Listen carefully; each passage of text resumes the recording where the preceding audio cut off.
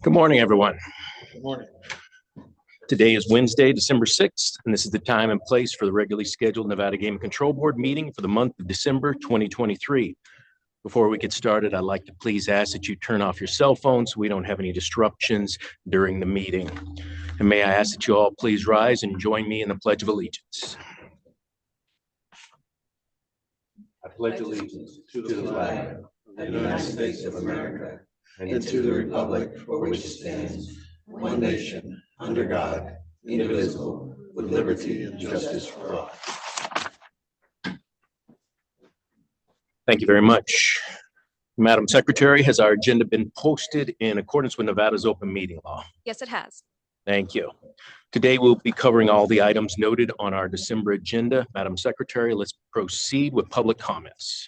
This item is placed on the agenda to give the public an opportunity to comment on gaming-related matters. Anyone wishing to address the board may do so at this time. Comments by each person are limited to 3 minutes as a reasonable time, place, and manner restriction. If board members ask questions of the speaker, the time needed to address those questions will not count against the speaker's 3-minute time period. If speakers have any handouts or written copies of verbal comments to provide for the record, please hand them to the enforcement agent seated to your left in Las Vegas or behind you in Carson City. Thank you, Madam Secretary. Pursuant to state open meeting law, matters brought to the attention of the board during public comment cannot be acted upon, but we are happy to hear comments from the public as well as comments from members of the board at this time during our agenda. Let's first go to Carson City. Is there anyone in Carson City wishing to make public comment this morning? Seeing none, let's go here to Las Vegas. Please step forward, state your name and spell it for the record. Just so you're aware, and I'm sure you are, we have a court reporter. She's not in the room today, but she's typing down everything that we're saying today. So please speak into the microphone. And as I said, state your name when you come to the podium. Good morning. Good morning, Diamante Asbury here on behalf of the Culinary Union. We have commented before about how in 2020, Station Casinos executives and general managers sent messages about efforts to support and coordinate the decertification of the union at certain of its properties.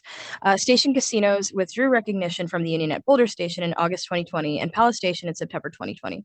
An employer violates federal labor law by assisting and encouraging its employees to sign a decertification petition.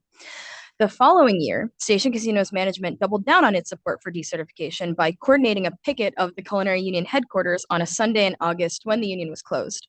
The Las Vegas Review-Journal said that about 100 Station Casinos supervisors picketed the Culinary Union's office for about an hour. As bizarre as this management-led action against workers was, its timing was even more bizarre. Even as it was staging its publicity stunt outside the Culinary Union, Station Casinos was facing allegations of contempt of court brought by the federal government against 5 of its properties. In March 2021, the National Labor Relations Board initiated contempt proceedings in 2 separate federal courts of appeal following Station Casinos' failure to bargain in good faith with the International Union of Operating Engineers Local 501 at 5 of its casinos. The NLRB's contempt petitions allege that the casino's conduct has sabotaged the bargaining process. In April 2021, the NLRB and Station Casinos agreed to refer the cases to the court's mediation program. In August 2021, Station's management picketed an empty building. In November 2021, the NLRB and Station Casinos filed joint motions to approve consent orders settling those contempt proceedings. While not admitting to liability, Station Casinos agreed that the 5 properties could be subjected to fines of up to $25,000 for each and every future violation of the court's judgment. Civil contempt proceedings are serious and can result in fines and even jail time. A Nevada gaming license is not a license to show contempt for the order of a federal court. Along with this comment, we will be turning in 5 documents today. A contempt petition filed in March 2021 with the Ninth Circuit, a consent motion to hold the cases in abeyance pending mediation filed in April 2021, the consent orders filed to settle the Ninth Circuit and DC Circuit proceedings in November 2021, and then a company circulated flyer about the August 2021 protest. Thank you. Thank you. Anyone else wishing to make public comment this morning?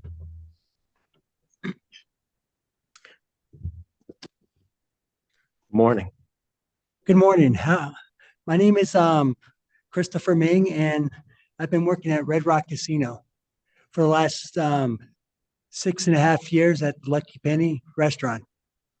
And I am fighting for a union contract for better pay,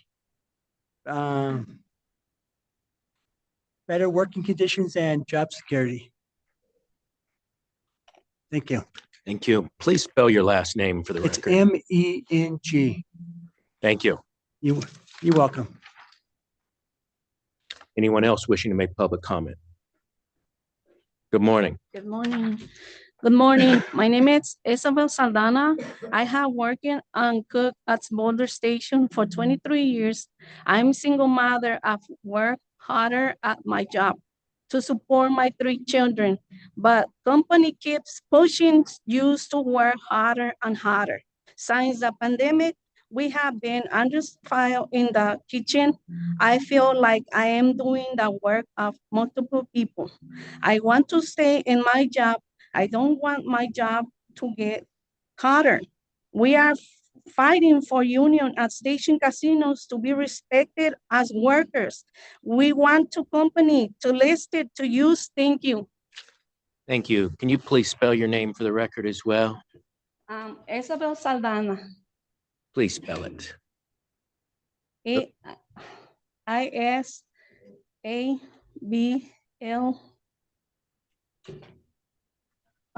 You want my last name too? Yes, please. Saldna. Very good. Thank you. Thank you, sir. Thank you. Anyone else wishing to make public comment this morning? Yes, Judge Assad. Thank you, Chairman. I'd just like to express my deep gratitude and appreciation to Chief Hoffman, Deputy Chiefs Rippey and Nathan Allen as well for the outstanding job they've done this month and each and every month in preparing us for the meeting that we're about to engage in here today.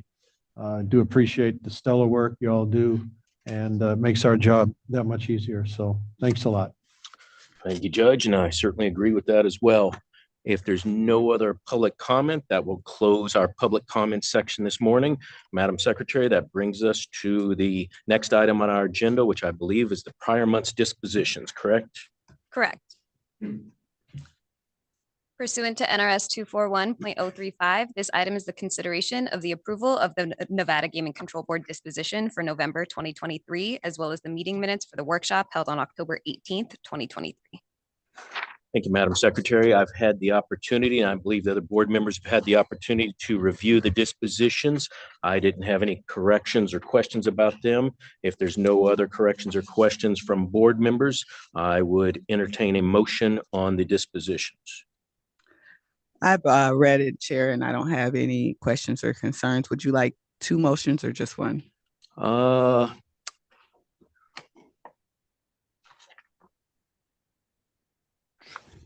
know what? Sure. Let's do this. Let's bifurcate and let's just do the dispositions on the meeting minutes from the October 18th workshop.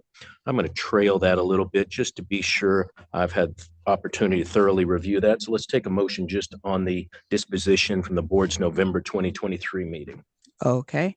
I move for approval of the control board disposition for November 2023. Madam Secretary? Member Assad? Aye. Member Watkins? Aye. Chairman Hendrick? Aye. That motion passes. And as I stated, Madam Secretary, we'll take up the minutes from the workshop later in the agenda if you'll trail that. That brings us to our first non-restricted item. Non-restricted number 1 are the applications of JJVG Nevada VoteCo LLC for registration as a holding company and for finding of suitability as a member and manager of JJVG Nevada Holdings LLC. You also have the applications of JJVG Nevada Holdings LLC for registration as a private investment company and for finding of suitability as a sole member and manager of JJVG Nevada Intermediate 1 LLC.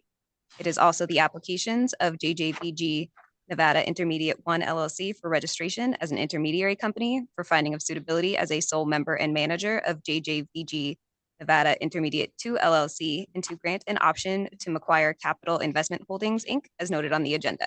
You also have the applications of JJVG Nevada Intermediate 2 LLC for registration as an intermediary company and for finding of suitability as a sole member and manager of JJVG Nevada Intermediate 3 LLC.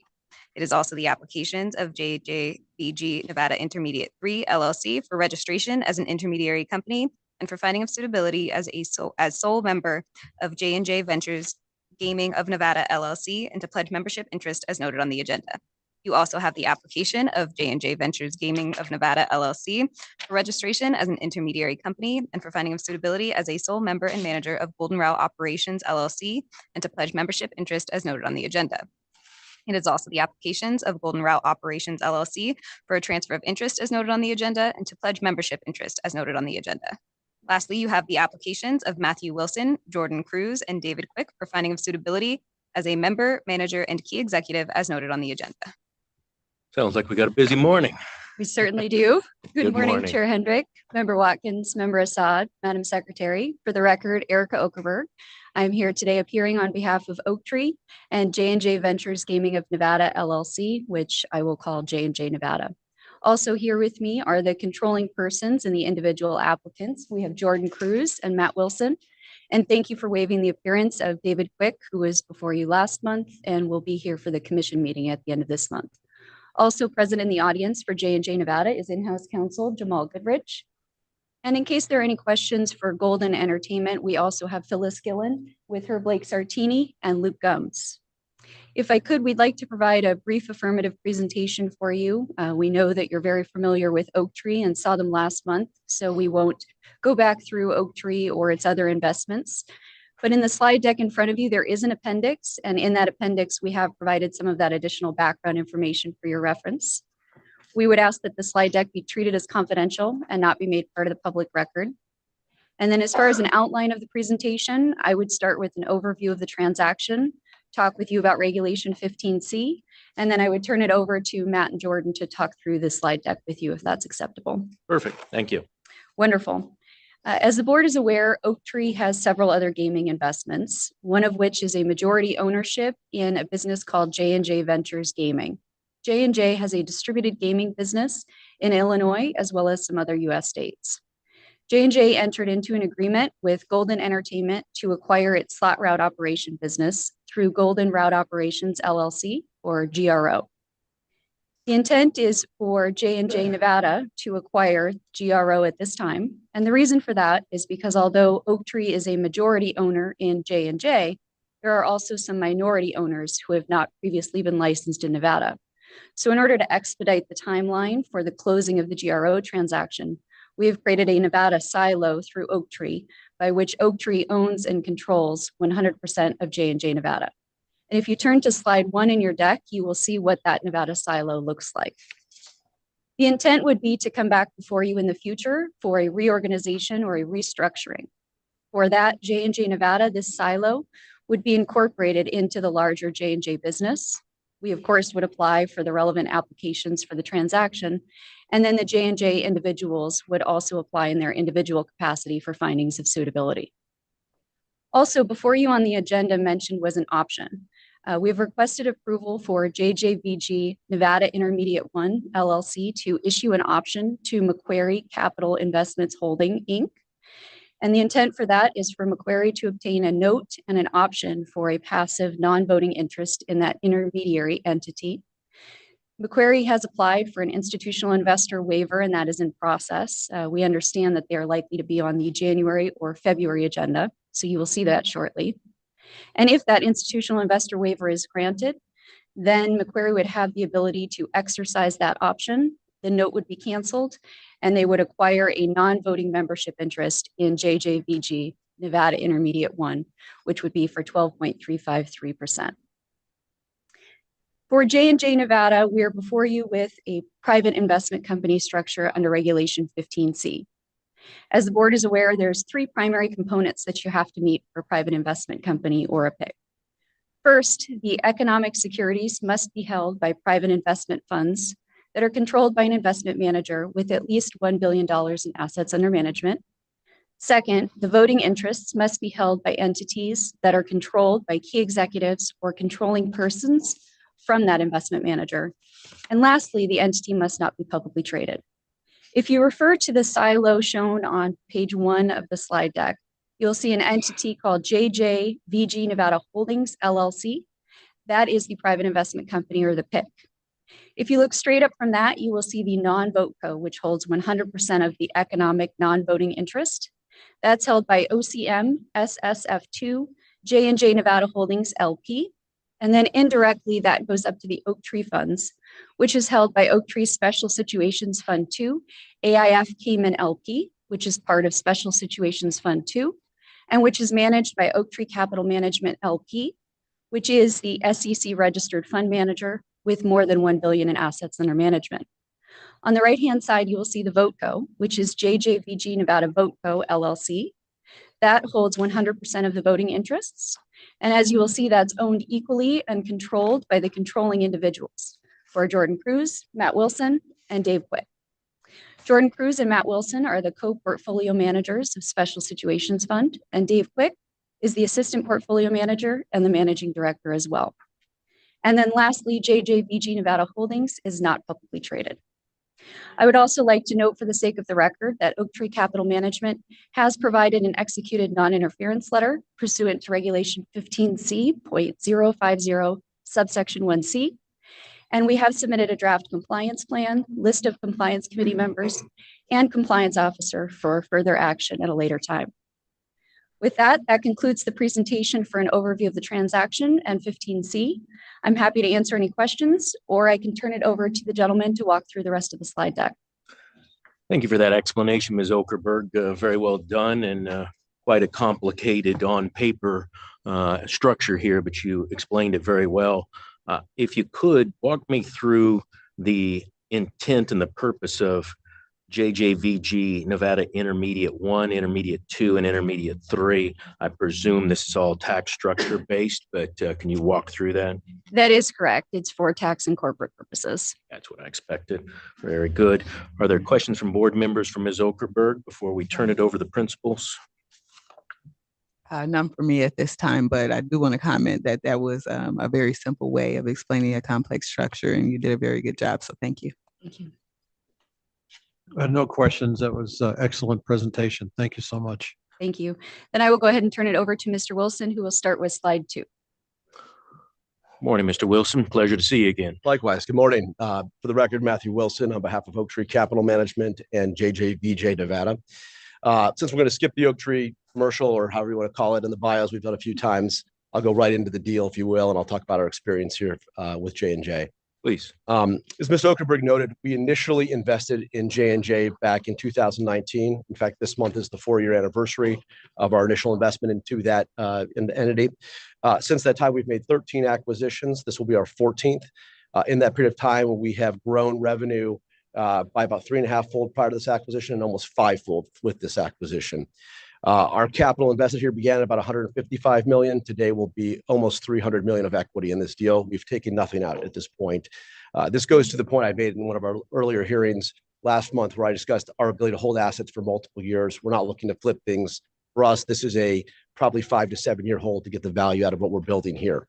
So today we're very excited about this acquisition. It's very strategic for us, in line with what we're doing here. If you think about what this acquisition means for us, our strategy has been to go in and consolidate markets. We have the biggest player in Illinois right now. This gives us the biggest player in Nevada, a very strategic market for us. The golden assets are best in class. They're run by the best in class people in the state. They're the largest market presence. It gives us a foothold here to continue to grow those assets. Montana is the other part of this transaction that is actually closed at this point. The market leader in Montana is also the old golden assets, now part of J&J.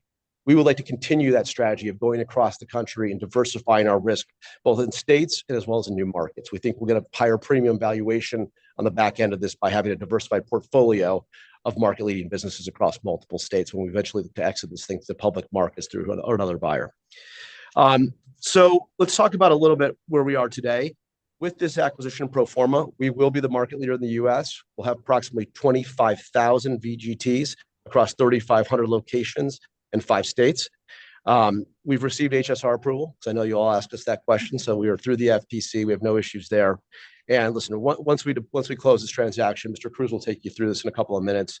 But we're going to look to do exactly what we've done in the past, which is put more money to work here, look at high ROI projects to put capital to work to grow this business in this market as well as in Montana. We're excited. We see a platform here. We see an opportunity here. And we think this is a great market for what we're doing at J&J.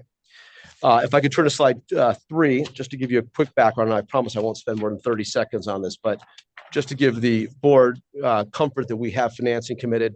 In addition to all the equity capital we've invested, in August, we completed a delayed draw term loan facility led by Deutsche Bank and Goldman Sachs and others. This gave us the full capital we needed to purchase these assets for cash. It's fully committed. It's fully syndicated at this point. We've been paying what's called a ticking fee, frankly, for the last few months before the deal can close with your approval to those lenders to keep them in the seat they're in. But we have all the capital we need. Coming out of this transaction, pro forma for all the assets put together in this new financing, net of cash we have on the balance sheet, will be roughly 3.5 times leverage. We think that's a very conservative and comfortable level of leverage for us. These businesses typically trade between 9 and 12 times. So on an LTV basis, we feel very safe and very comfortable with that. We feel very good about the terms we've negotiated in our debt documents and that we have full control over our own destiny, if you will, going forward here, and ample capital to continue to build this business with both debt and equity going forward. With that, I will turn it over to Jordan, unless there are any questions on the financing or the strategy to talk about our growth initiatives. I didn't have any questions. Appreciate that and appreciate the pro forma that you provided to us. Are there questions from board members regarding the transaction? Not particular to the transaction. And before we get away from it, I just wanted to, just for the record, if you could just talk about you talk more generally about strategy, particular gaming investments here in Nevada and any future plans for that. Yeah, so in Nevada right now, as you're well aware, we just had Mesquite approved. That closed last week, last Thursday or Friday closed. So we're now the proud owner of 2 casinos up to the northeast of us here. And we're going to grow those. I mean, that's obviously day one or week one, however you want to call it, but we plan to be in that for the next 5 to 7 years, and we see a lot of opportunity to build that locals platform out up there. Additionally, we are on the supply side. We own a business called Interblock that's done very well for us. We got involved with Interblock pre-COVID due to some of the delays in regulatory and getting a transaction done during the COVID period. We closed that deal in June of 2022, so we've been in for about 18 months. We had great success in that deal. We've seen double-digit top line and bottom line growth for multiple years there. In fact, this year we just bought a competitor called Aruze that was experiencing some troubles. It was in bankruptcy. We used Section 363 of the code to buy the assets out of that process. And we've grown that business. That now has 750 employees globally, about 150 in Nevada. And we're continuing to hire. So that's our other platform here. And if I look at our gaming pipeline today, there are probably a half a dozen names, all of which have presence in Nevada, most of which are global at this point or across multiple continents, but all have a nexus here, if you will. Thank you. Appreciate that. Judge, do you have questions regarding strategy or transaction? No questions. Thank you.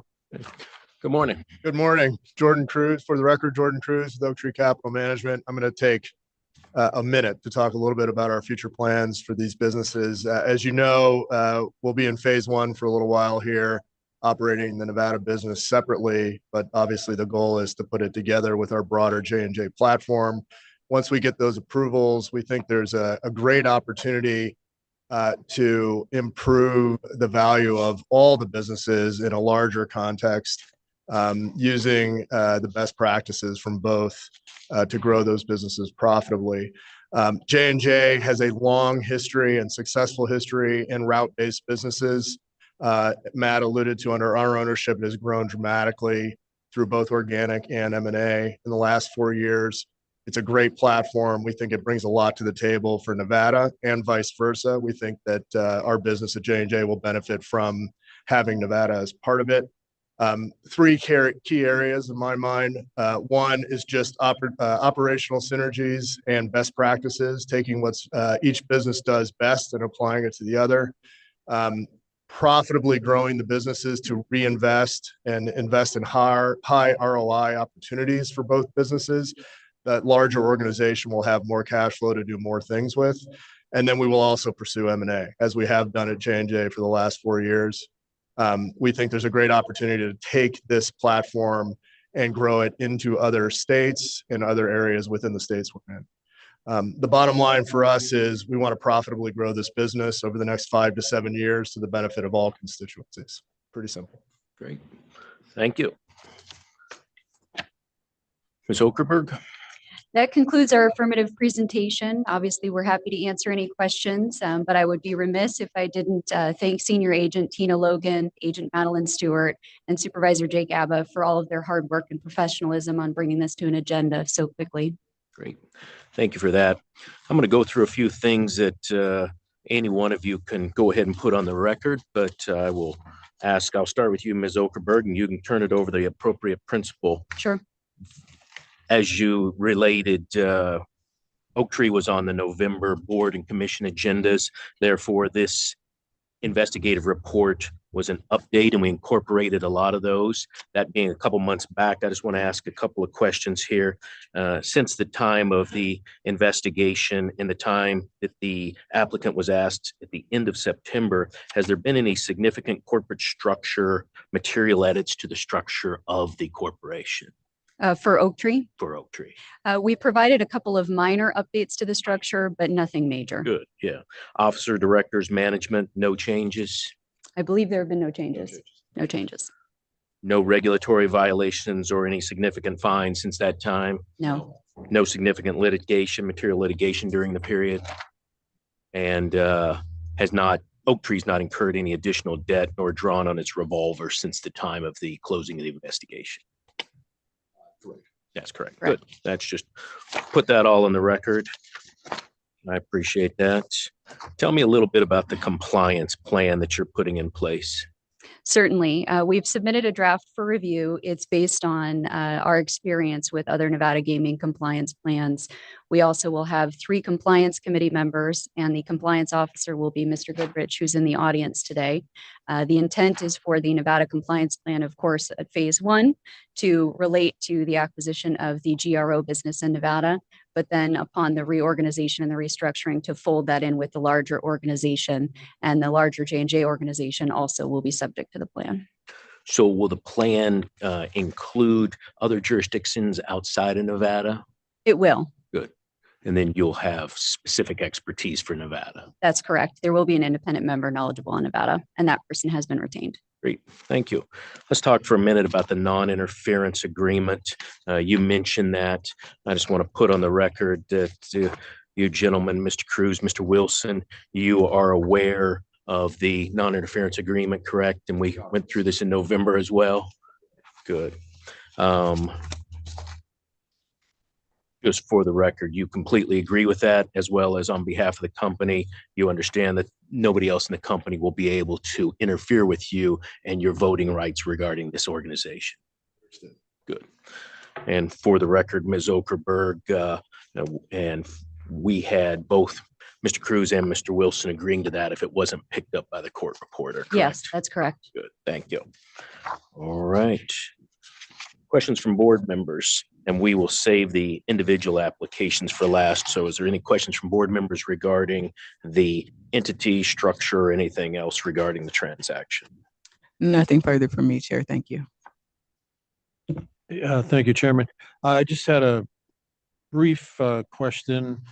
In terms of ROI on this particular transaction, when do you expect possibly to recapture the positive flow with respect to ROI? Yeah, I think, listen, we're always looking at capital markets right now. The last 18 months have not been good for looking to exit, whether through a recapitalization or through a dividend or whatnot. Markets have thawed a bit. So if we see a window to do that, we would look to go and take advantage of that. Right now is probably not a time for us to exit our position, either through a public offering, through a sale, just given where valuations are in the market and given where we think the value of this business will go. But we may look to do a partial realization of some of our money. It's that time in the cycle where after 4 years, we do look to recoup some of our investment, if not all of it. How many years was it? 4 years. 4. Yeah. The initial investment was made 4 years ago. Great. And I just want to comment that I hope more companies will enter this space under 15C. I think it's a great vehicle for private equity to engage in not only Nevada, but gaming worldwide. We don't agree with that, by the way. We like having their own. I'm sure you do. Yeah. For the record. Yeah, of course. The sports, mobile sports wagering is exploding big time. I think greater than anyone had really anticipated. You all have any plans to maybe enter that market as well? We've looked at it, not right now. It's an expensive market to get into. There's a lot of very big players that are in there, and the customer acquisition costs are very meaningful. I think we've looked at a few, but we have not been able to make the math work for us. Great. Well, I just want to congratulate you. I'm in full support of this, and I'm glad to be part of this 15C. I think you're the second or third company that I've seen come in under 15C, and I'm more than happy to support this application. Thank you. Thank you. Great. Ms. Erkelberg, did you have any presentation regarding the three individuals? We didn't, since the board was familiar with them and has previously reviewed them. They didn't plan to provide any background, but of course, they're happy to answer any questions. Great. I didn't have any questions either, but we need to put it on the record because there are applications for the three individuals. As you noted during your presentation, they were in front of the board and commission as recently as last month, as well as last year. So I was updated on that investigation. You've stated that there's no changes to the corporate structure, management, and we went through the non-interference letter. So your backgrounds, your experience, your current gaming experience and investments are all very stellar. So welcome you, gentlemen, again on your participation in this new endeavor. Are there questions from board members for either all three of the principal members of the VoteCo? I don't have any questions, Chair, given that we've seen them multiple times over the last year and we're very familiar with their backgrounds, and they all have stellar backgrounds. I don't have questions or concerns. So happy to support the applications. Great. Judge? No questions. Thank you. Very good. Thank you very much. Anything else you'd like to add? No, thank you very much for your time. Good. Mr. Sartini, why don't you step up? Pleasure to see you this morning. Introduce yourself for the record. Blake Sartini II, Golden Entertainment. Good morning, Chairman Hendrick and Member Watkins and Member Assad. You obviously grew up with Southwest Gaming and really took this Golden Route operations personally to a higher level. How does this day feel for you to transfer it over to J&J? Yeah, I'm coming up on my 15th year in the industry. Over those 15 years, there's not been a day that's gone by where I haven't been involved in the route business. So I take a lot of pride in where we've been able to get the route business to where it is today. As you know, Golden's morphed itself into a diversified gaming portfolio, from strip casinos to local casinos to distributed taverns and now the route business. I see this route being in better hands in a route focused company than more of a diversified gaming company like Golden. So I looked, we'll continue to be route partners of Golden Route operations. We'll still have our 64 taverns, soon to be 70 taverns as partners with the route here going forward. We think that's a great benefit to our operation, right? To have that focus and support from a national operator. But it is bittersweet. There's no question about it. I've put a lot of time and effort into building this route, our family's name out there. I feel like that's really been a success story as we've gone from, the little small Southwest services to now the Golden Route operations that we stand here before you today. That's great. Thank you for that. And you answered my question, which was, sounds like Golden Entertainment is going to be one of, if not the biggest customer of J&J. Is that correct? That's correct. We will be the largest route partner, if you will, of the route here going forward. We have 64 current taverns right now. We'll be before you here in the next couple of months as we continue to grow that portfolio. I believe by the end of 2024, we should be at 70 locations and growing from there. So, our focus is to refocus and continue to grow that tavern portfolio as we're becoming more, independently focused on the current assets outside of the route. That's great. Thank you. Yeah, appreciate that. All right. I didn't have any other questions. Did board members have any questions? Nothing further from me, Chair. Okay. No question, just a comment. You have some big shoes to fill. Your dad was one of the great operators and still is. So I'm sure he's very proud of you. Yeah, it's been a great experience. There's days we butt heads for sure, but I think at the end of the day, it's been a great experience and very, very fortunate for the opportunity and try to take as much advantage of it as possible. Great. Thank you. Thank you. And Ms. Okerberg, you're aware of the condition that has been recommended? I am not. Okay. Then let's bring it up to you. Go ahead. It's the condition regarding the $25,000 in the revolving fund. That is no problem. That's acceptable. All right. Great. All right. If there's nothing else from the board, I would entertain a motion on non-restricted item number 1. I will make that motion. I move to recommend approval of non-restricted item number 1 as read into the record by Secretary Rupert pursuant to the following condition. JJVG Nevada Holdings LLC shall fund and maintain with the Nevada Gaming Control Board a revolving fund in the amount of $25,000 for the purpose of funding investigative reviews by the Nevada Gaming Control Board for compliance with the terms of the conditions.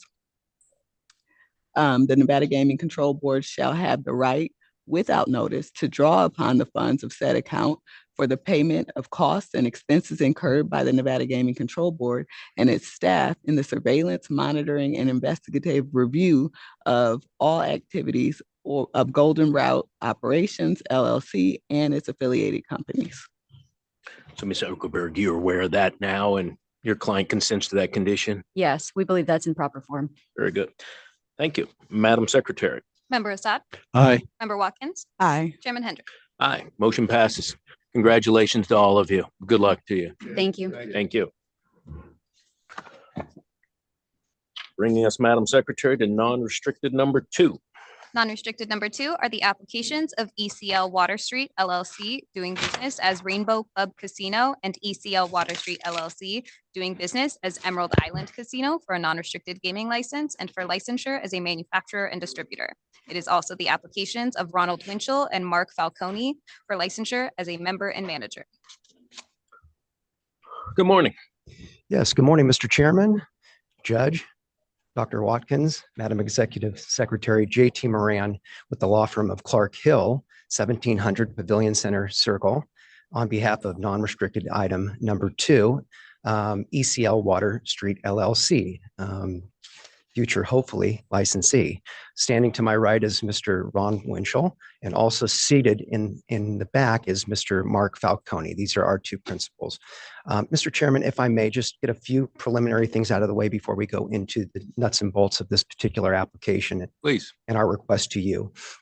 First, I'd like to thank Mr. Hoffman, again, echoing the remarks of Judge Assad, the Chief, Luke, and Nathan. We appreciate leadership at investigations. The investigation was seamless. We had agents assigned, Agent Widmar, Agent Bartholomew, both did an excellent job. Again, best and brightest. It was a seamless investigation, very efficient, and it was very quick. We expedited things, updated things, and the communication was, I would say, 100%. Again, getting into the nuts and bolts of this particular application, Mr. Chairman, there's 4 things that I would like to discuss quickly with you. Number 1, the deal. Number 2, the players involved. Number 3, some conditions that I think we can all come to that are agreeable and I think in the best interest of the gaming business, but also in the best interest of the future trajectory of the licensee, Mr. Winchell and Mr. Falcone. And then finally, I'd like to talk a little bit about the expansion at this specific site. And I'd also like to reserve some questions and answers relative to our operations on the East Coast and the presence of HHR machines, which have been just incredible, again, on the East Coast in our East Coast operations. Great. The deal, Mr. Chairman, and I'll be very brief, this is not a very complicated transaction. It's very elementary. This is a property company, operating company deal. This is a deal that is financed with cash.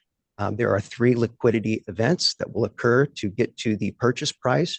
This includes the acquisition of 2 Class 1 or Group 1 non-restricted locations in the city of Henderson, one being the Emerald Island Casino and the other being the Rainbow Casino. These are both locations that are currently in good standing with gaming in Nevada, in good standing with local government, the city of Henderson, and their business license department, and they're just terrific operators.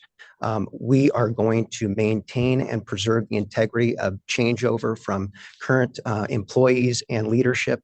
We are going to keep the former people that are there, currently employed there. Also, the leadership that's there, Mr. Brooks, we're working with him. He is the former owner, one of the former owners of these casinos that are being acquired by Mr. Falcone and Mr. Winchell. We're going to keep him there. His name is Tim Brooks. He's, again, a known quantity, much like Mr. Winchell is a known quantity in the gaming ecosystem on a global basis, but also Mr. Mark Falcone. The deal, again, very simple. Property company, operating company, lease of space and casino, casinos 2 from landlord to tenant, and operating company. again, through a series of liquidity events. The purchase price of the acquisition is $64.5 million. We have a bank loan, loan from Winchell Thoroughbreds, all in your materials, and then also contributions by the independent managers, Mr. Winchell and Mr. Falcone, and owners, future owners of this particular business upon close and upon gaming approvals. As far as the conditions, I can kind of move from the deal to the conditions. As of right now, we currently have mixed minimum internal controls. We're working with Andrew Batt in the audit division on our mix, essentially an IX. We are going to be adopting the same mix that have been present at the company since June of this year.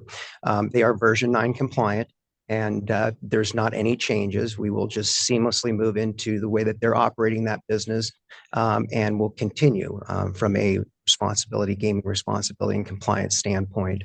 Number 2, we talked a little bit about Mr. Book staying on board as a key employee or as a person in our leadership team on a go-forward basis.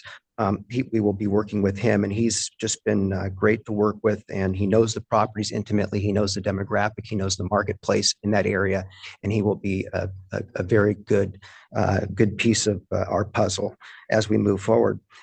We do have the policy memorandum that was put together by former board member Johnson on the changeover. We're in the process of completing our changeover, but it will be timely submitted 10 days prior to the actual changeover occurring.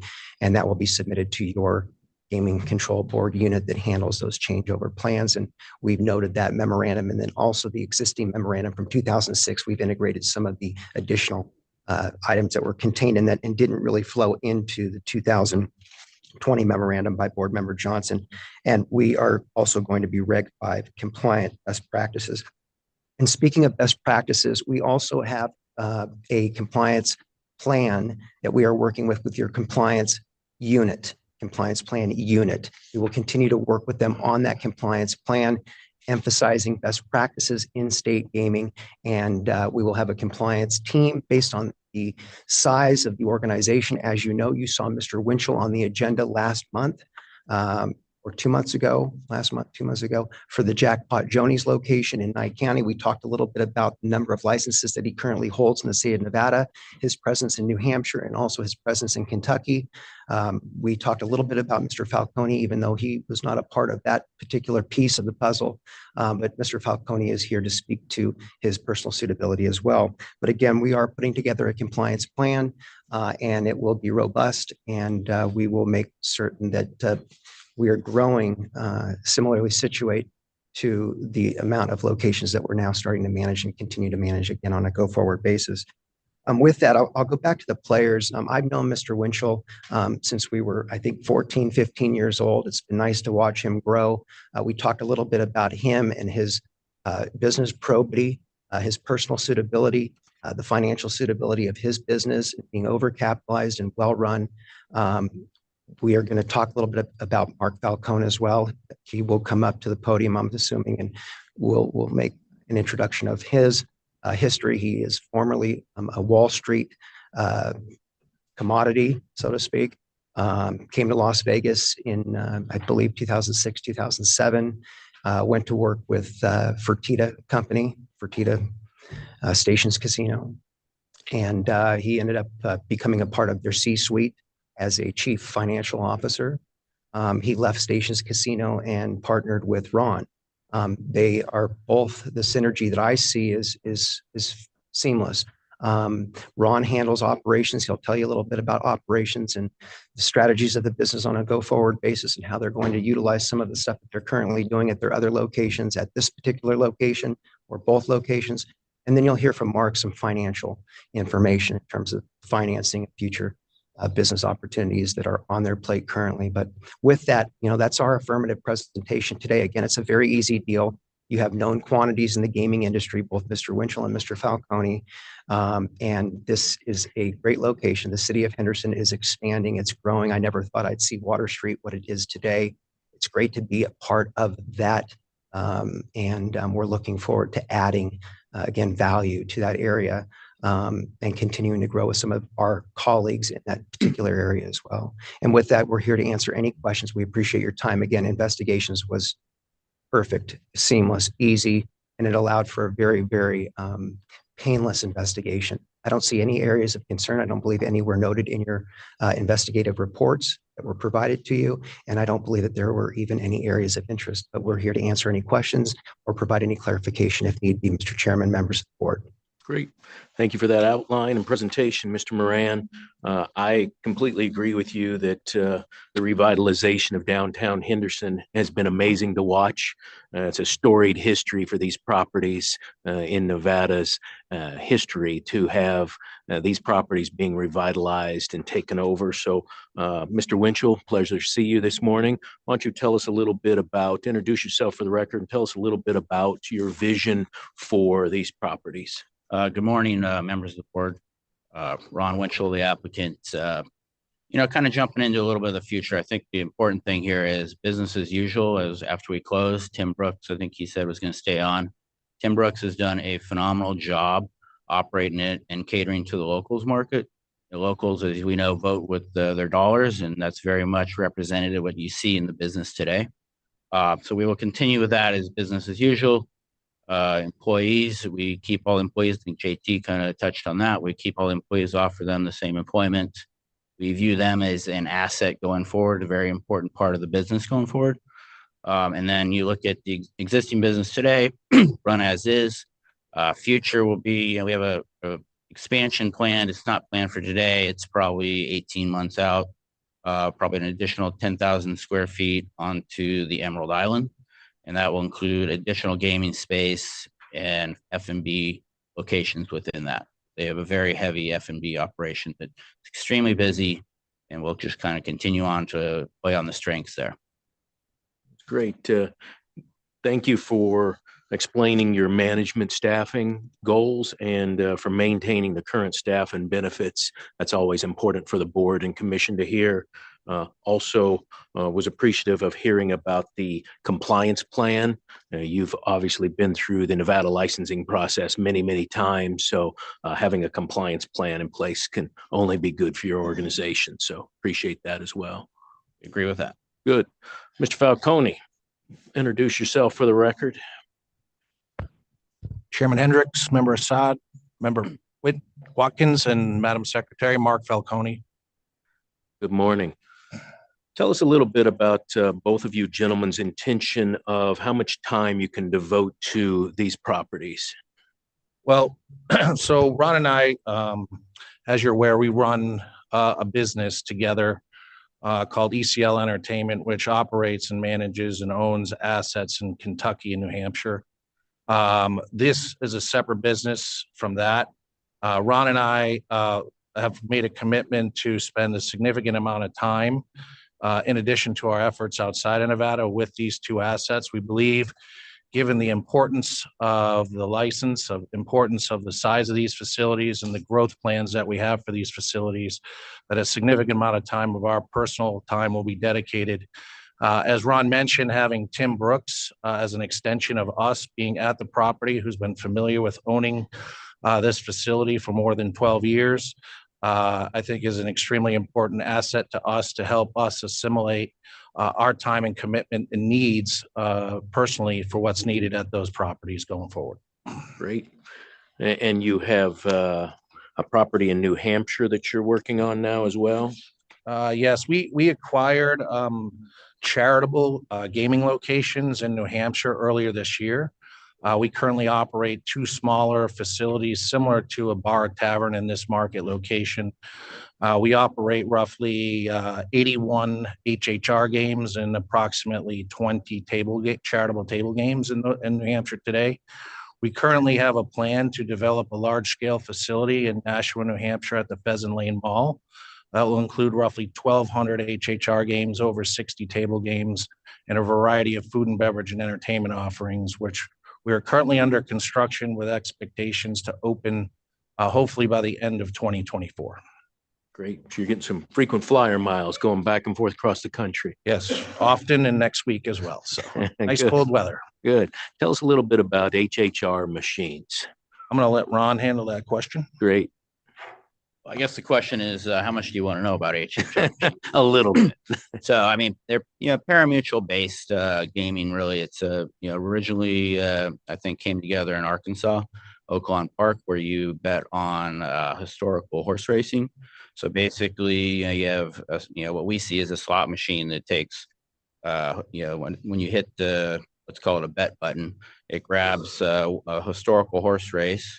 And then it grabs your, let's call it a quick pick, similar to like when you go to the racetrack and you hit picks, like a pick six quick pick, but you're betting 6 races, grabs the winner of those races. And then what you see when you hit play is, basically a video facade of, might be, cherries, pyramids, whatever it is. But essentially it's a mirroring up the outcome of that historical horse race. Now, what makes it a parimutually legal product is the fact that you can hit the handicap button and go in and change your bets. And that bet is still applied to the existing historical race. And so you can pretty much look at it and say, I like the favorite, the fifth. I'm going to put number 5 horse there instead of the 6. And that's what makes HHR games legal and parimutuel wagering. Interesting. I hope that was simple enough. It was. Thank you. Let's focus back on Henderson for a moment. As we talked about earlier, the revitalization of that area has really exploded. What are you seeing from other businesses around these two businesses? Well, I think what you've seen there in the last few years with the addition of the hockey ring and significant amount of, let's call it service businesses, restaurants, and they all seem to be doing pretty well. And I think what we're doing kind of plays right into that. The expansion obviously plays into it. These two locations, especially Emerald Island, are extremely busy locations. I think, we touched on the, need of F&B, and, they have a 2-hour wait for the restaurant almost every day. And so there's definitely more demand than what's being met today. Great. Are there questions from board members regarding the structure of the deal? And we will save the 2 individuals for a little bit later in the presentation.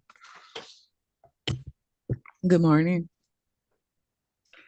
So thank you for confirming that you don't plan on making changes to the employee base for a significant period of time. And then also I wanted to confirm that our materials reflect that you don't plan on making changes to the operations of the locations for the next 12 months. Is that accurate? No, that's pretty accurate. Okay. And can you talk a little bit about the history of both locations? Well, whoever would like to do that. Well, the history of Emerald Island, both these locations are 2 long-time operating casinos downtown, right? The Brooks family has owned the Emerald Island for a long time. I think Mark mentioned that. They picked up the Rainbow Club during COVID, and they assimilated that into their business. And so, you basically have 2 well-operated businesses. They're very much operated like a family business. Mm-hmm. And it's my understanding that the Rainbow Building used to be a grocery store and is a historic site. You might know more than I do on that one. The Peppermill Group out of Reno actually owned the Rainbow Club until the sale to the Brooks family during COVID. So, and that, I believe from conversations with the employees, as far back as I know, there's employees there that 24, 25 years that have worked at the Rainbow Club at downtown Henderson as operating as the Rainbow Club. Mm-hmm. Okay. All right. Thank you. Judge, questions? Yeah, thank you, Chairman. No questions. Special Agent Bartholomew did an excellent job on the investigative report. It's a pretty straightforward purchase and sale agreement, so I don't have any particular questions. Great. So let's go through the 2 individuals. Let's start with Mr. Winchell. You were in front of us as recently as just a couple of months ago and have been through the Nevada licensing process many, many times. And so the investigative division updated your documents and licensing probity and experience. So I have no concern at all. As I mentioned earlier, very happy to see that you're putting a compliance plan in place with the number of licensed establishments you now have. But happy to see you get involved in this Henderson project, both of these Henderson projects as well. Thank you. Are there questions from board members for Mr. Winchell? Yes, I just thought you had an interesting background and was kind of curious about your interest in horses and how you got involved in that. That's really something that's almost part of my DNA. My dad was doing it for, a greater part of his life. It's something that growing up, I started doing and going to the races with him when I was probably, 4 before then. So it's something we did together. And we have a farm in Lexington, Kentucky. We breed horses, we race them. We're involved pretty much every aspect of that business. And then when he passed away in 2002, I just took it over and, kind of made it bigger and better as the years have gone on. Okay, thank you. Judge, questions for Mr. Winchell? No questions, just a comment. His record speaks for itself. He's been licensed many times. First one back in 1999. He's got 24 years of gaming experience, 29 restricted locations, 15 non-restricted locations. He's got a stellar background for gaming, so I don't have any particular questions. I just wanted to note that for the record. Thank you. Great. Mr. Falcone, you as well have been in front of the Nevada Game Control Board, Nevada Gaming Commission multiple times over the last couple of decades. And so we updated your investigative file as well. No areas of concern, no areas of interest for the board to look into. So I'm happy again to see you getting involved in this project along with Mr. Winchell for the community out in Henderson and these historic buildings. So appreciate your application. Are there questions for Mr. Falcone regarding his personal applications? Given the numerous licensing events and of both of you, and you both have stellar backgrounds, then I don't have any concerns, but I did have a couple of questions. So you transitioned from food and beverage to Wall Street, is that right? Yes, great question. I actually went to Cornell University to study food and beverage. And as I got through my university studies there, I decided I had a passion for finance. So I transitioned to both a food and beverage interest, but more with a finance background. I did food and beverage initially when I graduated from college, and then I moved into finance in 1996 on Wall Street and spent 14 years there prior to moving to Las Vegas as the chief financial officer for Station Casinos and their other businesses. And I also noted in your background that you once were the director of a beer garden during the Olympics. Is that right? Yes, in 1996, I operated a beer garden next to Centennial Park where the bombings occurred. We had a 1,200 seat indoor-outdoor beer garden. They're actually used as the full debriefing for the bombing. So FBI, GBI, tobacco, firearms, as well as a lot of injured people used our facility for 3 days post the bombing. So it was quite an experience at 22 years old. I'm sure it was. Can you talk to me about your position on the advisory board of the College of Hospitality at UNLV? Yes, I'm entering my 10th year as a advisor at the hospitality school here. I was initially involved with the selection of former Dean Stowe as the dean of the school, who just retired this year. It's been important to me to educate children in the area of hospitality, simply because I feel that they're not given the opportunity really to explore careers in hospitality, such as a career that I've had that led to finance and now ownership in hospitality related businesses. So I try to get actively involved with not only UNLV, but also at Cornell University as well for their hospitality program. Okay, well, thank you. We appreciate that. And I don't have any further questions. Judge. Thank you, Chairman Hendricks. I just want to commend Mr. Falcone and his stellar resume, 14 years as a Wall Street analyst, first licensed with Stations back in 2012. Your experience in various areas of gaming and non-gaming, I think, is a welcome asset to this company and to Nevada. So I'm very proud to support your application. Thank you. All right, Mr. Moran, anything else you'd like to add? Well, I remember somebody telling me when you seem to be ahead, you usually try to cut it off. So that's Chair Togliatti's good advice every time you're in front of the commission. So we'll take the same approach. No, happy holidays. Thank you. we ask for your support. Good. Wonderful. Have you seen the proposed conditions that the investigative division has raised regarding these applications? Yes, I have, sir. Good. And you're in agreement with those? Absolutely. Great. All right, then if there's no other questions or comments from board members, I would entertain a motion on non-restricted item number 2. Chair, I did have one more Yes. question I see here. So you two both have various expertise in your background. How do you plan on dividing your labor? Dividing our time, you mean, as far as? Not necessarily time, but your roles, I guess. Oh, I mean, you listen to me. We've been working together for over 5 years. We make a lot of decisions together. We also find ourselves making a lot of the same decisions. So our relationship and how we develop a business has been pretty easy. We both kind of tackle things that are problems. If it's a big problem, we tackle it together. If it's a small problem, each one of us can handle it. We work very well together from that perspective. I would just add, the working relationship is incredibly good, because if I'm unavailable or Ron's unavailable, we're each able to step into each other's shoes, whether it's an operations related issue, whether it's a food and beverage related issue or a finance related issue. We're pretty much crossing over with each other at all times. So I think from a comfort standpoint and a protection standpoint about how we run our business, we're kind of stepping to each other's shoes if anything comes up. So I feel very confident that we've got that relationship that allow us to succeed long term, with having the commonality and thought process and how we make decisions together.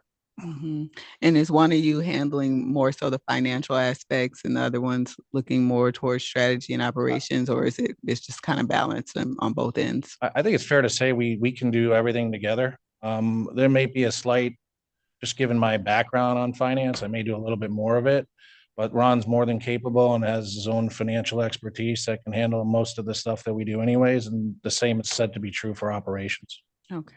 All right. Thank you. I don't have any further questions, Chair, and I'm happy to make a motion. I'm in full support of this application and looking forward to it. Great. Then proceed with a motion. I move to recommend approval of non-restricted item number 2 as read into the record by Secretary Rupert pursuant to the following conditions. Prior to the issuance of the state gaming license, a fully executed copy of the loan agreements that are substantially similar to the term sheet provided from ECL Water Street LLC or an affiliate must be received and administratively approved by the Nevada Gaming Control Board Chair or the Chair's designee. Prior to the commencement of operations, an adequate written internal control system that documents compliance with minimum internal control standards must be received by the Nevada Gaming Control Board Audit Division pursuant to Nevada Gaming Commission Regulation 6.090. ECL Water Street LLC shall establish and maintain a gaming compliance plan for the purpose of, at a minimum, performing due diligence, determining the suitability of relationships with other entities and individuals, and to review and ensure compliance by ECL Water Street LLC and any affiliated entities with the Nevada Gaming Control Act, the Commission's regulations, and the laws and regulations of any other jurisdiction in which ECL Water Street LLC and any affiliated entities operate. The plan, any amendments thereto, and the members of the Gaming Compliance Committee, one such member who shall be independent and knowledgeable of the act and regulations shall be administratively reviewed and approved by the chair of the Nevada Gaming Control Board or the chair's designee.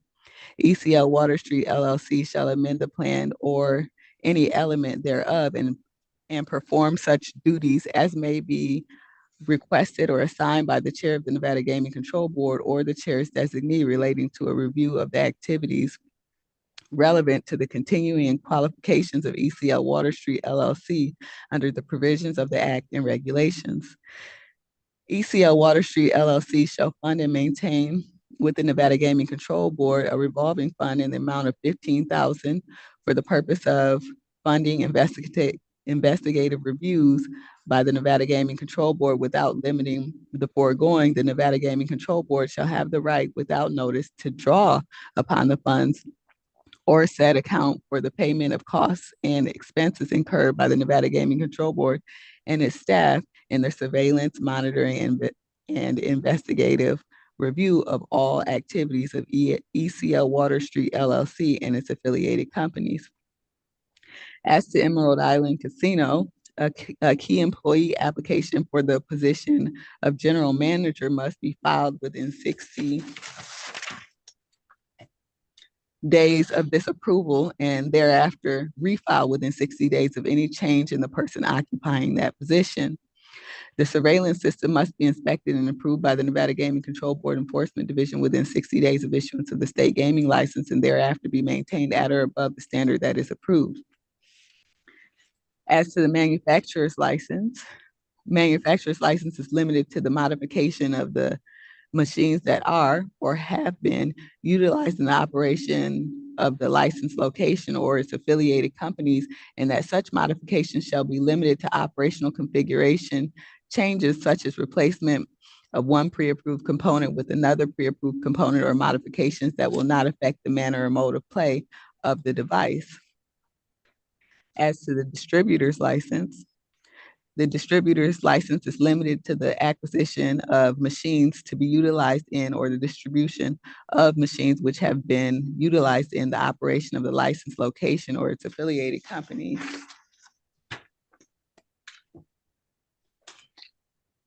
As to the Rainbow Club Casino, a key employee application for the position of general manager must be filed within 60 days of this approval and thereafter be refiled within 60 days of any change in the person occupying that position.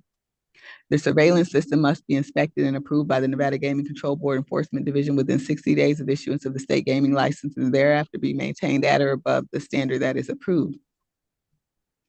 As to the manufacturer's license, the manufacturer's license is limited to the modification of the machines that are or have been utilized in the operations of the licensed location or its affiliated companies, and that such modifications shall be limited to operational configuration changes such as replacement of one pre-approved component with another pre-approved component, or modifications that will not affect the manner or mode of play of the device. As to the distributor's license, the distributor's license is limited to the acquisition of machines to be utilized in or the distribution of machines which have been utilized in the operation of the licensed location or its affiliated companies. And that's the end of the conditions. Very good, Member Watkins. Thank you. I'll give you a minute to catch your breath and get some water. I'm sure you gentlemen heard all that, memorized all that. So do you have any questions about those conditions? Good deal. All right. With that, Madam Secretary, please call for the vote. Member Assad? Aye. Member Watkins? Aye. Chairman Hendrick? Aye. Motion passes. Congratulations, gentlemen. Good luck to you. Thank you. All right, Madam Secretary, that brings us to non-restricted number 3. Non-restricted number 3 is the application of United Coin Machine Company doing business as Century Gaming Technologies, doing business at Sahara Center for a non-restricted gaming license, slot machines only. Good morning. Good morning, Chair Hendrick, Member Assad, Member Watkins, and Madam Secretary. For the record, my name is Debbie Cornine. I am the Director of Compliance for Century Gaming Technologies. The application before you today is that of Century Gaming Technologies for a non-restricted gaming license at the property formerly known as the Sahara Center, and prior to that, the Holy Cow Casino and Cafe. This application, as you are aware, is filed simply to retain the property's grandfathered rights to non-restricted gaming. And also with me today in the audience to my right is Eli Applebaum. He is the owner of the operation. And also with me is Buzz Horton. He is the property manager. And they're here to answer any questions you might have. It is my understanding that there was an issue, something that came up yesterday regarding the access to the facility for the one-day event. And I do have with me, if you would like to see, I do have an overview of the temporary gaming area and the second floor. Yes. And Yes, please. I'd like to see that.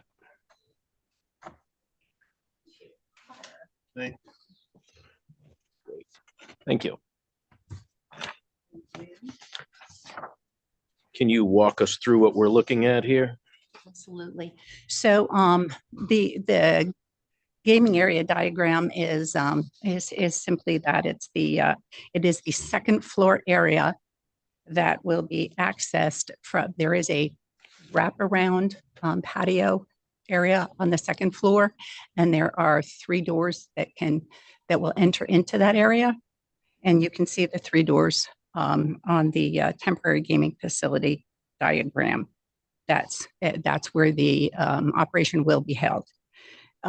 The concern, I think, was surrounding the access to that second floor. If you look at the site plan, you can see that on the Sahara side. So this building sits on the northeast corner of Las Vegas Boulevard and Sahara. So there is on the Sahara side, parking would be in the back of the building, and there is an entrance on the Sahara side, which there is a stairwell, and there is also an elevator that will be open and available for anyone to access the location on the day of the operation. Great. Thank you for explaining that. Mr. Applebaum, if you don't mind, please step up, introduce yourself for the record. Hi, Eli Applebaum. Excuse me, part of my bit in my throat today. Good morning, all. Eli Applebaum, 9401 Verlaine Court, partner in KB Gateway on the Strip. We bought this property last year. This is a property that I personally tried to buy going back to when I first came to Atlanta in 1985. It has taken me a long time to achieve that. I look at this as an old New Yorker, as another street that is just about to come into its own, that this is an area that is growing. It needs some prompting. It needs some ownership that really wants to make something happen at that corner. We've been looking at different plans on what to do with the property for the last year to figure it out. Initially, we thought we would be very lucky and the A's would go across the street. And unfortunately, that didn't happen for us. But we literally had plans on working with a hotel that would build the A's facility for a hotel to do that. We initially started to create interest in the property by we put in about $5 million in signage on the property to make that property stand out, that it shouldn't be a quote black hole, but it should be something that really will create interest, that people could see the possibilities of what that property could be. We are working with the Boring Company in terms of putting in a possible station that would be a hub there from, excuse me, from, of course, the convention center and all the other stops, all the way to where the Boring Company is planning to do it to downtown and to the airport.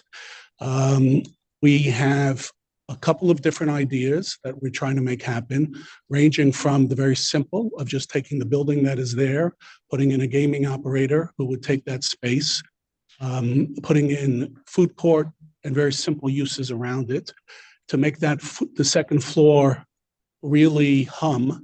We have been in contact with the city. The city, of course, is leading the charge on building a walkway that will go over pedestrian bridge that will go from the Sahara side of the property, the south side of the property to the north side of the property.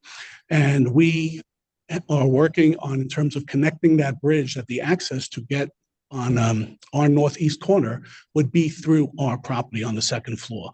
So as a developer, retail on the second floor is usually a death knell, and you have to create foot traffic and different ways to make that really more interesting and people should show up. And the way we're doing that is by connecting that so our second floor effectively becomes like a first floor. Now, the city, of course, is 2 years behind in that. It was supposed to be happening this year, and now it is happening in 2026, which gives us more time to come up with different ideas and to work the property to what it should be.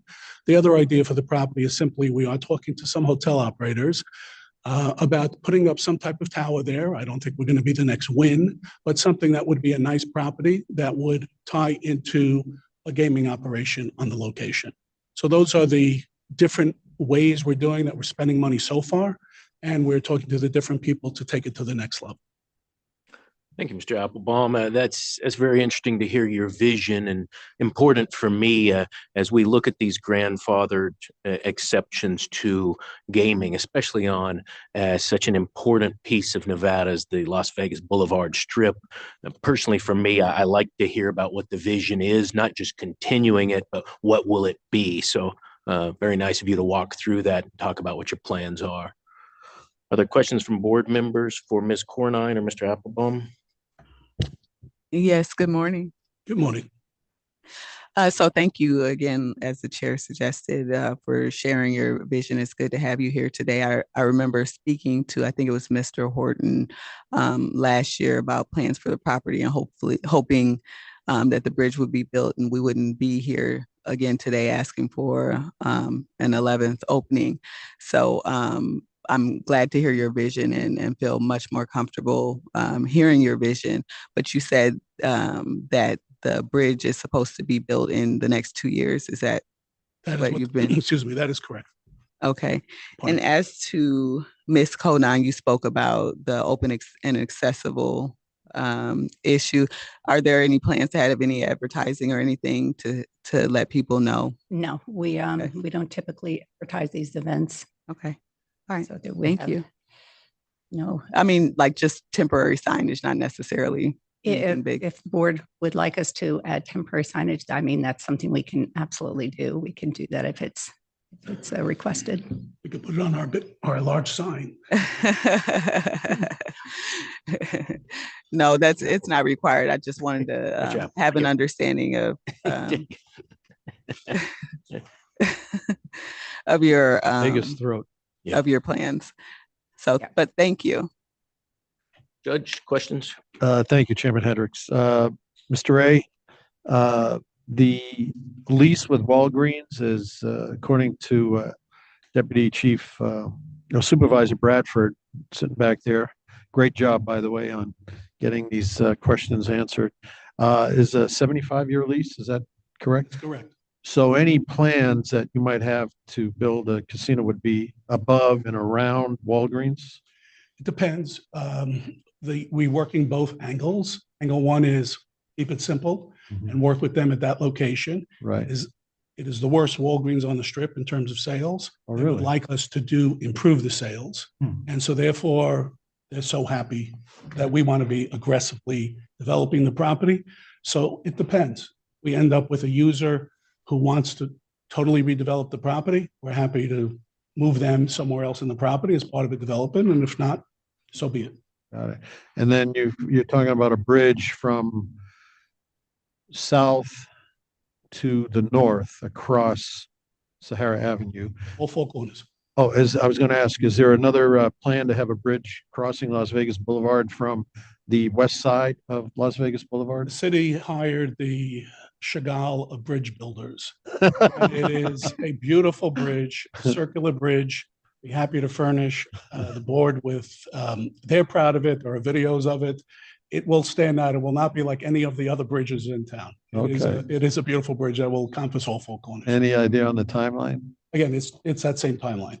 2 years? Yes. Okay. And then you were thinking maybe about some kind of a bar or restaurant possibly up there? Yes. And of course, you'll have like a Boston Red Sox bar on top, right? Well, I'm a Met fan, so. Gee, I would have never guessed that. I couldn't figure out that New York accent. I have much more suffering in my life than you do. At least you're not a Yankee fan, so. Read that. All right. So, no, I wish you good luck with this. I'm in full support, so there you go. What's in the space right now where the 16 machines are going? Is it just an empty space? It is an empty space. Yeah, good. All right. I didn't have any other questions. So if the board didn't have anything else, I would entertain a motion. And I'm sure Ms. Cornine and Mr. Applebaum, you're aware that this has to be done before February 1st. Yes, I'm fully aware of that. The anticipated date is January 16th. Okay, good. Gives you some leeway there if Yes, something absolutely. In case happens. something goes wrong. Yes. Good idea. Wonderful. All right, then I would entertain a motion. I move to recommend approval of non-restricted item number 3 is read into the record by Secretary Rupert pursuant to the following condition. The location is limited to the operation of slot machines for 24 hours. And just to clarify, you'll have those available for at least 8 hours that day. correct? Yes, again, we'll start the operation at 6 a.m. as we typically do and it will complete at 2, and then we will immediately remove all the equipment from the location. Great. Thank you for that. Madam Secretary. Member Assad? Aye. Member Watkins? Aye. Chairman Hendricks? Aye. Motion passes. Good luck to you. Thank you. Thank you very much. Thank And you. I also would like to commend Agent Bradford. He is always an absolute pleasure to work with, and he's always very professional, and we appreciate that. Great. Thank you. We agree. Brings us to non-restricted number 4, Madam Secretary. Non-restricted number 4 is the application of William Hill, Nevada 1, doing business as William Hill Race and Sportsbook, doing business as Lucky Strike Casino, Racebook, and Sports Pool, doing business at Lucky Strike for a non-restricted gaming license, Racebook, and Sports Pool only. Good morning. Good morning, Chair Hendrick, Member Watkins, Member Saad, Jeff Hendricks, Caesars Entertainment, appearing here today on behalf of William Hill, Nevada 1. Pleasure to be in front of you today. The proposal in front of you today is a request from William Hill, Nevada 1 to approve a lease with Lucky Strike Casino to offer a race and sportsbook operation on our newly developed and newly deployed Liberty platform. The lease will provide a kiosk-based operation at the facility and operate under the William Hill brand. We plan to operate that facility according to internal controls and operating practices that are in place across the state and in accordance with our general best practices also developed across the state. We have reviewed the conditions applicable to this request and are prepared to implement them both prior to going live and then subsequently as we manage those operations. I would also want to note in my remarks, perhaps most importantly, our appreciation of GCB's staff's time and effort on this review, in particular that of Agent Lopez, who helped us through this process so quickly and efficiently. My remarks are brief, but I'd be happy to answer any questions about this particular request or any of William Hill, Caesars Sportsbooks, or Caesars operations. Thank you, Mr. Hendricks. Tell us a little bit about why William Hill wants to go into the Lucky Strike. This is a core part of our business in Nevada. So we have facilities across the state. We offer that William Hill brand in particular to a lot of our partners that don't offer their own race and sportsbook platform. So this is really a continuation of a core element of our business here in Nevada to offer our services, not just at our flagship properties, here in Las Vegas and on the Strip or on our mobile platforms, but across all areas of the states. And this is a continuing effort in that regard. Great. Are there questions for Mr. Hendricks regarding the application? I don't have any questions or concerns. This was just one kiosk, right? That's correct. No questions or concerns for me. Thank you. I'm happy to support the application. Judge Assad. Thank you. Thank you, Chairman Hendricks. Great to see you again, Mr. Hendricks. I don't have any specific questions, just one issue that with regard to Liberty platform, any hiccups or how's that transition taking place? Yeah, I appreciate you asking. The transition has been great. And I first was again state my appreciation of the GCB staff's time and effort on getting that product to deployment in Nevada and working with us through field trial. And now that the product is live, we continue to provide reporting to staff on how that product is operating in the environment. We have been very pleased with it from an integrity standpoint, from a customer service standpoint, and it's really fulfilling to us to be able to offer our best product here in the home of our company. So this has been a great process for us, and we've been very pleased with its deployment. Nice. I'm glad to hear that. Thank you. That's all I have, Chairman. And I appreciate you noting that you've reviewed and are acceptable with all the standard conditions. For the record, one I want to point out is that casino personnel will actually be required to be available to supervise the kiosk betting and be there to restrict all minors under the age of 21 from being near or playing with the kiosk. Is that correct? That's correct. And our lease with Lucky Strike provides for various responsibilities for them as the leaseor to ensure that those practices are in place. Good. Thank you. Then I would entertain a motion on non-restricted number 4. I move to recommend approval of non-restricted item number 4 as read into the record by Secretary Rupert pursuant to the following conditions. The licensee must comply with Nevada Gaming Commission Regulation 6.090 as it relates to the submission of an adequate internal control system and compliance with the minimum internal control standards for a computerized race and sports book. Any change in any agreement or the creation of any new agreement between William Hill, Nevada 1 and Lucky Strike Casino must be reported to the Nevada Gaming Control Board within 30 days of such change. Prior to the commencement of operations, the surveillance system must be installed, inspected, and approved by the Nevada Gaming Control Board Enforcement Division and thereafter be maintained at or above the standard that is approved. Surveillance cameras must provide dedicated coverage of the kiosk, the casino cage, and all patrons making kiosk transactions. Once the surveillance system is completely ready for inspection, the Nevada Gaming Control Board Carson City Enforcement Office must be contacted at least 2 days prior to the opening of the kiosk to schedule a surveillance inspection. Adequate casino personnel must be available to supervise the kiosk, betting, and to restrict all minors under the age of 21. Prior administrative approval by the Nevada Gaming Control Board Chair or the Chair's designee is required for William Hill, Nevada 1 to convert a location from kiosk operation to a manned satellite operation or from a manned satellite operation to a kiosk operation. If any licensed location utilizes both a manned satellite operation and a kiosk operation, prior administrative approval of the Nevada Gaming Control Board Chair or Chair's designee is required prior to closing or reopening a manned satellite operation. That is all. Very good. Thank you, Member Watkins, for going through those. Madam Secretary. Member Assad? Aye. Member Watkins? Aye. Chairman Hendrick? Aye. Motion passes. Thank you very much. Good luck to you. We've been going for about an hour and a half. How is the court reporter doing? She's okay? Yeah. Okay, good. We'll go a little longer then take a break in a while. Brings us to non-restricted number 5. Non-restricted number 5 are the applications of Bilbray Gaming LLC for licensure as an operator of a slot machine route and for licensure as a manufacturer and distributor. It is also the applications of Robert P. Bilbray Revocable Trust and the Ashlyn M. Stain Separate Property Trust and Robert Bilbray for licensure as a member or manager as noted on the agenda. Morning, Mr. Gutwald. How are you? Good. Excellent to see you all. Dennis Gutwald with the law firm of McDonald Carano. With me is Ashley Sains and Robert Bilbray. With your permission, I'll let Ashley tell you about the business and a little bit about herself. She's been before you fairly recently. And then we'll have Robert tell you about himself and open it up for questions. Thank you. Good morning. Good morning, Chairman and members of the board. For the record, Sains, S-A-I-N-Z. I am the Vice President and General Manager of RB Properties, which is kind of 2 components here, and then Bilbray Gaming LLC. I'm a member of the LLC.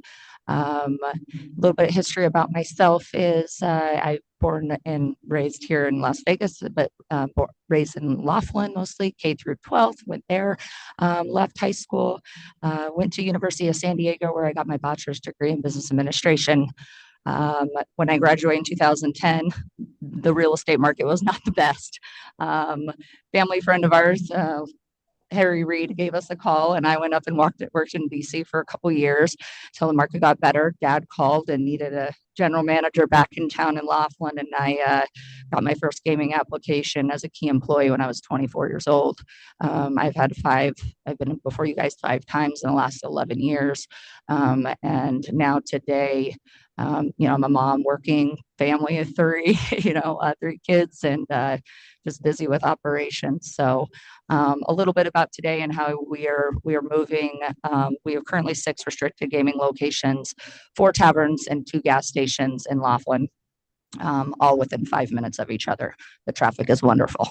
And so we're moving those operations, separating operations from gaming, more of an estate planning it started as, where we don't know down the road, whatever, what the economy is going to be in Laughlin in 20, 30, 40 years in my lifetime. So separating the 2 entities was important to us. And so that's kind of where Bilbray Gaming started, to separate those entities. But obviously now with operations and moving forward with things, we are proud to be a local operator. We don't have a local operator in Laughlin, and so most of them are based out of here in the Valley. So we're able to provide quick, fast service for all the customers over there as well. So thank you. Great. Thank you, Ms. Sains. Good morning, Mr. Bilbray. Good morning. Robert Bilbray, for the record, Bilbray. It's rather difficult to give the background of my 38 years as a licensee and 45 years as a resident of Nevada, but in interest in respect of your time, I'll be as quick as I can, with a fading chronological memory, as long as you understand that. born the second of four sons of a naval officer for 24 years, which means he traveled me all over the world before I was 6 years old. And so came back, went to undergraduate at the University of San Diego, majored in accounting. While I was in school, I worked for Pete Morrow Mitchell and two Schrosch national CPA firms. I then proceeded, while I was working, I went to law school at University of San Diego, took the bar exam in 1972 in California and 1973 in Nevada. I was encouraged by my uncle, Jim Bilbray, and by my cousin, Jim Bilbray, to come to Nevada and join the law firm of Close, Bilbray, Kaufman. All the old people in the room will recognize that. Then I became, in 1974, Mark Gibbons, our former Chief Justice, and I became partners and practiced until I sold it to him in 1985. And in 1978, I purchased the substantial portion of the private property in Laughlin, and saw that my life practicing law was not where I wanted it to be. And so you just met the proudest thing in my life. And so we started developing. There was only 15 to 20 people living in trailers in the Pioneer parking lot when I first started. There's now 10,800 people. I'm very encouraged by where we've been. As any entrepreneur would be, it doesn't get there as fast as you'd like it to get there. I've been blessed with wonderful county commissioners, from Broadbent to Woodbury to Sisolak, and also great statewide administrations to help us. The loss of Don is taken a lot out of the community. It's going to take a while for us to recover, but he will always be respected as the founder, always. And I'll assure that. I'm sure I'm speaking for my daughter too. This has obviously started as a legacy issue and a state planning issue, separating the two operations from gaming on the restricted license. But I feel that a localized route operation is justified in Laughlin. It's slowly morphing into a bigger and bigger retirement community. I don't see that changing. The demand for homes in Laughlin is off the charts. So I think my time will obviously continue to be watching the operations, both gaming and non-gaming, and doing everything I can for the community, whether it be schools, faith-based organizations, parks, recreation.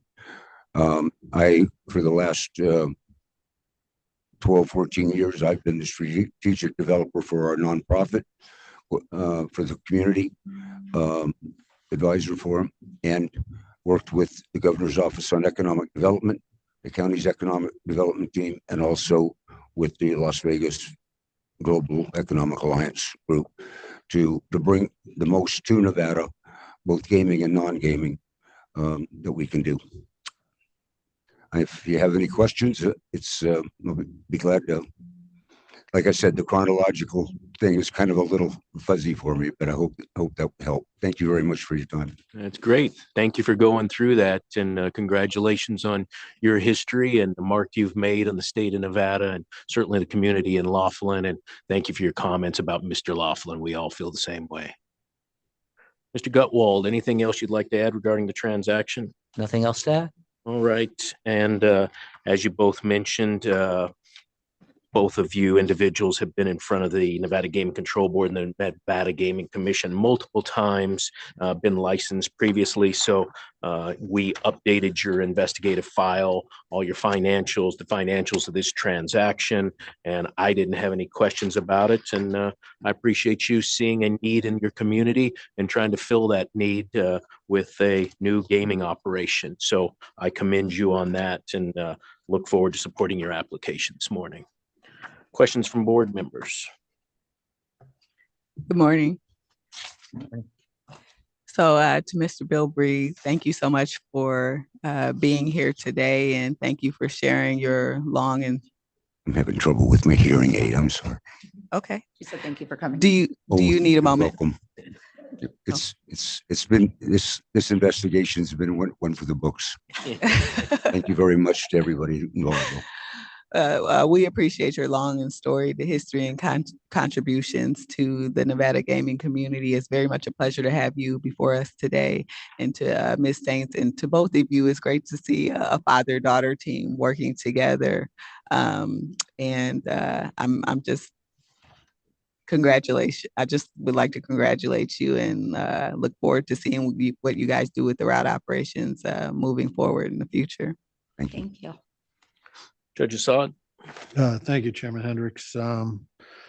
Just a couple of questions. Mr. Bilbrey, how proud are you of your daughter? I didn't hear. How proud of you are of your daughter? We're going to be here all day. The moon and back. Back. There you go.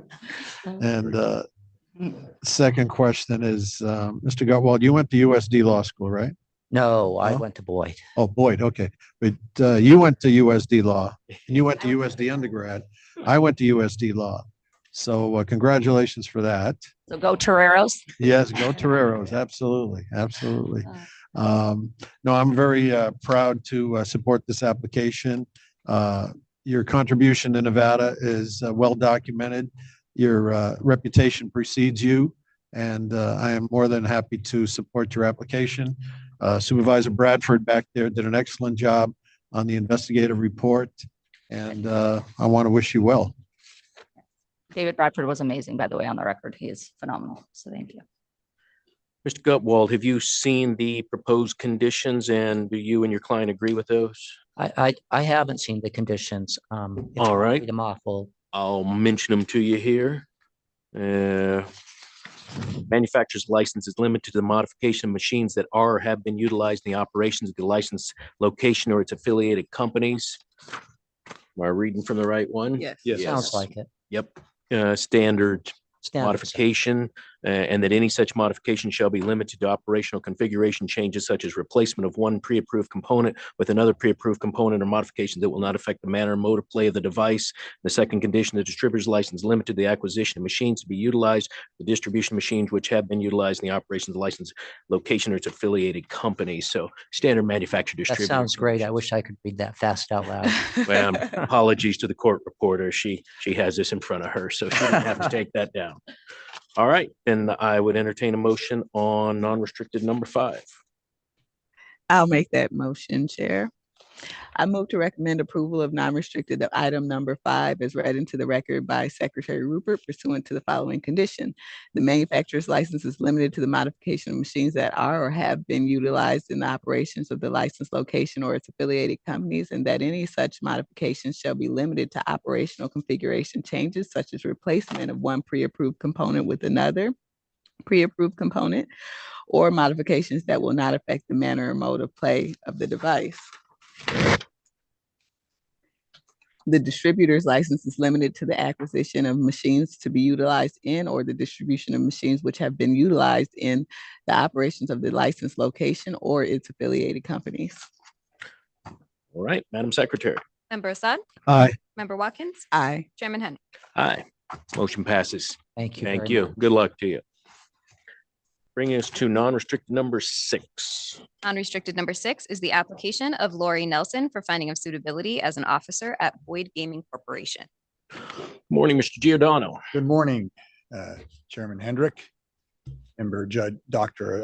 Watkins, Judge Assad, Madam Secretary. For the record, Greg Giordano, law firm McDonald Carano, appearing on behalf of Boyd Gaming Corporation and with Lori Nelson, the Senior Vice President, Financial Operations Reporting and Chief Accounting Officer for Boyd Gaming Corporation. With your permission, Mr. Chairman, I'd ask Ms. Nelson to give a brief description of her background, education, and training, and then we're happy to answer any questions after that. Please. Thank you. Good morning, Ms. Nelson. Good morning, Chairman Hendrick, Member Assad, Member Watkins, and Madam Secretary. Thank you for having me today. I am Lori Nelson with Boyd Gaming Corporation. little bit about myself. Born and raised in Iowa up until about 7 years ago. Spent my entire life in Iowa, all over Iowa, but never outside of the state. So this spring will mark 7 years here in Las Vegas. I went to school at the University of Northern Iowa, where I graduated with an accounting degree. Also sat for the CPA license and then a CPA. I started my career in public accounting with Deloitte. Happened into gaming, I guess by luck, you would say.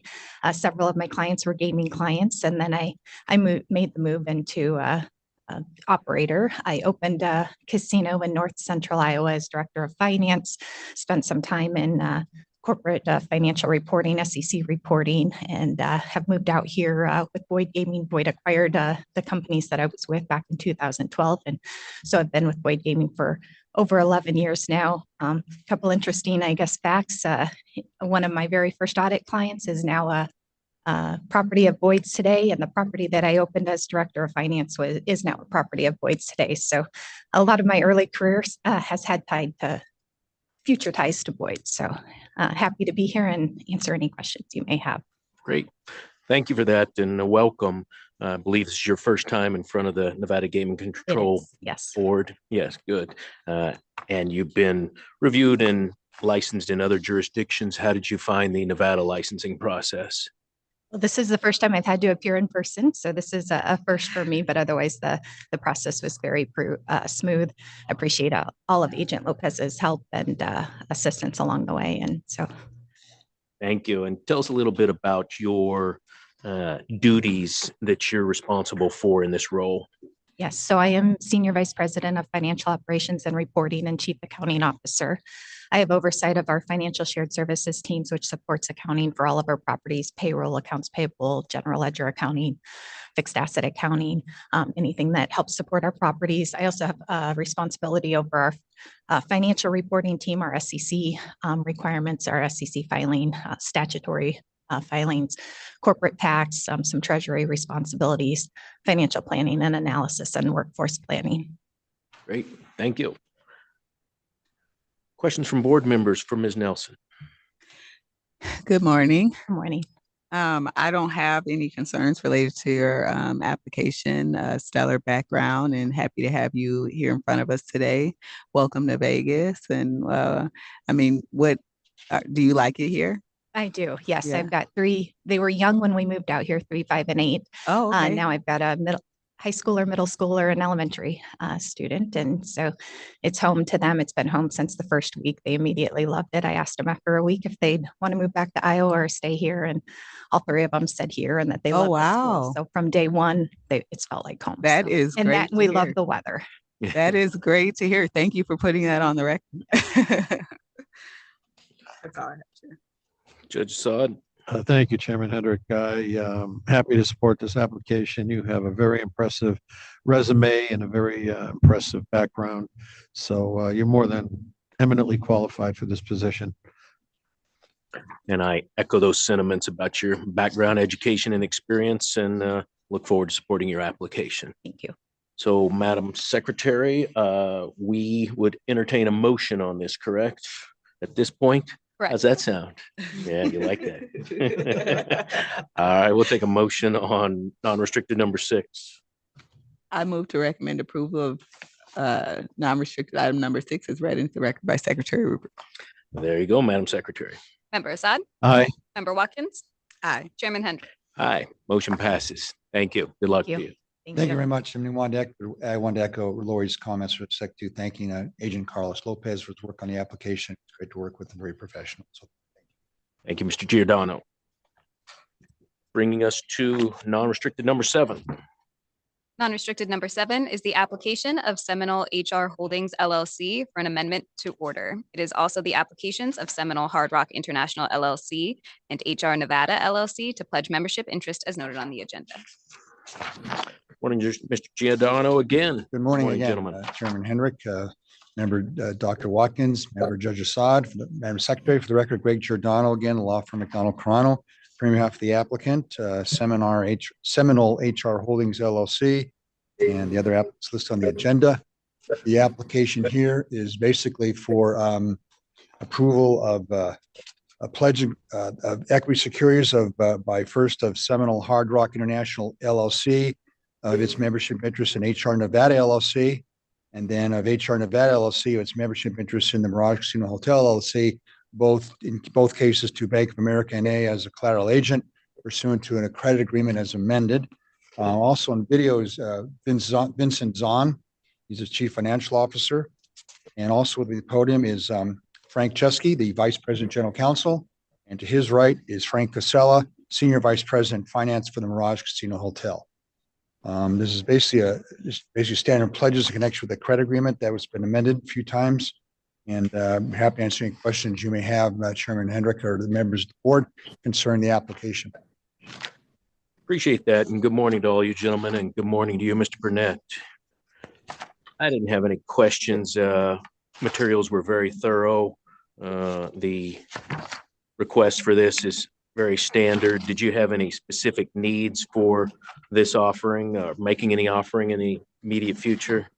Well, this is just basically a credit agreement. The most recent amendment in March of this year, Fifth Amendment, the credit agreement basically extended maturity dates from 2024 into 2028 for that financing. It's just pledging the assets from that.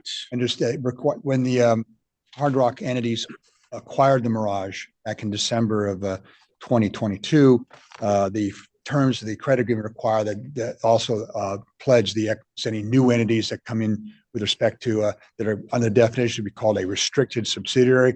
And so that's the reason these applications were filed, to get approval for those pledges to become effective with respect to these two entities in Nevada that were new to the Seminole Hard Rock family. Post-transaction, yeah. Thank you for that explanation.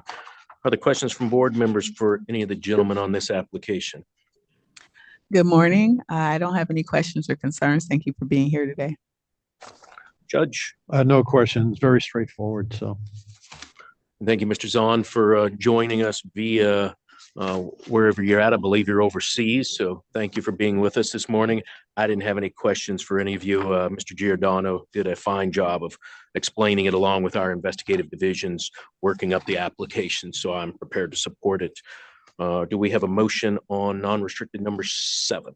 Chairman, I'd just like to mention, there is a revised order in this matter, draft dated September 29th, 2023, and we reviewed the terms of that order. They'd be appropriate and acceptable in the circumstances. Draft 1, correct? Correct, Mr. Chairman. 9/29/23. Right, revised order. Thank you for putting that on the record. I'd reviewed that as well and didn't have any questions about it, so glad to see that you're in agreement. With that, I would entertain a motion on non-restricted 7. I move to recommend approval of non-restricted item number 7 as read into the record by Secretary Rupert pursuant to order draft number 1 dated September 29, 2023. Thank you, Madam Secretary. Member Assad? Aye. Member Watkins? Aye. Chairman Hendrick? Aye. Motion passes. Thank you. And Thank also you all want for to being thank here. Supervisor David Bradford for picking up this investigation and completing it. The agent signed originally had left the board, and he was great to work with and finalize the application and approvals and everything. So we thank him for his efforts and professionalism in this matter. Appreciate you put that on the record. Thank you. Thank you. Thank you. All right. Thank you. Bringing us to non-restricted number 8. Non-restricted number 8 is the application of Daniel Scramenti for licensure as an officer at Incredible Technologies, Inc. Morning, Mr. McGinnis. Good morning, Chair Hendrick, Member Watkins, Member Assad, Secretary Rupert. Sean McGinnis with Butler Snow on behalf of Incredible Technologies. To my right is Dan Scramenti, who's here for licensure. And if it's acceptable to you, I was going to have Dan give an introduction to himself, his bio. And then I understand that we should put something on the record about the status of the Las Vegas office for Incredible Technologies. And we can talk about that. We get into that, then we could just open it up to questions if that works. Wonderful. Okay. Mr. Scramenti, please introduce yourself for the record. Daniel Scramenti, last name Schrementi. Good morning to all of you. Privileged to be here. I've been with Incredible Technologies, the company that I'm president of gaming for 20 years. Believe it or not, in a few months, it was my second job. I started as a very young man there. I had a dream of being in sports marketing when I went to school at Illinois State University for marketing. Got my dream job for the Chicago White Sox. Please don't hold that against me. worked there for 2 years. And during that time, I was an avid Golden Tee player. So anybody who knows about Incredible Technologies, who's been licensed with the Gaming Control Board now for, I think, over a decade. We also are the largest manufacturer of arcade games. So I happened to realize they were in the Chicagoland area, had applied because my dream of in baseball didn't work out so well. And little did I know, 20 years later, I'd be standing here as president of the gaming division of the company. So privately held company, female owned, great family culture. I've been there as long as I have because there's many people like myself there with an incredible amount of passion for working there. We're a David versus Goliath kind of story. We are Chicagoland based. We have 18 employees actually here in the state of Nevada. I too rack up my frequent flyer miles to here. I think this is my 10th trip to the state this year alone. So, but yeah, the other kind of highlight of that story is as we got into the gaming side of the world and transitioned from the arcade side in which I started, we really reformed and reshaped the company into what it's become today. So now it's a company with about 3% market share in basically every jurisdiction in North America, class 3 games, class 2, historic horse racing, and some expansion into Europe. And that's my backdrop, and I'm happy to answer any other questions. Yeah, so on the Las Vegas office, thank you for Sean. So we had an office here out in Summerlin. The owners of our company are Nevada residents. They had a dream of kind of having more of a development type presence here in Nevada. COVID basically had a different idea about what that would be. That lease expired, I think, in the middle of the summer here. We're actually looking this year to hopefully change our presence here to more of a warehouse manufacturing type of location. So it's not concluded yet when that will be, but having, instead of a development presence here, having more of a warehouse logistics type area would make more sense than a showroom and a meeting room and things like that. So hopefully that's going to happen in 2024. Great. And I would just sort of echo that what we did as a company at the time that lease expired, which I think was at the end of July, I did reach out to the audit division, who leases historically have been reported to. They referenced that tax and license had taken over that. So then I spoke to the tax and license division and informed them about what was happening with the lease expiring. I also got with Chief Torgerson in enforcement to make sure that we addressed the employee registrations, like what addresses were used. Was it actually the company address or the individual addresses of the individuals in question? Confirmed that it was the individual. So there was no updated employee registration filing that needed to be changed in that regard. So we did all that prior to the lease expiring. Sure that fully transparent with the board. Great. Thank you for that, Mr. McGinnis. Appreciate you going through those filing requirements so that they were done beforehand. So appreciate that. And Mr. Scrimenti, enjoyed hearing your story, a true success story. So yeah, thank you. Yeah, thank you for that. And congratulations to Golden Tee for, I think, next year's 35th anniversary, correct? Yeah. Started in 1985. So we're closely approaching 40 years. 40 years. Yeah. It's wild. Yes. Wonderful. Yeah. I spent a lot of time and quite a few quarters on a number of your machines. So thank you for that. I didn't have any other questions about your application. Your background and your experience, as you said, has been a long journey, and you've learned your way. You're currently licensed or approved in 126 jurisdictions. Is that correct? That's correct. Yeah. And many of those throughout the past 16 months. So it's been quite the ride. Yeah. And tell us, how does Nevada's application process compare to some of the other application processes you've gone through? Yeah, great question. Very relevant to the timing. It's definitely been the most thorough, but also the most fair and the most professional. Agent Lundeen, who I worked with, was fantastic, and high marks to Agent Moyle as well, who I think's worked with Incredible before. But yes, very, very thorough, very detailed, but very seamless, to be honest. Good. Glad to hear that. I generally like to say by the time you've gone through our investigative process for a non-restricted license, that every bit of your life's history is all in one place. Yeah. So make it easy to find. For a mortgage very quickly. Very good. Are there questions from board members? Well, if you wanted to apply for a mortgage here in Nevada, we welcome you. Yeah, that's, I'm flying here enough that I always talk. Well, thank you for sharing that history and also about the company and about your personal background. Congratulations on your rise through the company. Just piggybacking off of the chair's question about other jurisdictions, have you ever had to appear in person in other jurisdictions? No, I recently had to do one over Zoom, but this would be the first one in person. So it's actually, it's great to be a part of the process. Okay. Okay. Awesome. Well, congratulations again. I don't have any questions or concerns, and thank you for being here. Thank you. Judge. Thank you, Chairman. Excellent resume. Congratulations on a brilliant career and a meteoric rise, you might say.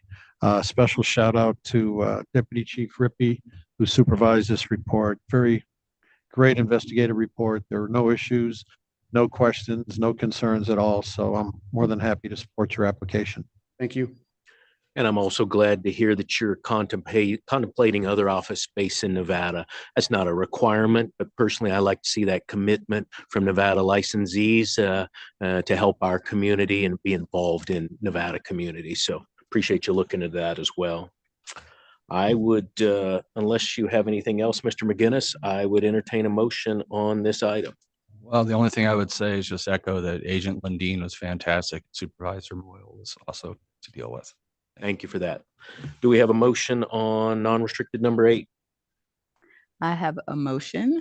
I move to recommend approval of non-restricted item number 8 as read into the record by Secretary Rupert pursuant to draft order number 1 dated, that accurate, July 7th, 2023 is what I have. That's not accurate. I don't think we have No, a no draft draft order. order on this.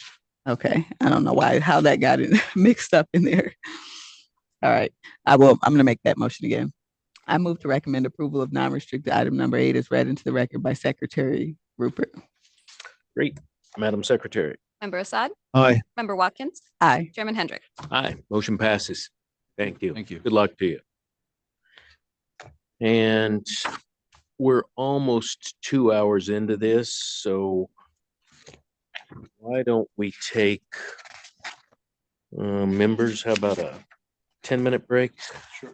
Sounds good to me. Okay, we'll be in recess for 10 minutes.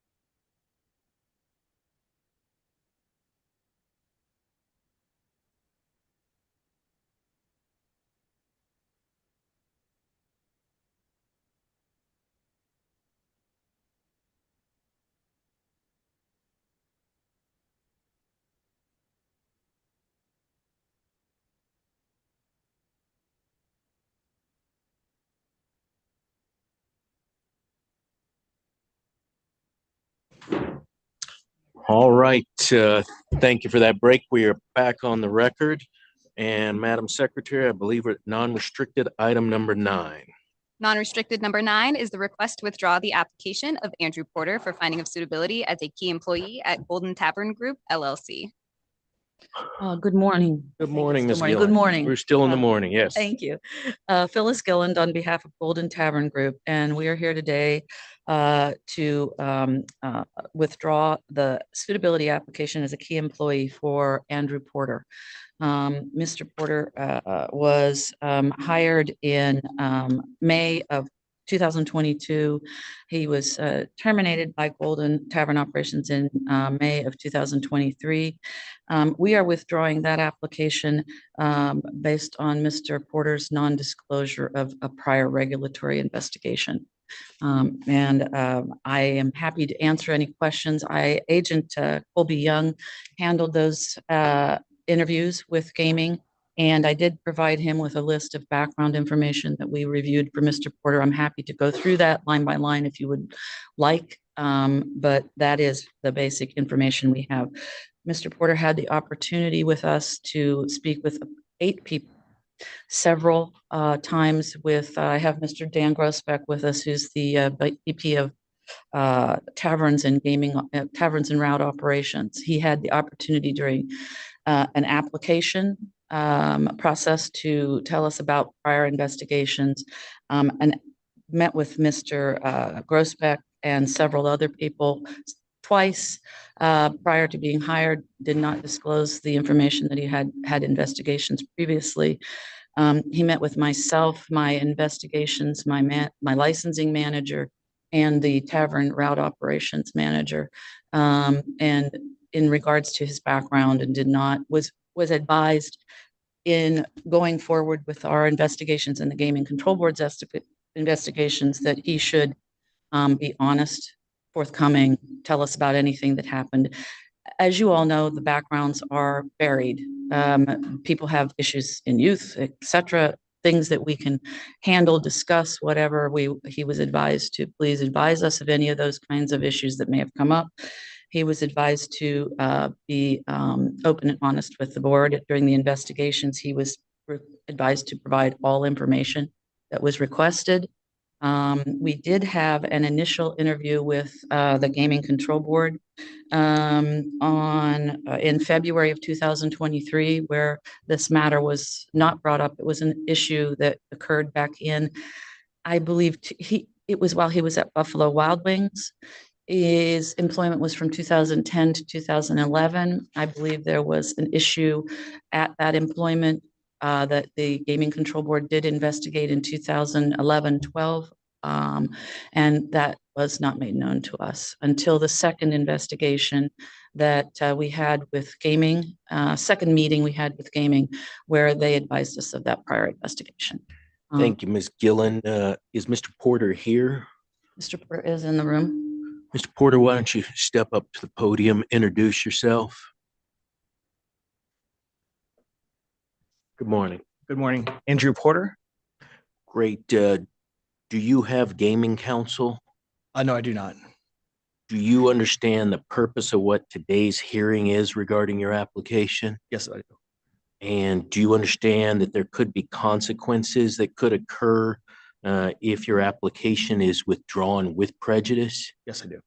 Are you aware that there could be consequences if the Nevada Gaming Commission were to deny your application? Yes, I do. And you have or have not consulted with gaming counsel about those consequences? I have consulted, and they said with the just termination, they said I didn't need counsel. Would you like to have this matter postponed or referred back for you to consult with gaming counsel? I've consulted with gaming counsel, and they said I didn't need counsel, multiple people. They said you didn't need counsel, or they said their price was too high for you to need counsel? No, they said with just a withdrawal that the withdrawal process, I would not need counsel. I went to several different people. Without telling me who those people are, these are gaming attorneys? Yes, they have gaming experience. Chair, perhaps our AG can go through the consequences on the record. Well, he said that he's been advised what the consequences are. I can tell you, Mr. Porter, that this, in my opinion, I'm only one vote on this board, but this is going to be a long day for you. Would you like to consult with Gaming Council again and have us do this matter at another date? I would assume yes at this point. There you go. Chief Hoffman, if we referred this back to you, we could then determine at your appropriate time to put it back on an agenda if Mr. Porter or his counsel gets a hold of you, or when it's at the convenience of the investigative division to put it back on an agenda. Is that correct? Yes, that's correct. I'll have the agent contact Mr. Porter and they can work out a time frame for Mr. Porter to seek counsel and let us know when he's ready to come back within a reasonable time frame. Good. Thank you for that, Chief Hoffman. Personally, and I'd love to hear from other board members, but personally, I think that I'd feel more comfortable if Mr. Porter had competent gaming counsel understands these matters here with him, or had advised him specifically on this matter before we go through everything on the record. Do other board members have questions, concerns? Yeah, I'd echo those concerns. And, you're not required to have gaming counsel, but it could be very helpful to you in this kind of situation, understanding the process and explaining the consequences should you choose to pursue this route. That's a very good point. Member Watkins, you absolutely do not have to have gaming counsel. That's not a requirement under law, but it certainly is advisable under certain situations. Is your intention to be involved again in Nevada's gaming industry in the future? Not at this time, no. Not at this time, or? No, just food and beverage, no gaming. You don't intend for the rest of your life to have any chance of being involved in the Nevada gaming industry? That's not a concern to you? I would love the opportunity, but obviously with my past, I don't think that's a possibility. Okay. Judge? I used to tell criminal defendants who represented themselves that only a fool has himself for a client. It's very foolish of you not to have legal counsel. You may change your mind down the road, want to get back into the gaming industry in some other capacity besides food and beverage. So I would strongly urge you to seek gaming counsel. Their reputations are out there. There's 3 or 4, really good lawyers that come to the top of mind, but I don't think I should be mentioning any names specifically, but Ms. Gillen can probably help you in that regard as well. So you should definitely follow the chairman's lead and seek some legal advice and see what happens going forward. But it's a very serious matter. You're talking about your potential livelihood here, and you might change your mind. You may not want it now, but you might change your mind a year or 2 years from now. It's a privileged industry. It's a great industry. I could see where you might want to get back into it. And there are dire consequences if it is with prejudice. If we accept this withdrawal application with prejudice, Mr. Michaela, I don't want to give him legal advice, but what is it? He'd have to wait, a year or more to reapply if it's with prejudice? Yes, if it's a withdrawal with prejudice, he would have to wait a year to reapply for any. So, it makes a big difference whether it's with prejudice, without prejudice, whether we accept it or do not accept it. And those are the kind of issues you need to go over with counsel. Yeah, and a denial would be much stronger consequences. So something your attorney could advise you on. So, Mr. McKellar, do we need a motion to refer this back, or can I just refer it back to the investigative division? Chair, it is the power of the chair to refer a matter back. That's what I thought. So I'm going to refer back non-restricted number 9 to the investigations division. As Chief Hoffman mentioned, They will reach out to you and see if you've obtained counsel in a reasonable amount of time. And then the investigations division will decide whether or not to put this back on an agenda for the board to consider in the near or possibly somewhat near future. You understand all that? Yes. Very good. Thank you. And thank you, Ms. Gillen, for your explanation on the record. So number 9 is referred back, Madam Secretary. Thank you. Appreciate it. Have a good day. Thank you. Bringing us to non-restricted number 10. Non-restricted number 10 is the application of Every Holdings, Inc. for a continuous or delayed public offering. It is also the applications of Every Games, Inc. and Every Payments, Inc. to guarantee securities and hypothecate assets in conjunction with a continuous or delayed public offering. Good morning. How are you? Good morning, Mr. Chairman, members of the board. I'm well. Good. Thank you. How are you? Welcome back to the Game Control Board. It's been a little too long.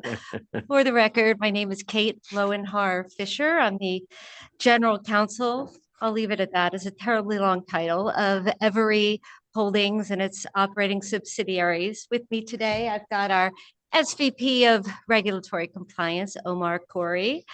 I always find that sitting in on the hearings, also you have to sort of continue your education with what's going on in the industry. And now that I'm inside a company, I had to fight every urge not to sort of follow that gentleman outside and give him some friendly advice. So I will try to control myself in that instinct.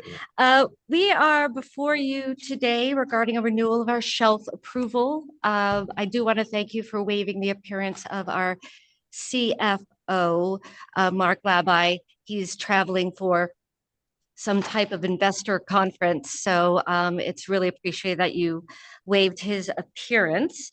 This is, I think, our third. Yes, we're on our third renewal of our shelf approval. We have no intent at this time to really exercise anything under the shelf. And of course, for the sake of the record, Every continues to meet the requirements under NGC Reg 16.115. We have a class of securities listed on the New York Stock Exchange with shareholder equity in an amount of at least $10 million. And with that, I'm happy to try to answer any questions you may have, but if any of the questions are beyond my accounting 101 knowledge, I will probably get back to you and get some feedback from our CFO. Thank you. Thank you for that. And you answered most questions I was going to have. The analysis under 16.115. Thank you for going through that. Thank you for explaining if there's any current potential use of proceeds, and you stated they're not. So this is a standard shelf offering, and you are, I think you said this is the third one, correct? Yes. Yeah, yes. Great. And tell me, I understand they're building new executive offices in Las Vegas. Where's that at? Oh, I wish we had new executive offices. But I did recently get promoted to a window. Okay. So I got off dungeon probation. So now I have a window. But we are building actually new warehouse. We built it, a new warehouse facility. We're consolidating all of our fintech and gaming operations in Las Vegas now, which is super exciting. The games warehouse was all in Austin, and now we're consolidating it all here. So not only are we going to build our fintech products here, but we're going to now build our games products here. And we were able to also offer jobs to everybody in Austin that was working at our Austin warehouse, and a lot of them accepted. So that's also really nice. But we have this great, big, beautiful new warehouse. So kind of having office envy, but there's sort of no place for the executives to sit in there. And I don't really have that much to add to the build. I don't know how to do any of that. So and where's the new building located Post at? Road. Sort of Rainbow and Post Road. Rainbow. Okay. Yeah. Rainbow and Post Road is gorgeous. And so I'd be delighted to welcome any of you to come take a tour if you'd like. It's really impressive. And it's exciting that we're all going to be consolidated here. Great. And is the intention to hire more employees at these new facilities? Yes. Great. Yes. We're going to Good. grow and grow. Wonderful. Questions from board members? Good morning, Mrs. Lowenhar Fisher. It is certainly a pleasure to have you back before us today, and it has been too long. You're right. And I remember when you were before us for your individual application, I believe it was for your position as chief legal Yes. officer. Yes. And so how is that going for you? It's going really well. I mean, used to think it was sort of the dark side to go in-house, but it's a wonderful organization. And it's just full of the nicest, smartest people, a management team with a ton of integrity. And I will say it's a very, very humbling job to have, the general counsel job, because people think you generally know a lot about every area of law, which we know is never true. So constant education and so forth. But I can't believe I'm coming up on my third anniversary in March, and I love it. It was a great and fortunate decision. So I'm really happy there. Thanks for asking. Well, thank you. Again, it's good to have you back, and you and your spirited explanations and presentations always makes for an entertaining item number. So we appreciate that. Try to keep it light sometimes. I don't have any questions or concerns with regard to the current application. Thank you. Judge. Yes, thank you, Chairman. I don't have any specific questions. Just nice to meet you for the first time. And this is, I guess it says your fourth shelf request, and it's a standard 3-year request, Yes. right? Yes. So I'm happy to support it. Thank you, Judge. Great. Anything else you'd like to add? No, not for me. Wonderful. Very good. Then I would take a motion on non-restricted item number 10. I move to recommend approval of non-restricted item number 10 as read into the record by Secretary Rupert pursuant to order draft number 1 and dated November 1, 2023. Is that correct? Yes, thank you. And did you get an opportunity to review the order and agree with it? I did, and everything looks in order, Mr. Chairman. Perfect. Madam Secretary. Member Assad? Aye. Member Watkins? Aye. Chairman Hendrick? Aye, the motion passes. Thank you. Thank you. Good luck to you. Bringing us to non-restricted number 11. Non-restricted number 11 is the application of Parkway Reno LLC doing business as Parkway Tavern for waiver of the provisions of Nevada Gaming Commission Regulation 4.080 as noted on the agenda. Mr. Gutwald. Hello, Dennis Gutwald with the law firm at McDonald Carano. With me is Jonathan Fine for this waiver of NGC Regulation 4.080. With your permission, I will have Jonathan tell you about the status of the location and why we need this waiver, and we can go from there. Morning, Mr. Fine. Morning. Tell us how we got here today. So we are here. We are almost through construction. We put everything on pause because of the landlord, their construction schedule. They're on pause. I made a promise to the mayor and Reno City Council. We would not open until the plaza and the exterior of the building was done. So even though our mechanical, electrical, plumbing is in, we are awaiting cabinets for the bars and finishes, and then we're complete with construction. But without opening, and we can open, creating a corridor in. But I made a promise to the city council. I don't know if anyone saw the city council meetings that we went through a couple of times, but they asked me to please not open until there is a finished product. So it's not just opening 2 restaurants and a small casino in the middle of Reno, but the whole city center has a place that people can enjoy outdoor festivities, ice skating in the winter, concerts in the summer. So we're kind of just waiting on that to have a finished product. And access to the project. Correct. Yeah. Correct. And we do have one access point versus the plaza where we want everyone coming in. And we recently opened, actually last night, we opened with the Durango, a version of what the exterior of this project is going to look like. So with the big LED screens and the stages and just outdoor gathering areas. Great. I understand you had some construction delays as well. We just put everything on hold. Our contractors kind of, sitting on their thumbs as well, just waiting for something to happen there. They actually told me that even if we wanted to move forward, they would not move forward until they saw some significant movement from the landlord. And that's not in our space. That's common areas and exterior and the plaza. Do you have an anticipated date you're shooting for now? They have a date that they have to fund the project. Their debt has to fund the next tranche of capital to them. I think it's January 10th, I believe. At which point they will either, we've also done about $1 million, $1.3 million of landlord work for them that they will be reimbursing us. So there's a mishmash of landlord, owner problems on the space. But we are a tenant. We have an SNDA. We're recognized by Acor, who is the holder of the debt. So if they do sell the property, they sell it with us, and it will move forward much more swiftly, I believe, if that happens. The landlord was dealing with some asbestos abatement issues. I think they ran into about $40 to $50 million in asbestos abatement they weren't expecting. They also built out 75,000 square feet of office space, which is beautiful and it's complete.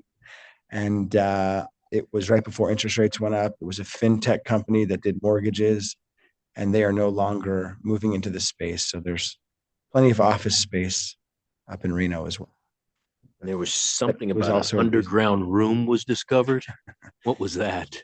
We were scraping the concrete to lay a thin layer of concrete before our carpet went down, and they hit a little area with wood. It goes into our space about 6 feet, and they're like, we got to get the wood out. So they ripped the wood out, and it was actually a wood subfloor, and it went about 7 feet underneath, and there was a room that had been boarded up probably in the 70s that looked like it was where cheaters went. And there were 3 rooms with metal doors that have kicks in it, punches, and I think they put cheaters down there, in the 50s and 60s.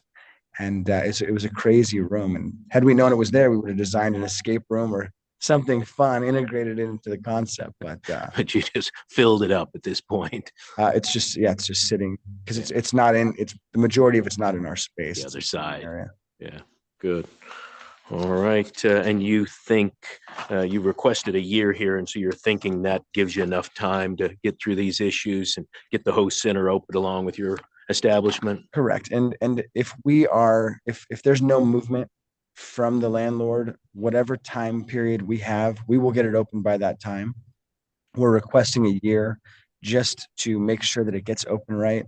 I don't want to go against what I said to the Reno City Council and the mayor, but if we come up on another deadline, we're just going to go in, finish construction, and put a couple doors on until the landlord can figure out what they're doing. We're requesting time simply to let them get their feet on the ground and get completed what they need completed. What are you doing with your staffing needs at this point? Have people been hired on hold? Or are you waiting on the hiring process? Well, we've hired we have a compliance committee, we have a general manager, we have a casino manager, we have food and beverage manager. We have about 4 or 5 people in Reno, and we've been pretty busy. We've opened 3 new venues in Las Vegas in the last 120 days, and they've been flying in every other week. Which is nice because they get to spend an entire week with their family. Then they fly in for a week. They've been helping us with the openings here. Yeah. But I have an amazing group of people. I don't want to let them go. So they're just on our staff. Thank you. Questions from board members? Good morning. Morning. You've addressed, the central concerns or central issues regarding, what the delay was and future plans for opening. And so I'm comfortable moving forward with the application. Thank you. Judge? Thank you, Chairman. Given what I've heard, I'm in support of giving you an extension under 4.080 for 1 year. Thank you very much. And congratulations on your expansion, as you said, opening up other properties right now while trying to get this one opened up in Reno. It seems like your group is very busy, and congratulations on that. And I hope too that you're able to get this done within this amount of waiver time. personally, I'm not putting a deadline on you that if it doesn't happen in a year, I'd just be interested in what happened. And you've eloquently explained why we're here today. So hopefully we don't have to be back on this and you'll be having a grand opening. But I don't worry about me having to violate what you made a promise to the city of Reno. I'm more concerned that you open a good property with the city of Reno and state of Nevada will be happy about. Thank you very much. Yeah. All right, Mr. Gutwald, anything else you'd like to add? Nothing to add. Great. I would entertain a motion on non-restricted number 11. I move to recommend approval of non-restricted item number 11 as read into the record by Secretary Rupert pursuant to the following condition. The waiver of provisions of NGC Regulation 4.080 in conjunction with the approvals granted in June 2023 shall expire on the date of the regularly scheduled Nevada Gaming Commission meeting in December 2024. Madam Secretary. Member Assad? Aye. Member Watkins? Aye. Chairman Hendrick? Aye. Thank you. Motion passes. And special thanks to Special Agent Bartholomew for still putting up with me with all these applications. Very good. Good luck to you, Mr. Fine. All right, Madam Secretary, I believe that concludes our non-restricted agenda. Is that correct? Correct. And we are scheduled on the calendar to do the restricted agenda at 1:30. Is that correct? Correct. All right, then we are in recess until 1:30 this afternoon.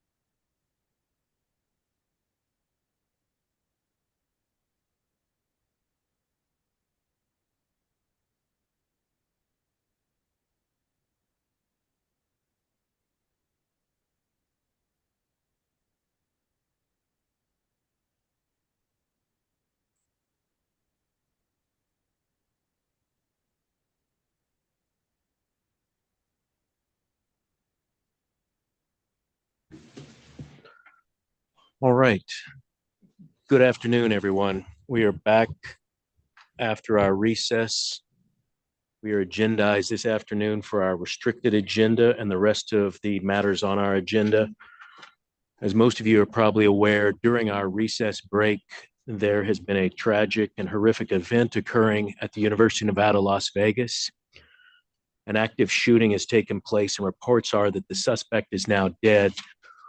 We do not have any other information to provide at this time. The Enforcement Division of the Gaming Control Board is in contact with other law enforcement agencies. And of course, we are offering any assistance that may be needed by anyone in the community.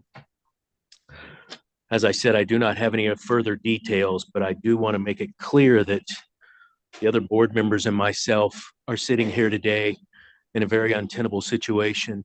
We do not want to be callous to the potential victims of this terrible tragedy. And at the same time, we have a duty to do because some of the items on our calendar this afternoon are time specific. I would say that rather than us trying to continue the meeting, which may not be helpful for many of your businesses, that at the same time, we want to be cognizant of any of you who may have friends or family that could be involved in the UNLV campus this afternoon. So if any of you would like to have your matter continued until next month, please come up and see someone in the investigations division. On the other hand, the other members and myself are here to do our duty for the state of Nevada. We will be available, and if somebody would like to take their matter out of order, I would also entertain that. And of course, what we want to be most focused on right now is the possible victims and everyone else affected by this terrible tragedy. So with that, I'd like to ask, before we take any further items, that we take a moment of silence.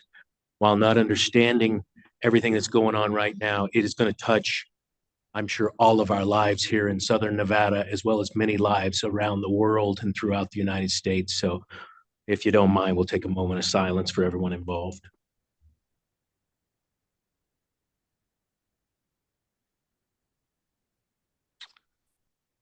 Thank you for that. This seems trivial to go on with business at a moment like this where we don't know what's actually happening across town from us. But as I stated, there are some matters that are time specific. So we will go in order. And again, if anyone wants to trail your matter to another month, please let us know. We'd be happy to accommodate anybody who's here today or up in Carson City. We will work around your schedule. And of course, again, being focused on everyone that may be affected by this terrible tragedy. Madam Secretary, we will go ahead and proceed with restricted item number 1. Would you like to do our consent agenda? Yes, if you don't mind, let's start with the consent agenda. I believe there's 2 items on that. If you want to call those, we can do that this time. Restricted number 8 is the application of United Coin Machine Company doing business as Century Gaming Technologies, doing business at Smoke Cigar Lounge for a restricted gaming license. Restricted number 9 is the application of United Coin Machine Company doing business as Century Gaming Technologies, doing business at the Watering Hole for a restricted gaming license. Thank you, Madam Secretary. Those 2 items are put on our consent agenda because myself and the other board members have had the opportunity to review the investigative file, and we didn't have any questions or concerns, and there were also no areas of concern or areas of interest on those 2 matters. Do board members have any questions about the consent agenda items? I do not, Chair. No questions. Thank you. All right, then I would entertain a motion on the consent agenda items. I move to recommend approval of restricted item numbers 8 and 9 pursuant to just restricted items 8 and 9, no conditions. Madam Secretary. Member Assad? Aye. Member Watkins? Aye. Chairman Hendrick? Aye. That motion passes. And that brings us to restricted item number 1. Restricted number 1 is the application of DBH Enterprise LLC doing business as Apache Joe's for a restricted gaming license, and the application of Dylan Hamika for licensure as a member and manager. Do we have anyone appearing on this matter? Yep, please step up to the podium.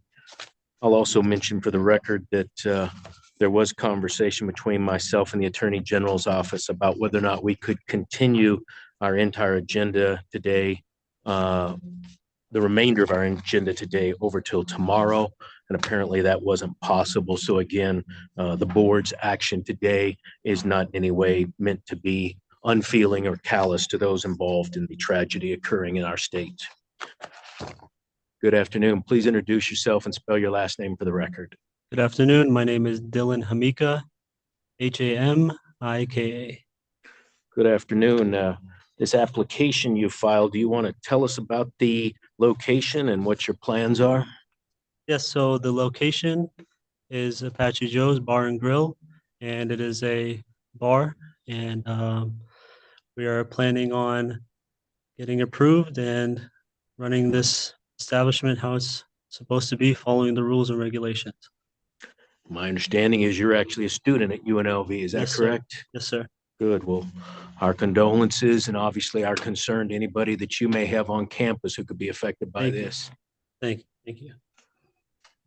My concern right off the bat, Mr. Amika, is your age and your experience. And I mention age not as a number because there's a lot of bright people that are your age. I'm more concerned about age in terms of years of experience. So can you tell us what experience you have in running a bar that would have gaming and liquor in it? Yes, so I've been working for my father's businesses for a little over 3 years now. And I've been doing a lot of work for him. I've been around gaming. I haven't, I know the experience of gaming, and I have a lot of family members who have establishments all around Vegas, who I believe over 30 stores, and all have gaming. So I know that if I ever run into anything, I have family by my side. And with the experience I have and the experience they have, I know that I could run this establishment to the best of my abilities. That's important to know, and that's going to be some of my questions. And of course, I want to hear from the other board members and the questions they may have. But tell me a little bit about who's going to be advising you and helping you on, let's start with gaming matters. So my father and my brother, who has a bar, they have a lot of experience with gaming. If I have any questions, also Golden Entertainment, they're very welcoming, and if I ever have any questions, they're always there, one call away, and they always answer. And any questions I've ever had, I've asked, and they always answer 100%. And this is a participation agreement with Golden Gaming, Entertainment, yes, sir. right? Correct. And so the machines will be owned by Golden, Yes, not sir. by you. They're my slot route operator. Correct. So the machines will be maintained by Golden. Yes, sir. Yep. The count will be done by Golden. Yes, sir. And then obviously some of the security and surveillance will have to be done by you and your employees to be sure that minors aren't there, to be sure that responsible gaming materials are around the devices. Yes, sir. Good. Tell me about your background with having any liquor licensing. I don't have any background with liquor. I know I have family who has liquor stores around Vegas, and my cousins, they own liquor stores, and they are always asking me if I have any questions with help or anything, that they're always available for me to call them. And this location is in the county, correct? Yes. Yeah. Have you already applied for or received gaming or liquor approvals from the Clark County authorities? No, sir. I am currently waiting on health department and fire department approval. I had the health department come, and they told me they want me to be approved by fire before they approved me. I'm all set for fire. I just recently had the hood clean, which was what they were concerned was with the health department. And so all I need to do is call fire department, make sure they're all checked out, and call the health department right after, and we'll be good with Clark County. And I'm assuming if you were licensed by the Nevada Gaming Commission as well as the county authorities, what was your planned opening date? My planned opening date is the first week of January. I know that the commission meeting is on the 21st. And so I'm planning on opening the first week of January. And how many staff members do you think it will take to run this establishment? I would say about 10, I would say. Have you started interviewing or I have hiring not. those? I have not started interviewing anyone because I don't want anyone to be, I didn't want to make anyone say they have a for sure job if I'm not approved. I was letting them know that after the 21st, I could give them a little more of a for sure answer, but I didn't want anyone putting in their 2 weeks, leaving their jobs, putting their job at cost, or any sort of matter of those cases. I've had people come in asking for jobs, and I've told them that, we will contact them later on. And I've previous employees who have shown interest, who have worked at the establishment before, have shown interest that they want to come back. And I will also be putting a listing on Indeed and Craigslist. Well, that's commendable of you of not trying to have them quit a prior job before they take this opportunity. So that's forward thinking of you. Sir. Tell me about if you have had any experience with tax matters. Obviously, you haven't had gaming tax matters yet, but your own personal taxes or in some of your father's or relatives' businesses, have you got involved in any tax situations? And No, I don't have any issues or anything with tax. No. how about filing taxes? And the reason I ask that is one of our primary jobs as the Gaming Control Board is to collect gaming taxes on behalf of the state. So one of the things we have to dive into is a person's ability and knowledge in collecting and paying taxes. Yes, sir. So I am currently, all my taxes are done by Capital Bookkeeping, and I get all my taxes done by them. Everything is situated by them. They are also very welcoming. If I ever have any questions or I see some little defects or something, I always call them to make sure everything's all straightened out. And if I am confused on anything, they told me to always call and they will answer. And I live very close to them, so they're maybe 2 minutes away from my home. And how about payroll situations? Who would you be using for your payroll? Payroll, I do it. I will be doing the schedule and everything along those lines. But for payroll, I would also be using Capital Bookkeeping because that's who my father uses for his. They actually do the entries and the cutting of the checks, the auto checks and everything, deposits. yeah. Yeah. But I would deliver the checks to the customer. Got it. And you said approximately 10 employees. Approximately 10. Yeah.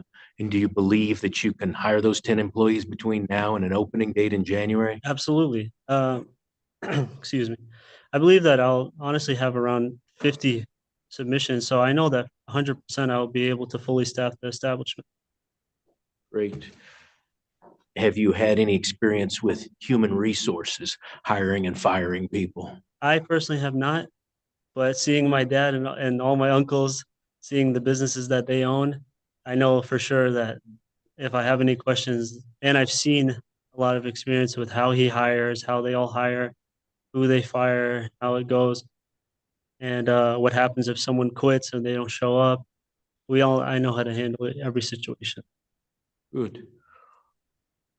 As you can tell from my questions, there's a lot involved in running a gaming Absolutely. establishment. Yeah. You're going to be working some long hours. I'm ready for it. And as we talked about earlier, you are taking classes at UNLV sir. virtually, correct? Yes, sir. All Yeah. online. And you intend to continue to do that in the spring semester? Yes, sir. Yeah. And how about your other employment opportunities? Will you need to stop those to run this bar full time? I'm not going to leave my dad completely, but I will be part-time. And I personally would feel terrible if I just completely left my dad on his own. And so I will continue to help him as much as I can until I can't anymore. And so would you say if you needed a mentor to help you, as you were talking about your father, your relatives, you can pick up the phone and ask for their advice on gaming matters, liquor matters, tax matters, inventory matters, employment matters, litigation matters. Yes, sir. Yeah, good. They have the answers to everything. Luckily, I have a lot of family here in Vegas. Of That's good to have a family support. course, they're the best. Good. All right. Questions from other board members? Good afternoon. Good afternoon. You attended Bishop Gorman, is that right? Yes, ma'am. Did you have any employment opportunities while you were in high school? No, I started working for my dad when I was around 18. So when I was 18. And so once I graduated and everything, I got to work right away. I played football. So and I'm still pursuing that. So I'm still training because I played at UNLV for a little bit, and now I'm trying to continue to play for the Rebels. So, yeah. Well, that is certainly commendable. What will you do with your business if you were to succeed in that endeavor? I will continue my business, and if it comes to the situation where I would have to, because I want to pursue the bar and the So, gaming more. So the establishment, the business is your primary focus? Yes. How long was it that you have been employed by your father as a runner? A little over 3 years. Okay.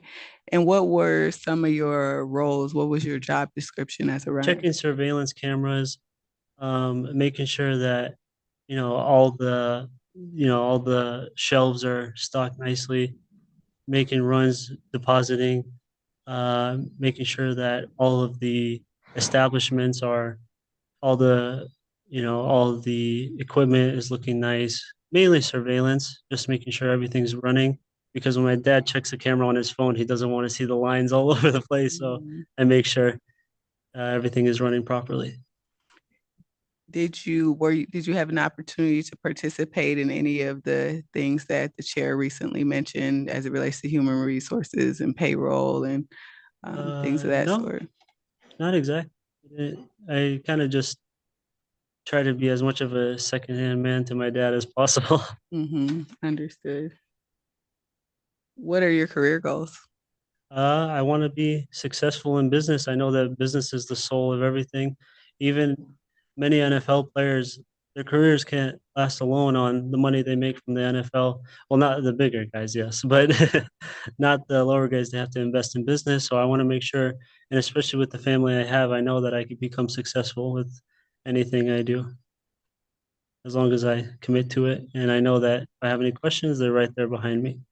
And so it just in business in general, but right now so your goal or overarching goal is just to pursue business in general. Yes. But right now that goal is related specifically to gaming. Yeah, I really enjoy I know Vegas. I'm born and raised here in Vegas, so I know that this city was built on gaming. So I'd love to be a part of that. How much coursework have you completed at UNLV? I'm currently in my 4th year, and I'm currently taking 4 classes. I was taking 5 in the beginning, but I realized that with more and more work, I just did it down to 4 each semester. I should be graduating at the end of next year, around there. So based on how I set it up, but all my classes have been going great, and it's really nice having them online because I'm able to finish class, do all that, and then go to help my dad. Right, that makes sense. What are you majoring in? Finance. Who's going to be, so you said that you have not yet interviewed employees, but that you have 50 potential prospective employees in mind. Do you have you identified people who will be supervising the gaming machines? I have not, but I know I will. I will be there most of the time, and when I'm not there, I will almost immediately have an assistant manager because that's what I'll be looking for, and because I want to make sure that I also have someone as other than my family that has my back, and because if something ever goes wrong, I will be there, but I know I have someone else there as well as my assistant manager. Do you have someone in mind to be I your do not, assistant manager? not exactly. Or That's one of the main things that I will be looking for immediately. and will you be looking for employees who have experience in gaming? Of course, yes, because I know that there's many bars in town, so many people have been bartenders for a certain amount of years, many years, and they will most likely want to be continuing working in these kinds of establishments. Understood. How much time do you plan on spending at the location? At least, I would say at least 3-4 days a week. I want to be there and making sure, especially in the beginning, I'm going to be there all the time because I want to make sure everything's going right. And I will be there I will be spending a lot of time monitoring it, especially with the surveillance cameras and everything. I've been installing, 4K cameras, making sure everything is seen clearly. and lighting, making great lighting so I could see everything if anything were to go wrong. God forbid, but but yes. Okay. Well, it seems like, you do have a support system around you who could be helpful to you, given your lack of experience in, running a business. So that's good to know. Hopefully you'll plan on being there full time when at least, especially at the beginning, Of course. when the business opens, so you can learn the ropes yourself, Yes, right? absolutely. Okay. Thank you. Judge. Thank you, Chairman. I had reservations when I read the investigative report, given your age and all the other activities you're involved in with school and your other job with your dad and everything. But I'm impressed with your intellect and your ability to answer our questions. And, Thank you. I think I'd probably be willing to take a chance on you. I think if you take this compliance regulatory seminar class, that will help you. You're going to have to learn how to pay the gaming taxes electronically to the tax division here, and there are employee payroll taxes and things you're going to have to learn about. You're probably going to have to learn about withholding taxes and workers' comp and all kinds of things like that. I would suggest that maybe you have a gaming attorney on standby. Yes, sir. Help you kind of, at least in the beginning, navigate through this. It's very difficult what you're encumbering upon. That would be, I think, a good suggestion for you to employ a really good gaming attorney to help you get started. Perfect. Ms. Gillen can probably help you as well with, the slot rod operator part of it, and also help you get started. You mentioned your dad a lot. I was wondering if he could maybe come up and answer a couple of questions. Good afternoon. Thank you. Sorry. Sure. Hi, good How afternoon. are you? Thank you for being here. Being here. So could you tell us a little bit about Dylan's experience with you and what gaming experience you have, what businesses you're involved in, and maybe a little bit more on his background so that we can be comfortable moving forward with his application? Yes. Introduce yourself for the record. Basil Hamika. Thank you. I've been in Las Vegas since '94, and I've had gaming since '94.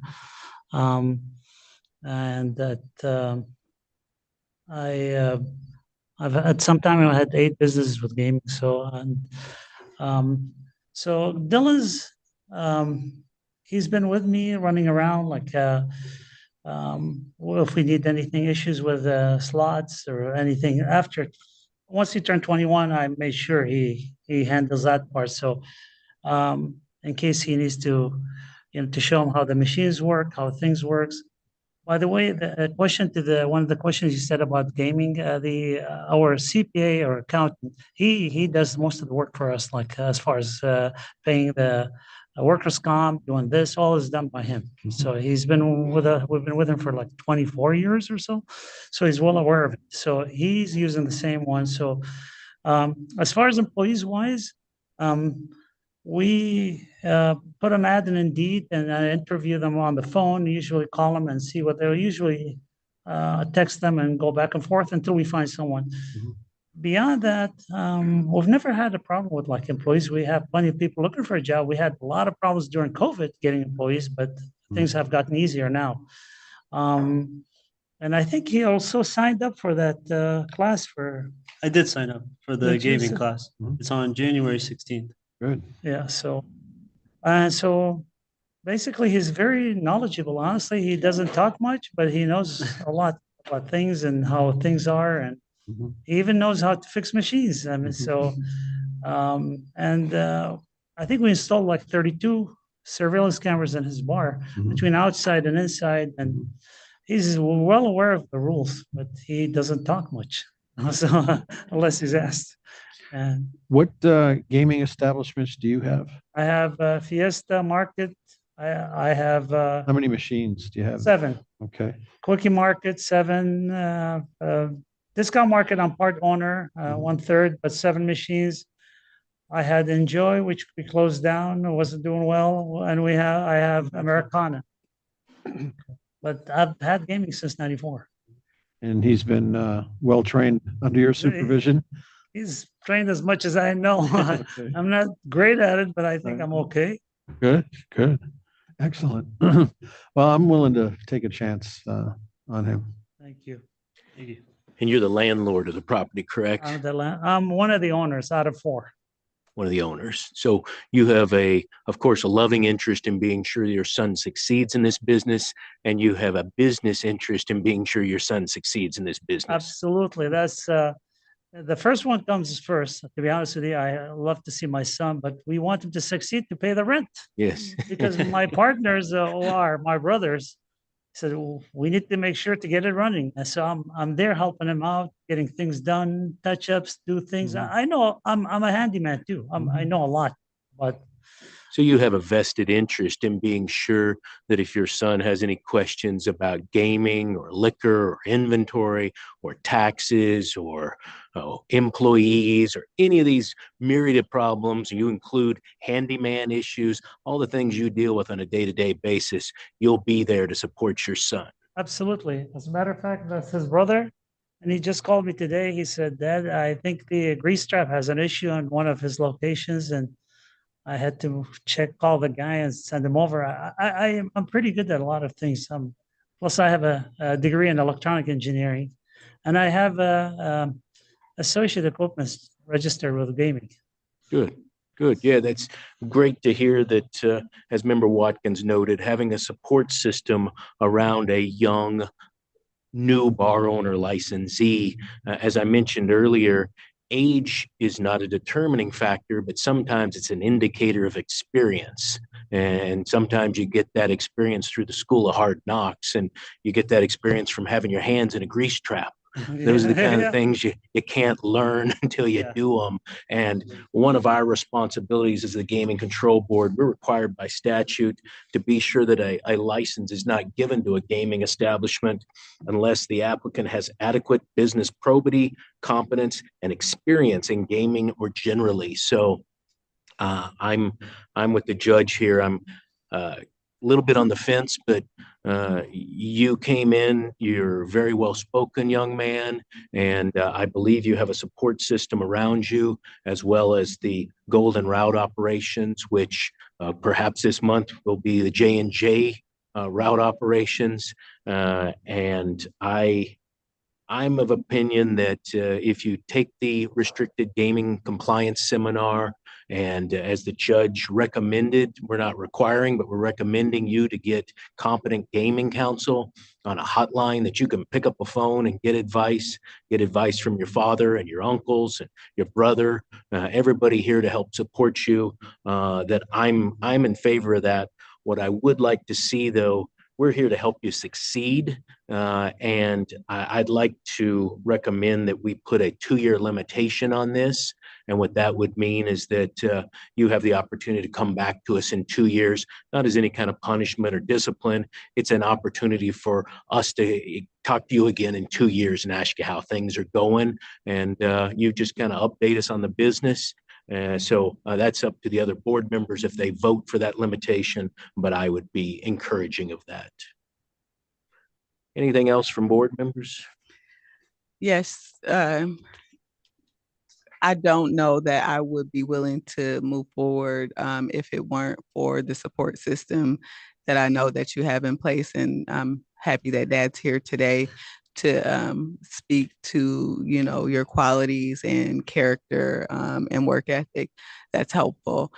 So I am willing to entertain a motion or make a motion for your approval, given a limited 2-year license. Great. Judge, anything else? No. What exactly is the definition of the 2-year license? So it would be from the date of the commission meeting this month for 2 years forward from that. And the idea would be is that you have to reapply Chief Hoffman, you can help me here, but probably in a year or so, you'd reapply for the same license, and you would end up on another board and commission agenda approximately 2 years from now. Yes, I've never heard of it before, but from my understanding, I thought it was something that was given when like financial issues or something about this. I just want to know more about it. That's all. No, it can be done for a myriad of reasons, and one of those is because we're concerned about a new bar owner, a new licensee, that we want to be sure that we give them enough opportunity, but enough chance to be sure that the board can follow along with their progress. We hope, which is successful progress, but we will follow along and we'll have you in front of us again in 2 years. And then we would ask you, and the commission would ask you questions about how things went at that point. Again, it's not a punishment situation. It's more of a giving you an opportunity to do something. I don't want to say training wheels, but that's basically what it is. It's training wheels. I Yes. may add one more thing. My brother here, Albert Hamika, he applied. He was 21, and also my cousin Brandon Hamika and my other cousin Michael Hamika all applied for gaming when they were 21 years of age, and they were approved without any restrictions. And my brother, he applied for a bar, and my other two cousins applied for convenience stores. So that's the only reason why I had the question. Very fair question. And again, commend you and all your brothers and your family, a very successful family. And the board members change over time. So I can't tell you why the others were not given a limited license. But again, you come back in 2 years, assuming that's the vote today and the vote by the commission in a couple of weeks. That gives you an opportunity to say how successful things have been in the last 2 years.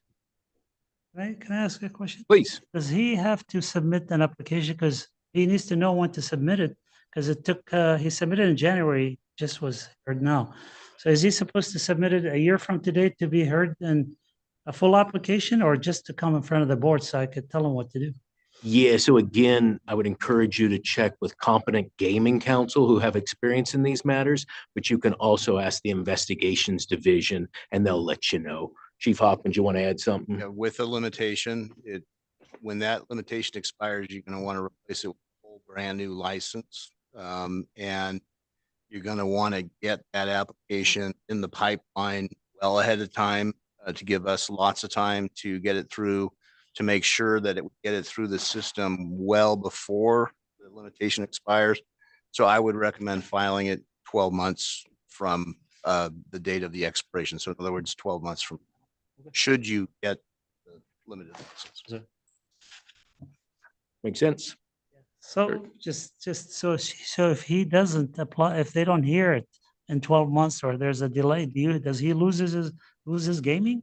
Well, you get the application filed approximately a year from now, which would be about a year in advance of that meeting. And if all goes well, working with the investigations division and they get all the information in a timely manner, which is my understanding that you've been doing right now, you've been very responsive to your application questions. If you do that in a timely manner, it will end up on an agenda before the 2 years. Okay, perfect. Yeah. I can't promise you what's going to happen in 2 years, but if all goes well, we hope you're back in front of us telling us a great American success story. Yes, sir. Great. Well, so we wanted to let him know to apply maybe 14 months in advance just to give more slack. Yeah. No, seriously, just because I think you guys, you there's a lot of work. You've been, they put a lot of work on you, so you're not catching up. With a follow-up investigation, and if we get full cooperation, get that application filed 12 months ahead of time, you will get on agenda for your license expires. Okay. All right. Perfect. Yeah. And I appreciate your comments about how busy our investigations division are. You're absolutely correct. They do a lot of good work. And one of the things we track, obviously, is if it's a 2-year limitation, we track what day it has to be on an agenda. And then the burden comes up on the applicant to be sure that the information is getting to us in a timely manner. One last question, if I may. Yes, please. If he submits an application for another location, would that be considered separate than this one? Correct. Yeah, that would be separate. Yeah. Okay. Yeah. Yeah. The licensors are tied to the establishment. Okay. The property. Yeah. Great. All right. If there's nothing else from the board members, I would entertain a motion. Do we need to discuss the 2-year limitation, or would you like to make that part of your motion, Member Watkins? I can make that part of my motion. And I believe there's also conditions that, did the investigation division discuss with you the requirement that you actually take the restricted gaming licensee seminar? Did they talk to you about that? Sounds like you're already signed up. Yeah, I signed up. Good. For the seminars on January 16th, 2024. Good. So I will be attending that. We put a standard condition on these type of licenses that the applicant has to take that seminar within 90 days unless the board chair approves some extension for, there could be extenuating circumstances. But if you're going to take it in January, you'd be certainly within that 90-day time period. Also, there's a condition that'll be put on here that if the equity owner is no longer functioning as a key employee, that a key employee application must be on file within 60 days. You're the equity owner. If you're not the key employee, you've got to get that application filed. Again, I'm not giving you legal advice, but these are the kind of things that a gaming attorney could advise you on. And then the standard surveillance system and or mirrors being inspected by the Game Control Board's Enforcement Division. That's a very standard condition, and you're already talking about all of the cameras you're installing. So Enforcement Division will review that to be sure it's adequate. And just one more comment from me, and this kind of is, I guess, a response to, you spoke about your cousins being licensed at 21. And I would add, in addition to the chair's comments, I would add that it's not just about age. I'd reiterate that it's not just about age, and it's also about work experience and other experience and life experience as well. And you testify here today that you didn't have a lot of the experience that goes into what we look at in business probity. And so given that, and given your support system was, the only reason I was willing to move forward on a 2-year limited license. Gaming is certainly a privilege, and it's a privileged license. So, and it's at the discretion of each board whether or not we want to approve a license. So I just wanted to add that you seem like a great young man, and you probably got a great future ahead of you. And so we want to support and uplift that. But at the same time, we want to make sure that we're protecting the industry and the image of the industry, and making sure that we adhere to our statutory obligations to strictly regulate people and entities associated with gaming. Absolutely. Thank you. And I would add one more thing to that. Those other applications may not have been a full-blown bar with 15 machines. So there is some discrepancy between a 7 machines in a convenience store and then a bar that may ask for 15. So if I may add, yeah, my brother's, it is 15. Good. I just yeah, great. Thank you. I want to put that on the record. All right, Member Watkins, do you have a motion? I certainly do. I move to recommend approval of restricted item number 1 as read into the record by Secretary Rupert pursuant to the following conditions. Dylan Basil Hamika shall demonstrate successful completion of a regulatory compliance seminar for restricted licensees, which is deemed acceptable to the Nevada Gaming Control Board chair or the chair's designee within 90 days of the issuance of the state gaming license. This condition may be administratively extended by the Nevada Gaming Control Board chair or the chair's designee.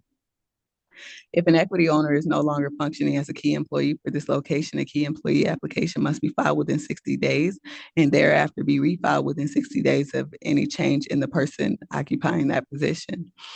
The surveillance system and or mirrors must be inspected and approved by the Nevada Gaming Control Board Enforcement Division within 60 days of issuance of the state gaming license and thereafter be maintained at or above the standard that is approved. And the limited license is to expire at midnight of the December 2025 Nevada Gaming Commission meeting on the day the item is heard. Thank you, Member Watkins. And I would say for the record that this is a very close call just based on your level of experience in the privileged gaming industry, but appreciated your candor today and your answers to all of our questions. So I'm going to stick my neck out a little bit in hopes that You make us all very proud. And I would also say the fact that Sartini Gaming is the one providing the machines and maintaining the machines and dealing with everything other than, of course, you have a responsibility with your staff on the surveillance and the keeping minors away and responsible gaming, everything that you'll learn about in the restricted gaming seminar. Those burdens will be upon you. And I wish you a lot of success as I vote in favor of this and put my faith in you coming back to us and telling us a success story in 2 years. Thank you. Thank you. Great. All right, Madam Secretary, call for the vote. Member Assad? Aye. Member Watkins? Aye. Chairman Hendrick? Aye. Motion passes. So now you'll find out whether or not the commission wants you to appear in front of them in a couple of weeks. You know the date, the 21st. So my guess is they will probably ask you to appear in front of them, and they may have questions as well. Perfect. Thank you for being here. Mr. Thank you. Mika, thank you as well. Thank you. Appreciate it. Good luck. Thank you. Bringing us, Madam Secretary, restricted number 2. Restricted number 2 is the application of Humbug LLC doing business as the Occidental for a restricted gaming license and the application of James Marsh for licensure as a member and manager. Mr. Marsh, pleasure to see you this afternoon. You want to tell us a little bit about this location? It's a pleasure to be here, gentlemen and ladies. Thank you very much. As you know, or maybe you don't know, I started my gaming venture in Goldfield in 1976. And the Santa Fe Saloon, excuse me, I got a little frog in my throat. The Santa Fe Saloon was established in 1905. And it was originally owned by a fellow by the Max Goddard. And he was killed in a gunfight shortly thereafter. And it's been continuously operated virtually ever since then. In 1976, a fellow by the name of Jim Grogan had the Santa Fe Saloon. And I had known Jim from down here in town. He had kind of a hawk shop here in town. And he had the bar up there. And it was one of Michael Callahan's favorite bars. He was always hanging around there. But anyway, Jimmy called me and he said, "Hey, Marsh." And I said, "Yeah, Grogan, what do you want?" He said, "I want you to buy my bar." I said, "Well, why do you want me to buy your bar?" He said, "Well, because," he said, "the sheriff just came over and pulled my liquor license off the wall." And I said, "Well, Grogan, what were you doing?" He said, "Well, nothing serious." He says, "We were sitting out on the front porch shooting the insulators off the telephone poles, and the sheriff took offense to that." I said, "Okay, Grogan." I said, "What do you want for the bar?" And he said, "I want $12,500. And he says, "I'll lease it back from you." He said, "Once I get my liquor license back again." So I said, "Okay." So I bought the bar and the property from him in 1976. And that was the start of my gaming business. But he was, Jimmy Grogan was a character. If there was a right way to do things and a wrong way to do it, he would take the wrong way, without a doubt. Well, after Jimmy had some medical issues, and he moved to Florida to be with his mother until he got his license back. But ended up he sued me. He didn't want he wanted the bar back, and we ended up going to court in Esmeralda County. And if you remember Ralph Denton, Ralph was my attorney, and we went up there. And anyway, we sat there and the judge, and we took about 20 minutes, and the judge ruled in our favor. And the Grogan's attorney said, "God, if I'd known this was cut and dried," he said, "I never would have filed suit on you." So anyway, that's how I got in the Santa Fe. But it's been a very historic bar. And I take a lot of pride in it, like I say. But the one that I've been applying for today, about 15 years ago, a lady by the name of Susan Anderson came in. She was a contractor, a mining contractor, explosive contractor. And she was spending money around the Goldfield like a drunken sailor. And one of the things she bought was this little tavern called the Northern Tavern, which had been there for years. And she built a restaurant behind this building.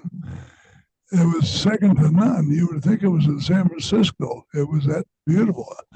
She operated it for about probably 3 or 4 months. She actually had a sous chef from Las Vegas come up and operate it. Well, Ray Charles could see that the sous chef wasn't going to make it in Goldfield, Nevada. But anyway, she spent about $800,000 on this building and the bar. The bar itself, the back bar, had imported from Italy. And like I say, the place is beautiful. You walk into it today and you think, this isn't Goldfield, Nevada. This is some big city, but it's been dormant for probably 10, 12 years. I had a piece of property that I sold in Longview, Washington, where I used to live. I did an old 1031 exchange. I drove by there one time. It was for sale. I said, well, I'm just going to offer that money. And they took it. So I said, what the hell am I going to do? I guess I better operate it. So anyway, I've been kind of dragging my feet a little bit, but help is very difficult to get in these rural counties. So I've kind of had the mining up there. We don't know quite what's going on. Centera Mine, it's got 1,000 acres that they've got just north of town. In case you've driven that area lately, you notice the highway is moved. They spent $30 million moving the highway so they could do this mining operation. But so far, they've just done exploratory mining, they've done drilling and so forth. They haven't actually started. It's supposed to be a big open pit mine. So Goldfield to this day is still kind of on pins and needles. We think it's going to go, but nobody knows, and that's kind of typical of Nevada mining anyway. So we will see what happens.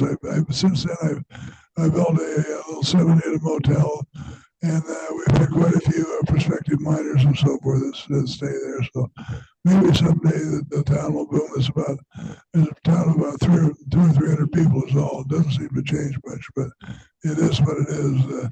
Esmeralda County has got about, I think, 1,200 people residents. It's quite a small community in itself. And as you know, in small communities, there's the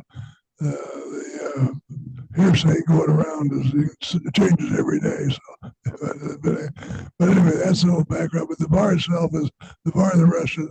My plan is I've got somebody that's interested in operating the restaurant. The restaurant seats 54 people, and it's you walk into it, the kitchen equipment and so forth is virtually brand new. My operator down here at the Skyline, he says, I wish I had that equipment in my bar here in the Skyline. It's that nice. So it's going to be kind of a turnkey operation. Tina Pace will be my key man. She runs my place in Tonopah and so forth, and is a key man for the Santa Fe now. So she will be the key person to run it. But that's kind of the background of Goldfield in a hurry. Since that time, I bought the Nixon building up there, which is where the original Goldfield Consolidated Mining Company was. And it's a 3-story block building owned by George Nixon and George Wingfield. And George, the bottom story was where it was like a little banking operation for their mining company. The second story was for the mining engineers and the attorneys, and the third story was where George Nixon was his apartment where he lived before he got married. But it's just a block from the Goldfield Hotel. I've from time to time had paranormals that let go in there, and always something interesting has come back. In 1907, they had a strike at Goldfield, and they called the Nevada National Guard out. And George Winfield actually got in a gunfight with one of the strikers. Well, one of the paranormals one time came back and he said, Mr. Marsh, I'd like to have you listen to this scenario. And I said, well, sure. The building itself, the fellow I bought it from had a mannequin that's sitting there with a typewriter and so forth. And anyway, he turns on this recording, and you hear this typewriting click, click, click, click, click, click, click, click, and then you hear this bang, bang, and then you hear a little squeak voice and you dirty cockroaches, you dirty cockroaches. Clear as day. I cannot explain it, but I hear my own ears. Another time I had another paranormal that asked me to go through. He went in and he was on the 3rd floor, and he took some shots, photographs, some sort. He brought in a couple of weeks later. He said, Mr. Marsh, look at here. here's a glass reflection, and the reflection is a outline of a person standing reflecting in that glass.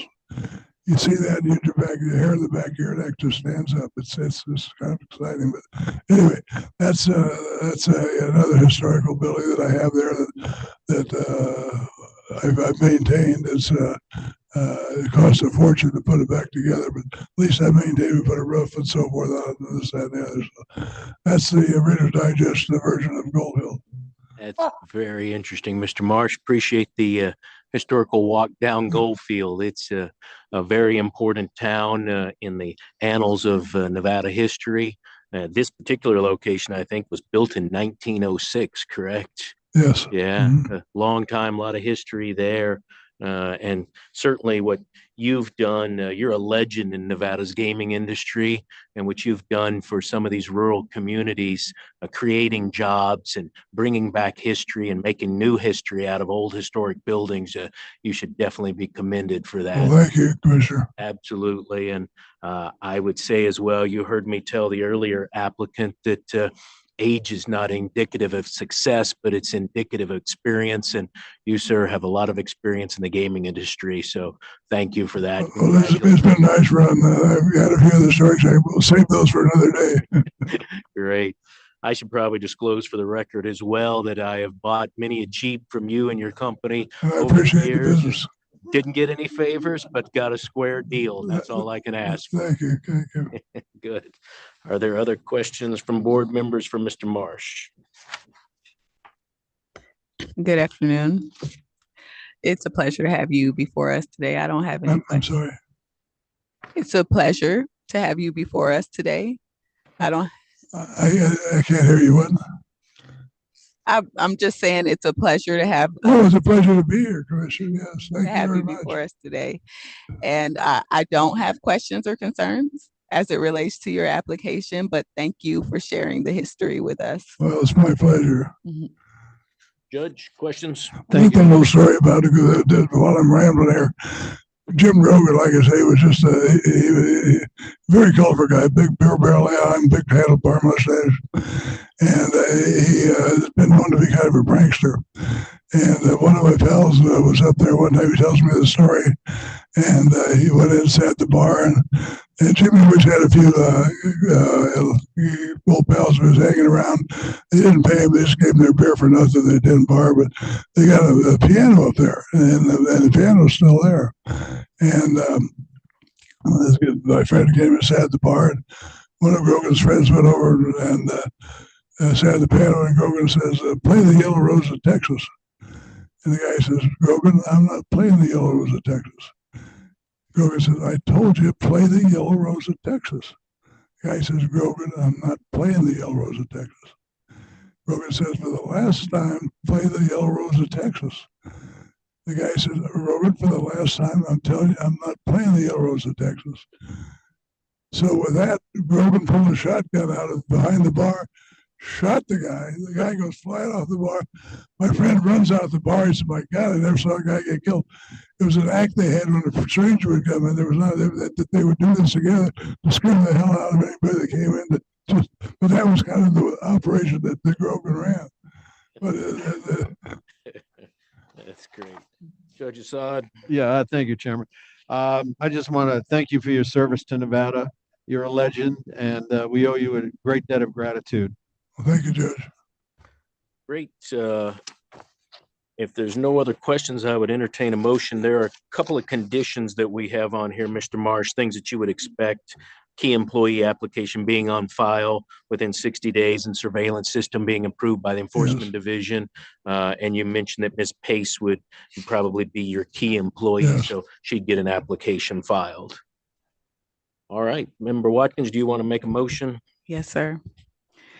I move to recommend approval of restricted item number 2 as read into the record by Secretary Rupert pursuant to the following conditions. A key employee application must be on file with the Nevada Gaming Control Board at all times and refiled within 60 days of any change in the person occupying that position.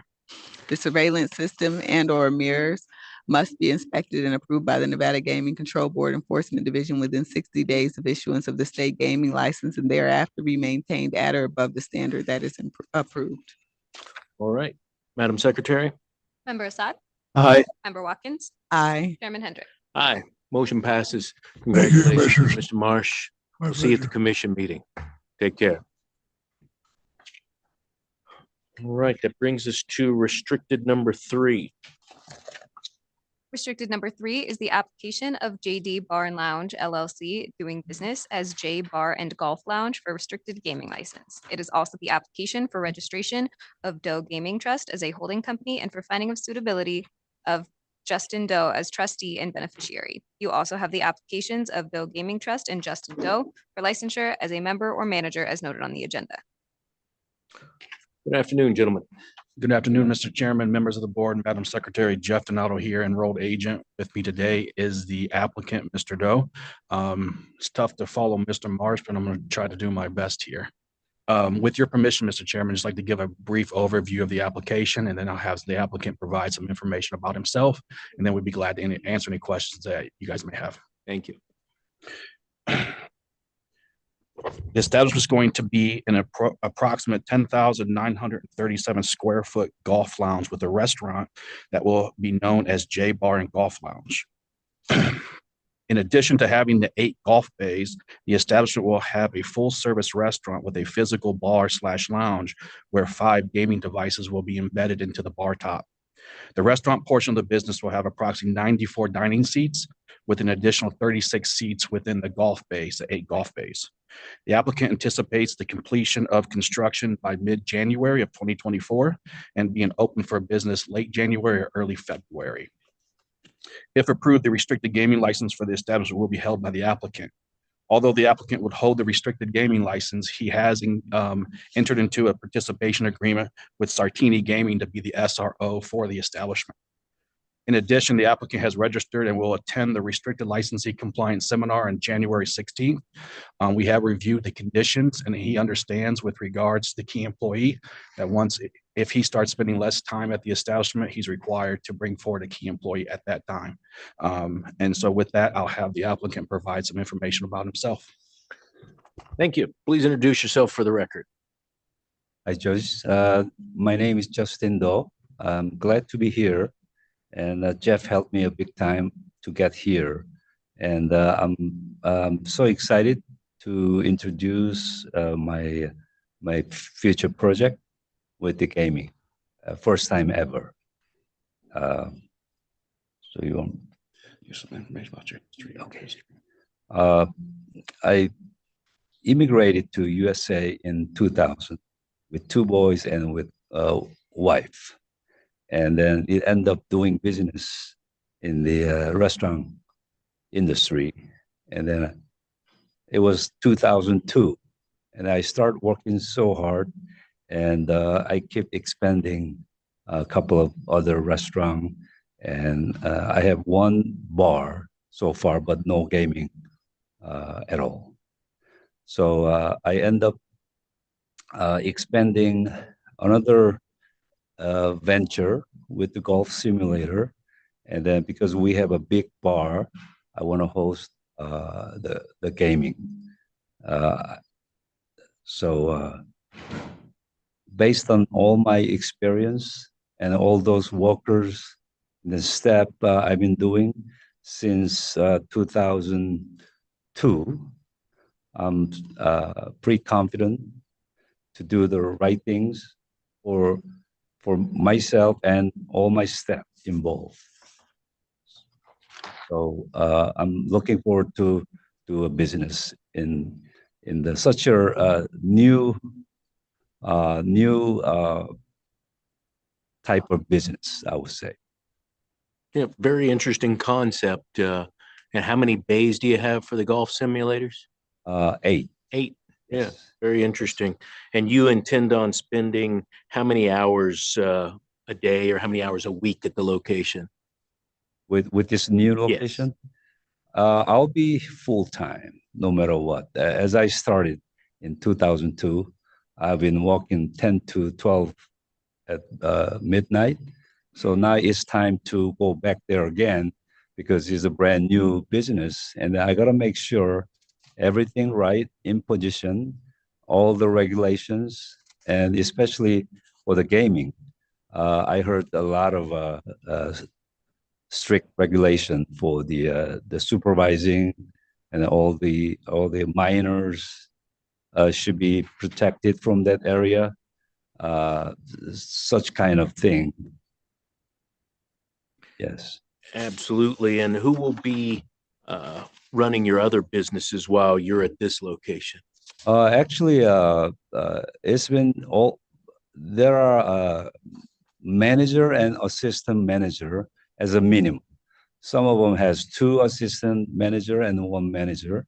And then we've been working so long all together. Mostly my average the step working period is like 10 to 15 years. So I'm so relying on them. So I'm trying to, I already set that up from last year as soon as I decided to do this business. So actually it's running. I go there like once or twice each location, just make sure everything's okay. And then, so that way I can focus full time with my new business. Great. And you're absolutely correct that it's a privileged industry to be involved in, and it's extremely highly regulated.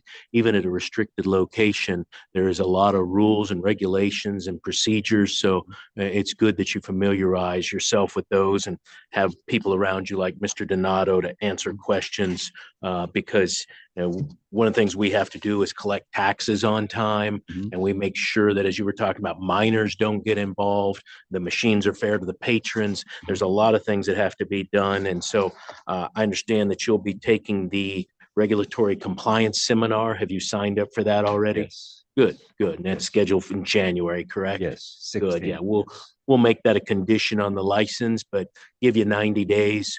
So if you take it in January, shouldn't be any problem. But of course, we like to see anybody who's a first-time applicant at a location like this, that they go through the restricted gaming compliance seminar so that they can learn a lot of things that we don't have time to do in this meeting, but you'll learn a lot. So glad you're attending that. Yes. Great. Looking forward to it. Are there questions from board members for Mr. Doe? Good afternoon, Mr. Doe.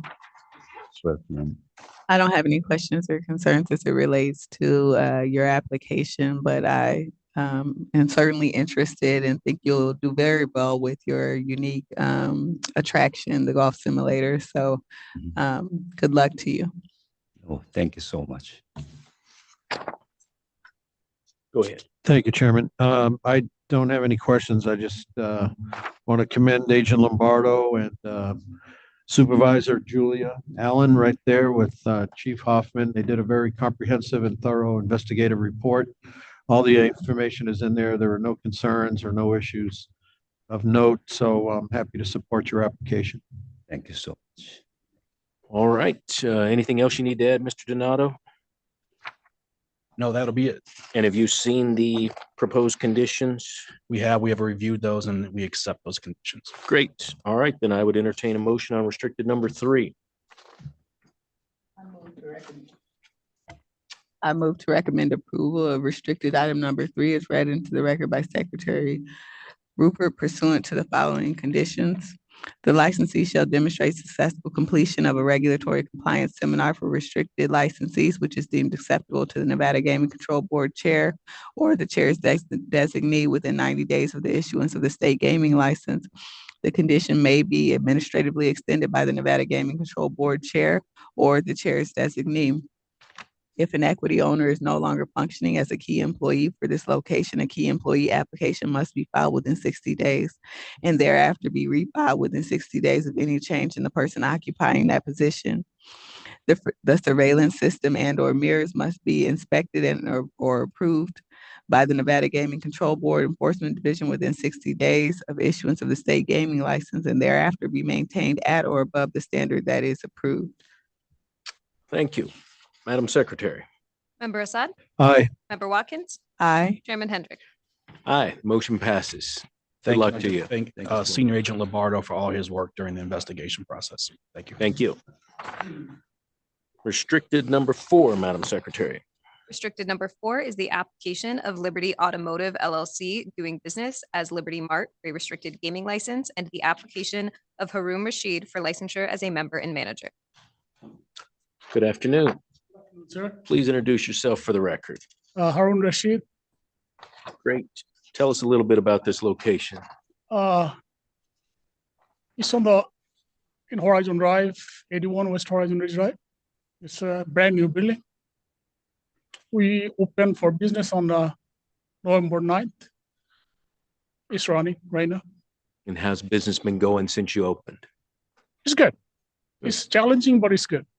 Good. All right. I noticed you have several other businesses. How are you going to spend your time at this location versus your other businesses? I have a trained manager on every location. I provide guidance for everything. And physically, I share my time here and there. How many hours do you expect to be at this location per week? At least 35 to 40 hours. Great. And understand as well, you have Sartini Gaming that's providing the 7 machines, correct? Golden Gaming, yes. Yes. Correct. Good. All right. Questions from board members for Mr. Rashid? Good afternoon. Good afternoon, ma'am. Thank you for being here. Who's going to be supervising the machine? Is it your personnel? I am the one. Yeah. You yourself? Yes, and I have managers. I have trained managers. I own another gaming location, and I have trained managers for both places. Okay. Well, thank you. I don't have any concerns related to your application, and I'm happy to support it. Thank you. Judge? Thank you, Chairman Hendricks. Again, this was another Senior Agent Joe Lombardo investigation with Supervisor Julia Allen and Chief Hoffman overseeing it. The report is very comprehensive, very thorough. I see you've got plenty of experience with all these other locations over, what, 6 or 7 other properties that you run? Yes, yes. Gaming establishments, and I'm happy to support your application. I wish you good luck. Thank you so much. All right. I would entertain a motion on restricted number 4. I move to recommend approval of restricted item number 4 is read into the record by Secretary Rupert pursuant to the following conditions. If an equity owner is no longer functioning as a key employee for this location, a key employee application must be filed within 60 days and thereafter be refiled within 60 days of any change in the person occupying that position. The surveillance system and/or mirrors must be inspected and approved by the Nevada Gaming Control Board Enforcement Division within 60 days of issuance of the state gaming license and thereafter be maintained at or above the standard that is approved. You understand those conditions? Yes. You agree with those? Yes, sir. Great. Madam Secretary? Member Assad? Aye. Member Watkins? Aye. Chairman Hendrick? Aye. Motion passes. Thank you, sir. Good luck to you. Have a good day. Restricted number 5. Restricted number 5 is the application of Carter Amaral for temporary licensure as executor of the estate of Donald J. Amaral. It is also the application of Audible LLC for a transfer of interest as noted on the agenda and the application of Carter Amaral for licensure as a member and manager. Good afternoon, Ms. Guzman-Freilich. How are you? I'm good. Thank you, Chairman Hendrick, members Watkins and Assad. Madam Secretary, for the record, Adriana Guzman-Freilich on behalf of Carter Amaral for the Audible gaming, sports bar and gaming. Mr. Chairman, I don't have a presentation for you. It's my understanding that there are no concerns with regard to the applications before you. However, Mr. Amaral and myself are here to answer any questions that you might have. Thank you for that, and welcome back to the Gaming Control Board. Mr. Amaral, first of all, my condolences on the loss of your father. I understand that you've had to go through the estate process and probably a lot of gaming paperwork to get to this point, so appreciate your cooperation during that. And I just want to ask a couple of questions about this. First of all, who owns the machines at the location?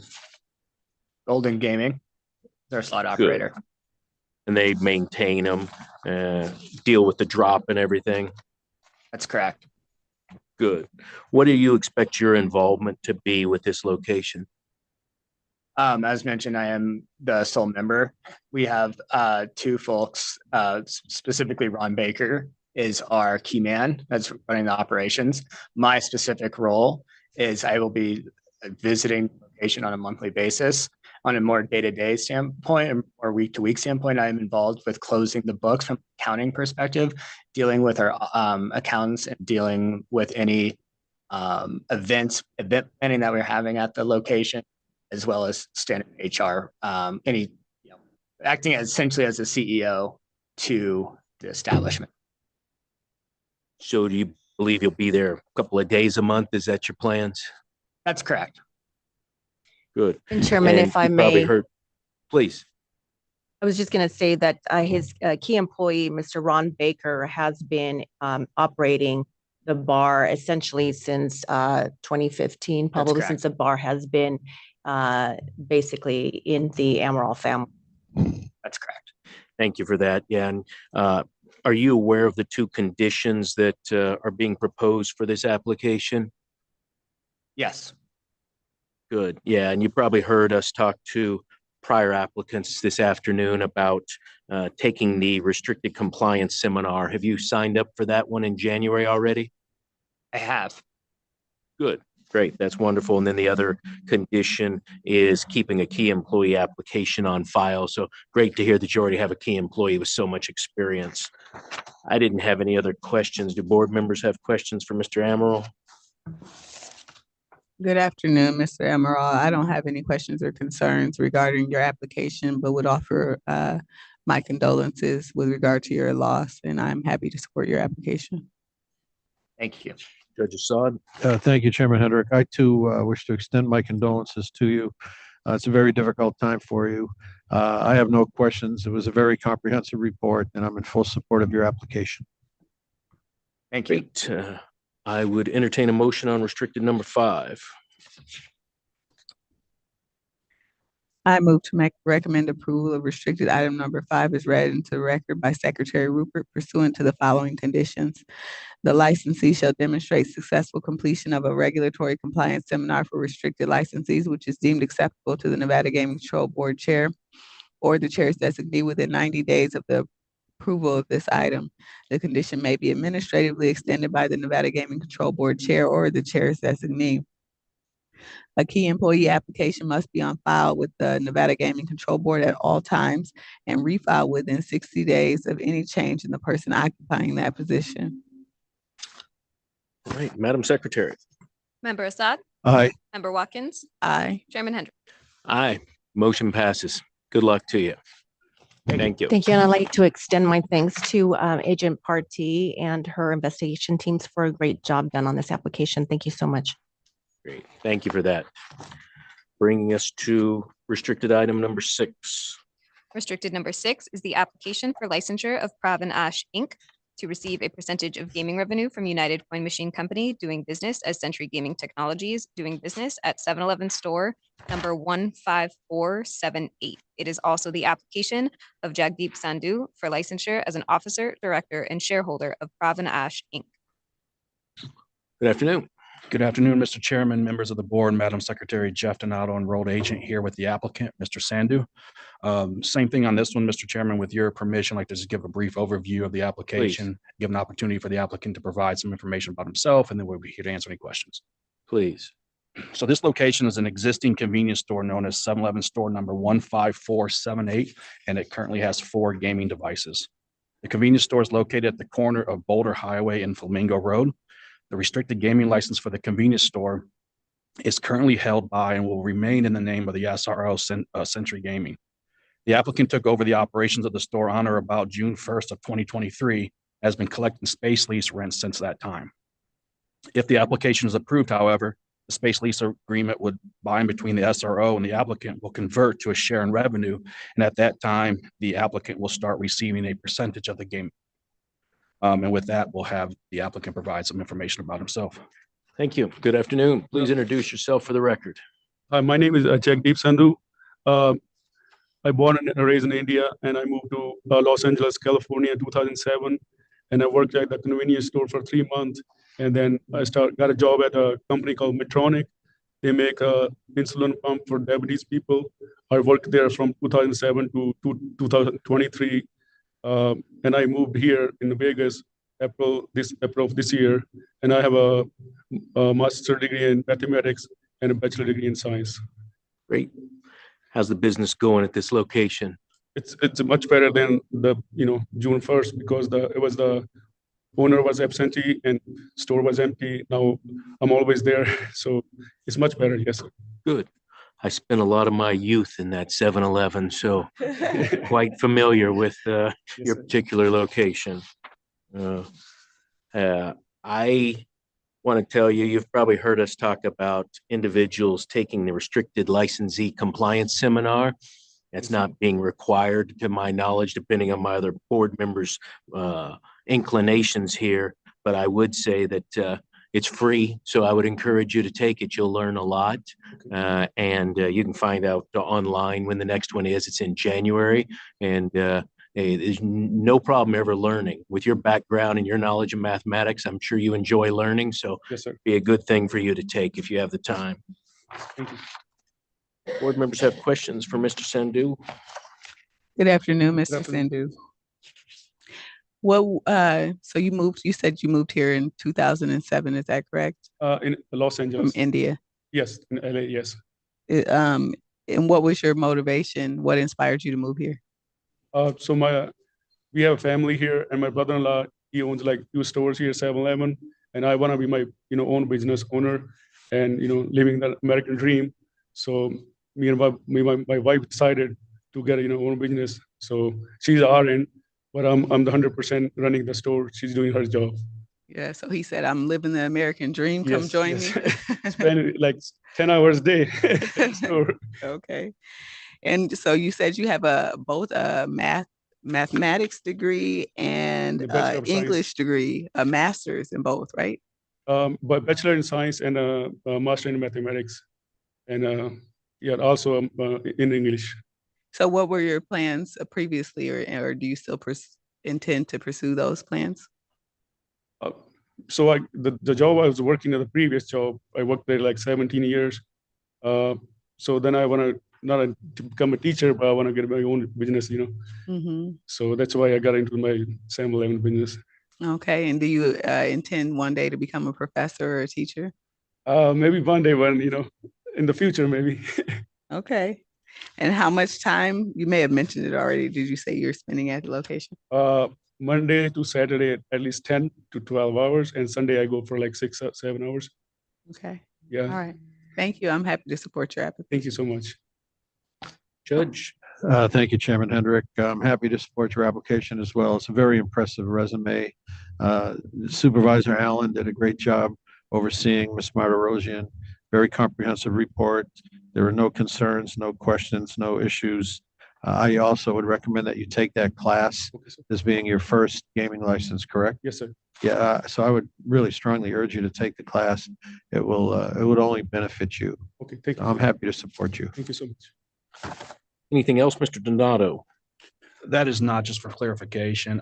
This license will remain in the name of the SRO. That's not changing. He's applied to just share in the gaming revenue, but we will definitely get him enrolled in that class. Great. All right, I'd entertain motion on restricted number 6.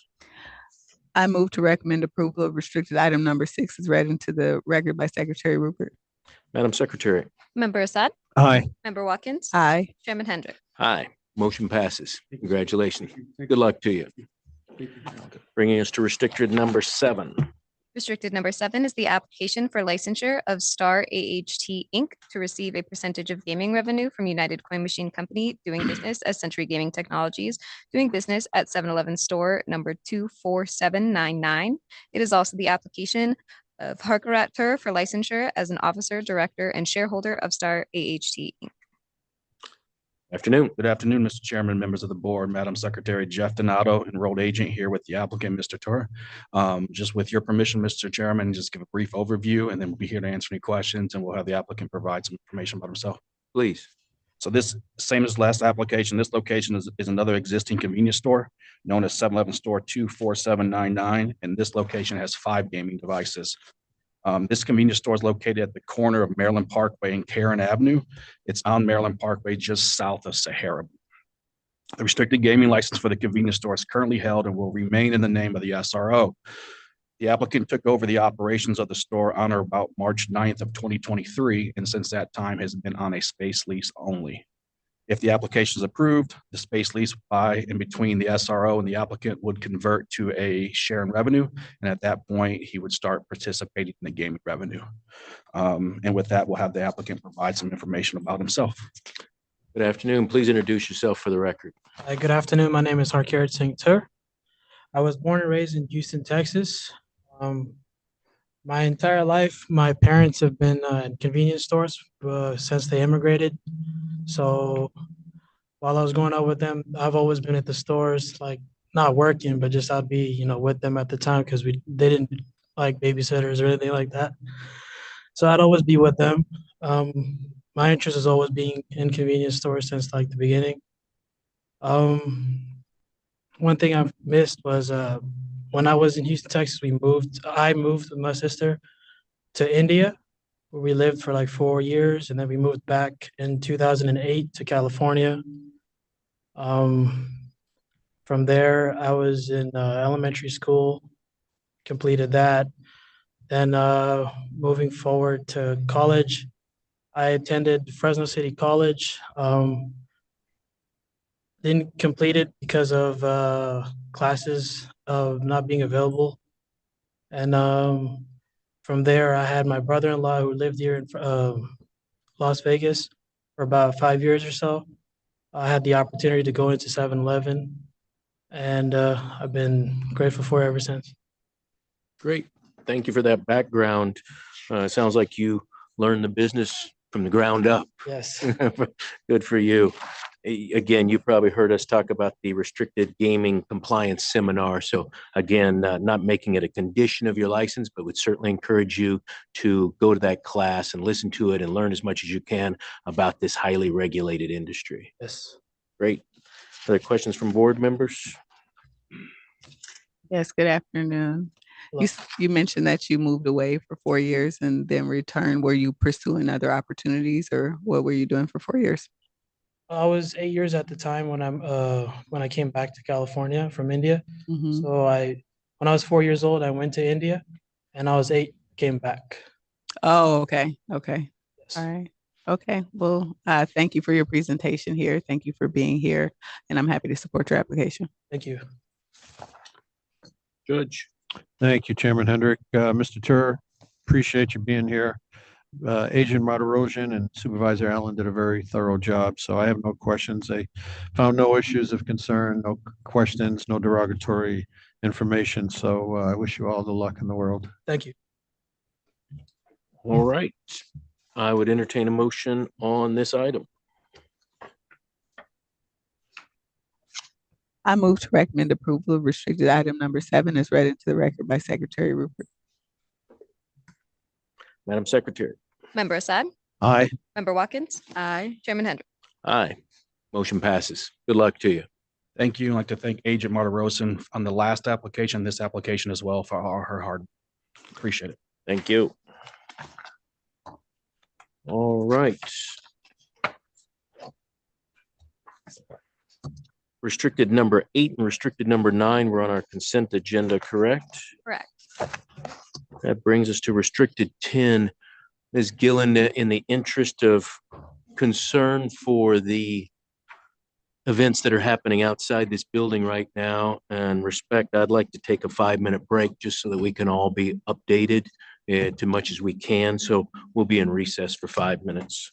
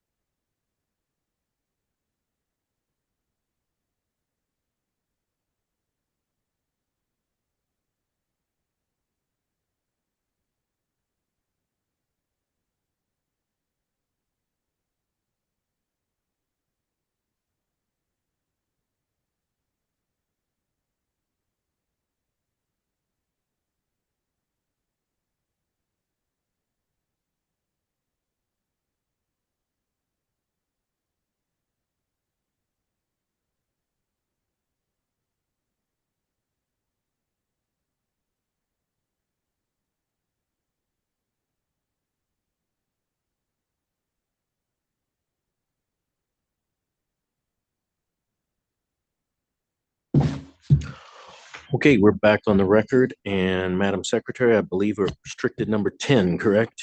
Correct. All right. Restricted number 10 are the applications of Sartini Gaming LLC doing business at Love's Travel Stop number 891 for restricted gaming license and for a waiver of the requirement of Nevada Gaming Commission Regulation 3.015 subsection 3 subsection B as noted on the agenda. Good afternoon, Ms. Gillen. It looks like you've got quite a few items on our agenda today. I do. And appreciate Golden sends out its concerns for the UNLV community and this tribunal, the community as well. So I will make this as short as possible. And on Love's Travel Stop. And let me say, I appreciate that. And that's why we took a quick recess to see if people needed to call any loved ones that they need to check on. And we understand that the story is still developing, and we're going to continue this meeting again, not out of any callousness or unfeeling for everyone involved in the situation, but there are some time-sensitive matters. So we will try to finish this meeting. Appreciate you sticking around so that we can do that. But first and foremost is the safety of everybody and the concern of everybody involved, and we will move on with the government's business. And I will make these as quick as possible. Thank you. Appreciate it. On Love's Travel Stop, we are asking for an application for a waiver of the requirement of NGC Regulation 3.0153B that there be no more than 7 gaming machines operated in a convenience store, and request the approval of 10 slot machines at the Love's Travel Stop. The name of this establishment is Love's Travel Stop. It's in Highway 93 in Jackpot, Nevada. Love's is a national travel centered chain known to the general public. The locations are situated on main highways and cater to truck drivers and transient customers.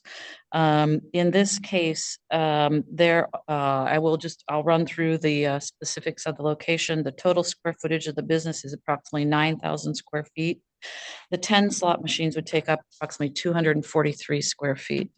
The capital investment in the location is over $13 million.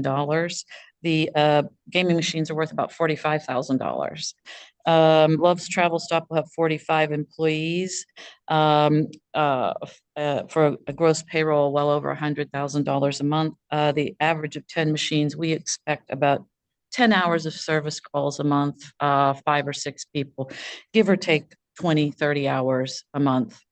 So in that case, it is incidental.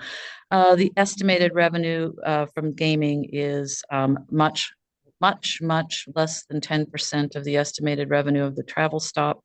I will not disclose their gaming revenue. We are not involved in their financing, and in no way are they financing us. They have surveillance set up. They're going to monitor those surveillance continuously. And I will go not too quickly for the recorder, but go through the information that they have. They have a restaurant, Subway sandwich. They have a picnic area and seating for food. They have a laundry facility, private showers. They have a convenience store, which includes food and beverage, trucking supplies, travel items, electronics, and clothing. They have parking for 44 trailers. They also have parking for RVs and cars. They have RV dumping services, bulk propane, office services for copying, faxing, calling cards. They offer check cashing, diesel exhaust fluid sales, as well as diesel and gas, internet access, CAT scales. And they are recently opened in Jackpot. It's very exciting for Jackpot. They opened on 9/1 of 23 with 45 new jobs in Elko County. And how's business been going in the last couple of months? I have with me Jen Madole, who is our Director of Northern Route Operations, and I think Jen can probably tell you pretty quickly. Great. Good afternoon. Please introduce yourself for the record. Good afternoon. My name is Jen Madole, and I'm actually going to introduce you to Carrie Andrus, who is our Regional Chain Store Manager, and she's just a little bit more familiar with the operation out there. Great. Hi, my name is Carrie Andrus. Thank you for having me here today. Actually, Love's in Jackpot has been extremely profitable. The layout of Jackpot, unfortunately, does not have any sort of gas station that could accommodate any trucks. They have no gas station that sells diesel at all. So this was a huge asset to the town, as well as bringing in a Subway, and they have no fast food restaurants there at all. So it is a very small town and it has become an asset to them. Great. Thank you for that. And Ms. Gillen, thank you for going through a lot of the criteria that you've probably seen me do and probably we've done before when these requests for waiver of regulation 3.015 sub 3B comes up.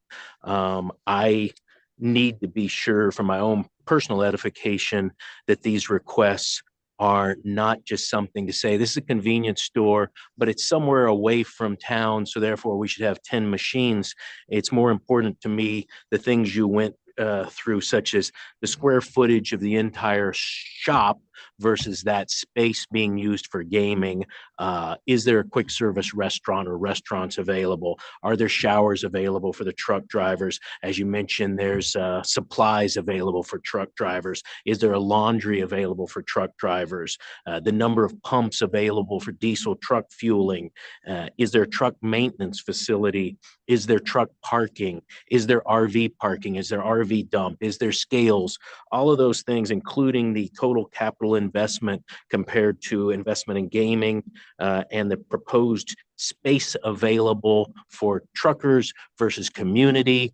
I will say one of the things I also look at is, did we separate the machines? I didn't see that here. I'm not going to say it's a requirement, but I like the idea that I've seen before where there's maybe a separate trucker entrance. There may be a trucker side of gaming versus another side. But I also understand and appreciate what Ms. Andrews is talking about, that this isn't just a truck stop. It's also an entire amenity and something for the whole community to have all these things available. So going through all those makes me feel comfortable. Going from 7 machines to 10 machines is not turning this into a slot parlor. It's not putting 10 machines in a very small square footage of a convenience store. So I feel comfortable with all that and your request for a waiver under 3.015. Thank you.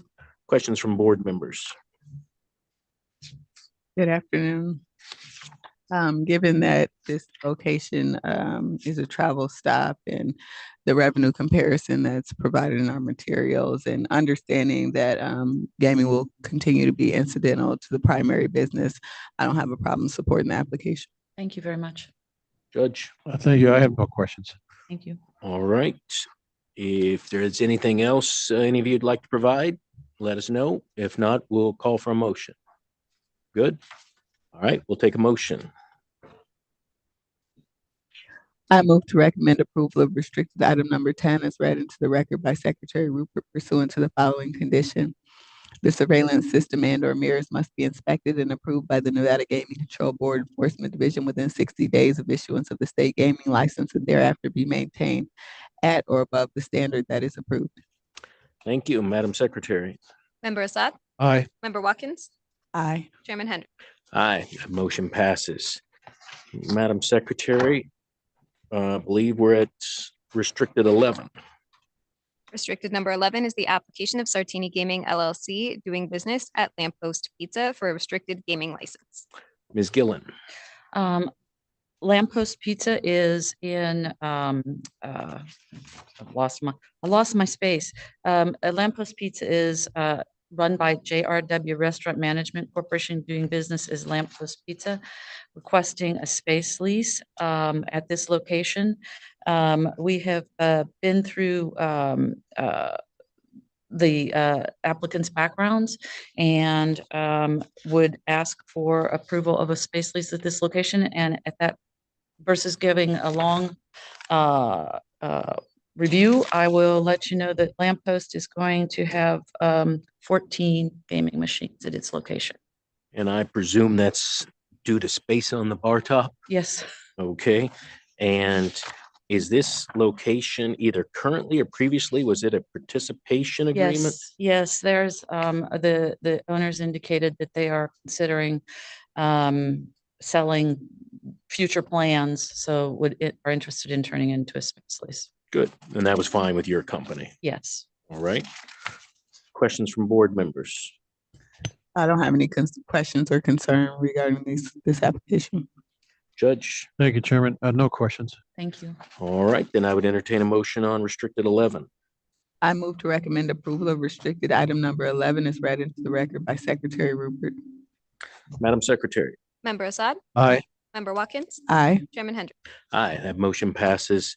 And now, Ms. Gillen, I would like to have the Executive Secretary call restricted 12, 13, and 14 together. We can break them up during your presentation, but we'll go ahead and read them all three into the record. Madam Secretary.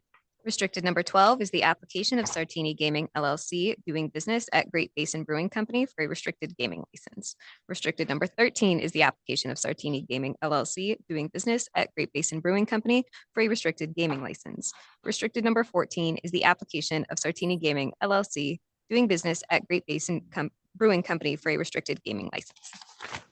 Go ahead, Ms. Gillen, and take them kind of one at a time and just walk us through anything that the board needs to be aware of on these matters. And I will tell you, as a preliminary thought on it, I didn't have any questions or concerns. Just assume since you were here, maybe you could fill us in on the businesses. No problems.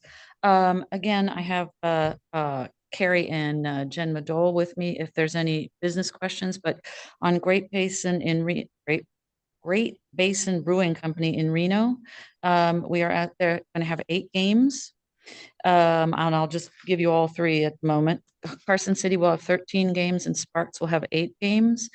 They are new to us. We do have a participation agreement with this company. So there's a lot to tell other than we're familiar with them, and you have seen them before with the participation, and we have followed up on the issues that were raised in the past. Is there other Great Basins or is there 3 total? There's 4, I believe, Carrie or Jen. Please introduce yourself for the record. Sorry. Good afternoon. Tanya McCaffrey. I am the CFO and co-owner in Tanya. Sasso Concepts. No problem. There are currently 3 Great Basin Brewing Company locations with a 4th opening within the month that will be appearing before you with hopefully in 2024. Great. Thank you. Are there questions from board members regarding restricted 12, 13, or 14? I don't have any questions or concerns regarding these applications, and I'm happy to support them. Judge Assad? No questions. All right. Then I would entertain, let's just do them one at a time. Member Watkins, let's do a motion on restricted item number 12. All right. I move to recommend approval of restricted item number 12 as read into the record by Secretary Rupert. Madam Secretary. Member Assad? Aye. Member Watkins? Aye. Chairman Hendrick? Aye, that motion passes. We've already read in restricted number 13, so I would entertain a motion on that item as well. I move to recommend approval of restricted item number 13 as read into the record by Secretary Rupert. Madam Secretary. Member Assad? Aye. Member Watkins? Aye. Chairman Hendrick? Aye, and that motion passes. We've also already read into the record restricted item number 14, so I would entertain a motion on that item. I move to recommend approval of restricted item number 14 as read into the record by Secretary Rupert. All right, Madam Secretary. Member Assad? Aye. Member Watkins? Aye. Chairman Hendrick? Aye, that motion passes. Bringing us to restricted number 15. Restricted number 15 is an application for restricted I'm gaming. so sorry, I have to read it into the record. Let's read that one in. Go ahead. Get me up here too long. Restricted number 15 is the application of Sartini Gaming LLC doing business at Lexi's Bistro on Raiders Way for a restricted gaming license. All right. What she said. Ms. Gillen. This is a little bit of a different situation, although it's a standard restaurant lounge. This is part of the master plan behind the Henderson Hospital in Matter Park. Sunridge Place mixed use master plan. This project is next to a apartment complex and some other businesses, so it is master planned. The Illumina on Raider Way is the name of the street that it's on. It operates 12 hours, 11 to 11 daily, and obviously meets the needs of those apartment complexes and hospital. It meets Henderson's 2,000-foot distance separation because it is waivable under the master plan agreement or master plan. What is it close to? It is close to the apartment buildings. There's 2 separate buildings, but they are next to each other. Gotcha. As planned. It will have 15 bar top gaming machines and they are very, very good on surveillance. Great. Yeah, I'm sure you're aware that we have that as a condition that the surveillance system must be inspected and approved within 60 days of the license. It being new, they have quite a few cameras. I think I counted 13 in and around the gaming area. Great. And I noticed there is quite a bit of seating. Looks like occupancy is 260 and seating is 156. So quite a large area. Yeah, it's servicing those apartments and the hospital. I think it's a nice plan that they planned with the hospital in that area. Great. Questions from board members? No, it looks like it's a great place for residents to get away with live music and karaoke. Sounds like fun. I don't have any questions or concerns. Thank you very much. Judge? Thank you, Chairman Hendricks. No questions. All right. Then I would entertain a motion on restricted number 15. I move to recommend approval of restricted item number 15 as read into the record by Secretary Rupert pursuant to the following condition. The surveillance system and/or mirrors must be inspected and approved by the Nevada Gaming Control Board Enforcement Division within 60 days of issuance of the state gaming license and thereafter be maintained at or above the standard that is approved. Madam Secretary? Member Assad? Aye. Member Watkins? Aye. Chairman Hendrick? Aye, that motion passes. Thank you very much. And I'd like to thank the agents, Partee, Brandon Peters, and Ms. Jeffries for all their help on this. And thank you for your consideration today. Thank you, Ms. Gillen. Madam Secretary, we earlier trailed the minutes from the workshop of, I believe it's October 18th. Correct. The enforcement standards workshop that was Wednesday, October 18th. So if you could call that, we'll go ahead and take that as well. Pursuant to NRS 241.035, this item is the consideration of the approval of the Nevada Gaming Control Board meeting minutes for the workshop held on October 18th, 2023. Thank you very much, Madam Secretary. I've had the opportunity to go through the minutes. I want to thank Mr. Torres for putting these together. That workshop was also audio video recorded for the open meeting law purposes. And so these minutes will be very helpful to go along with it. So thank you, Mr. Torres. I didn't have anything to change or correct. Board members, have you had the opportunity to review the minutes and have any corrections or questions? Yes, I had an opportunity to review the minutes and I don't have any additional questions or corrections. And I'd reiterate that thank you to Mr. Torres for preparing the minutes. I'm happy to make a motion. Thank you. Judge? No questions. I've read the reports and the minutes and thank Mr. Torres as well. All right, Madam Secretary, we will take a motion on the minutes. I move for approval of the enforcement workshop minutes from October 18th, 2023. Call for the vote.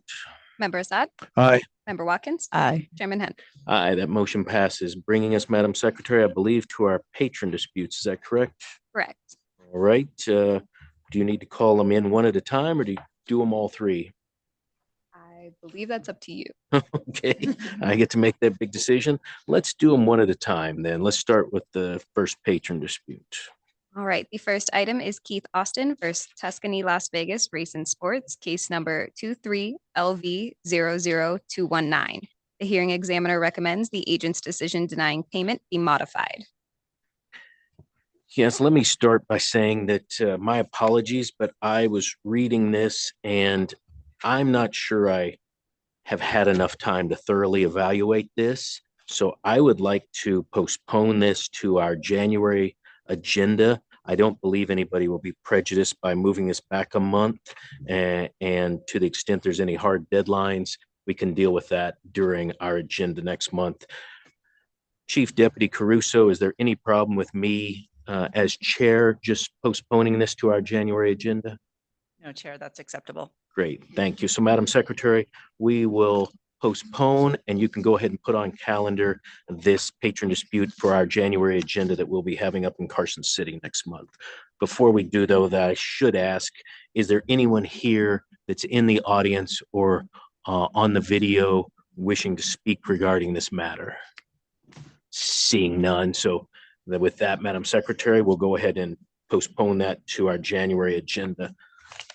Please read into the record the second patron dispute.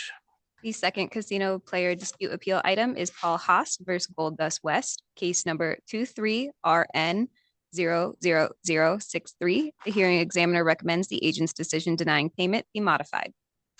Thank you, Madam Secretary. Is there anyone here from the petitioner or respondent or online wishing to speak regarding this matter? Seeing none, I did go through this. I believe I understand it, but personally, I want a little bit of more clarification and evidence on the computations by the hearing examiner. So I would like to hear from the other board members, but personally, I would just like to see some more evidence as to how the amounts were derived and computed, so that I don't make a decision without fully understanding all of the evidence. Member Watkins or Member Assad? Yes, I'm in support of that. I think additional time would be helpful. Judge? No objection.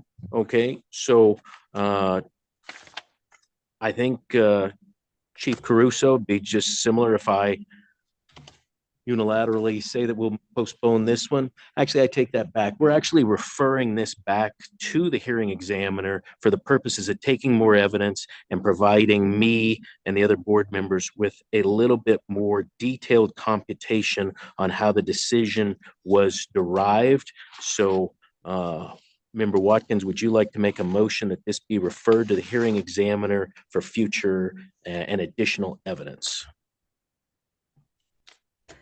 Yes, I would move that this be referred back to the hearing officer for additional evidence and explanations. Great. Madam Secretary? Member Assad? Aye. Member Watkins? Aye. Chairman Hendrick?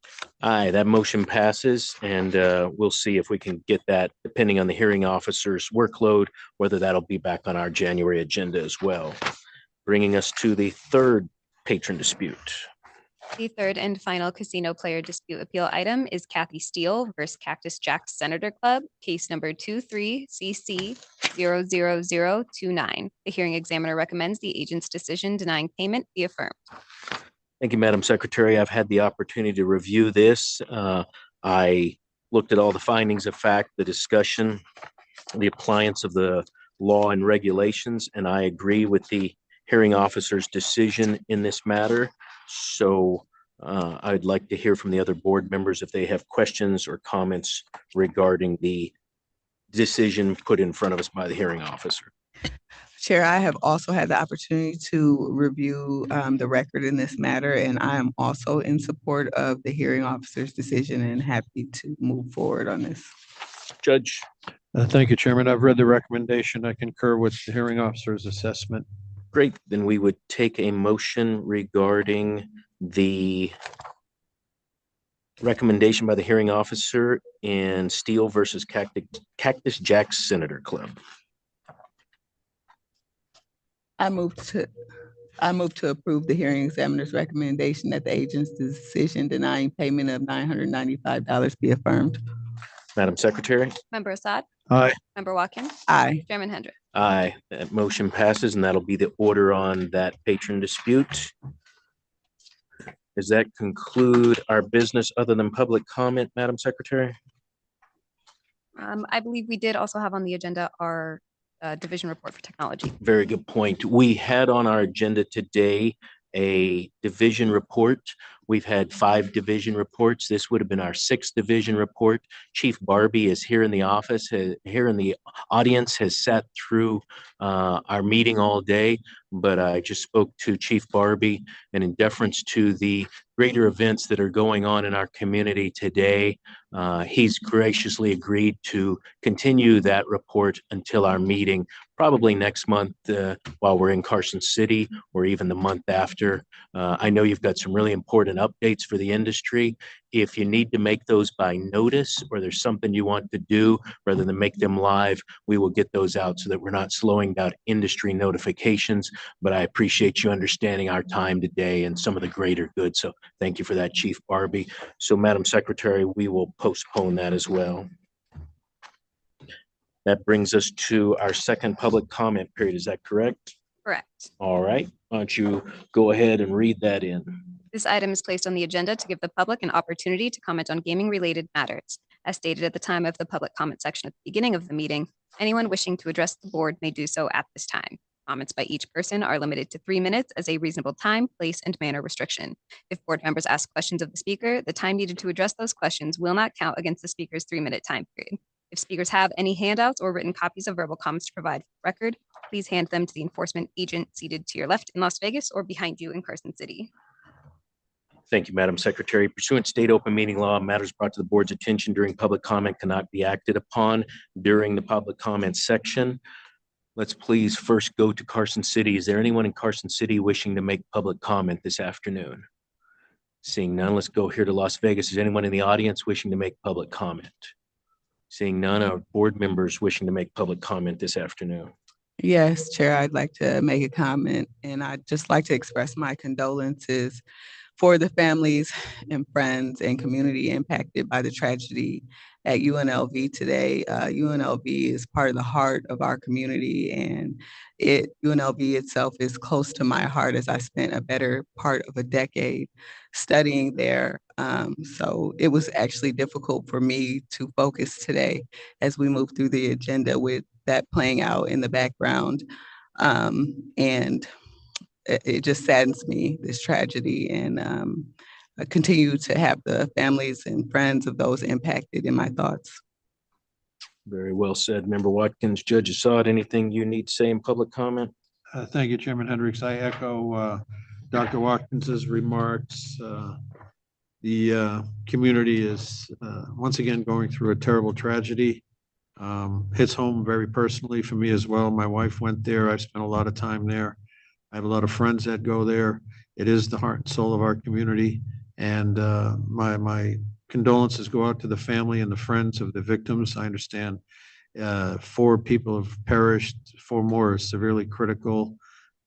This is just another tragedy that this community will have to suffer through. And I just pray that this incident does not become politicized. And again, thoughts and prayers go out to those affected.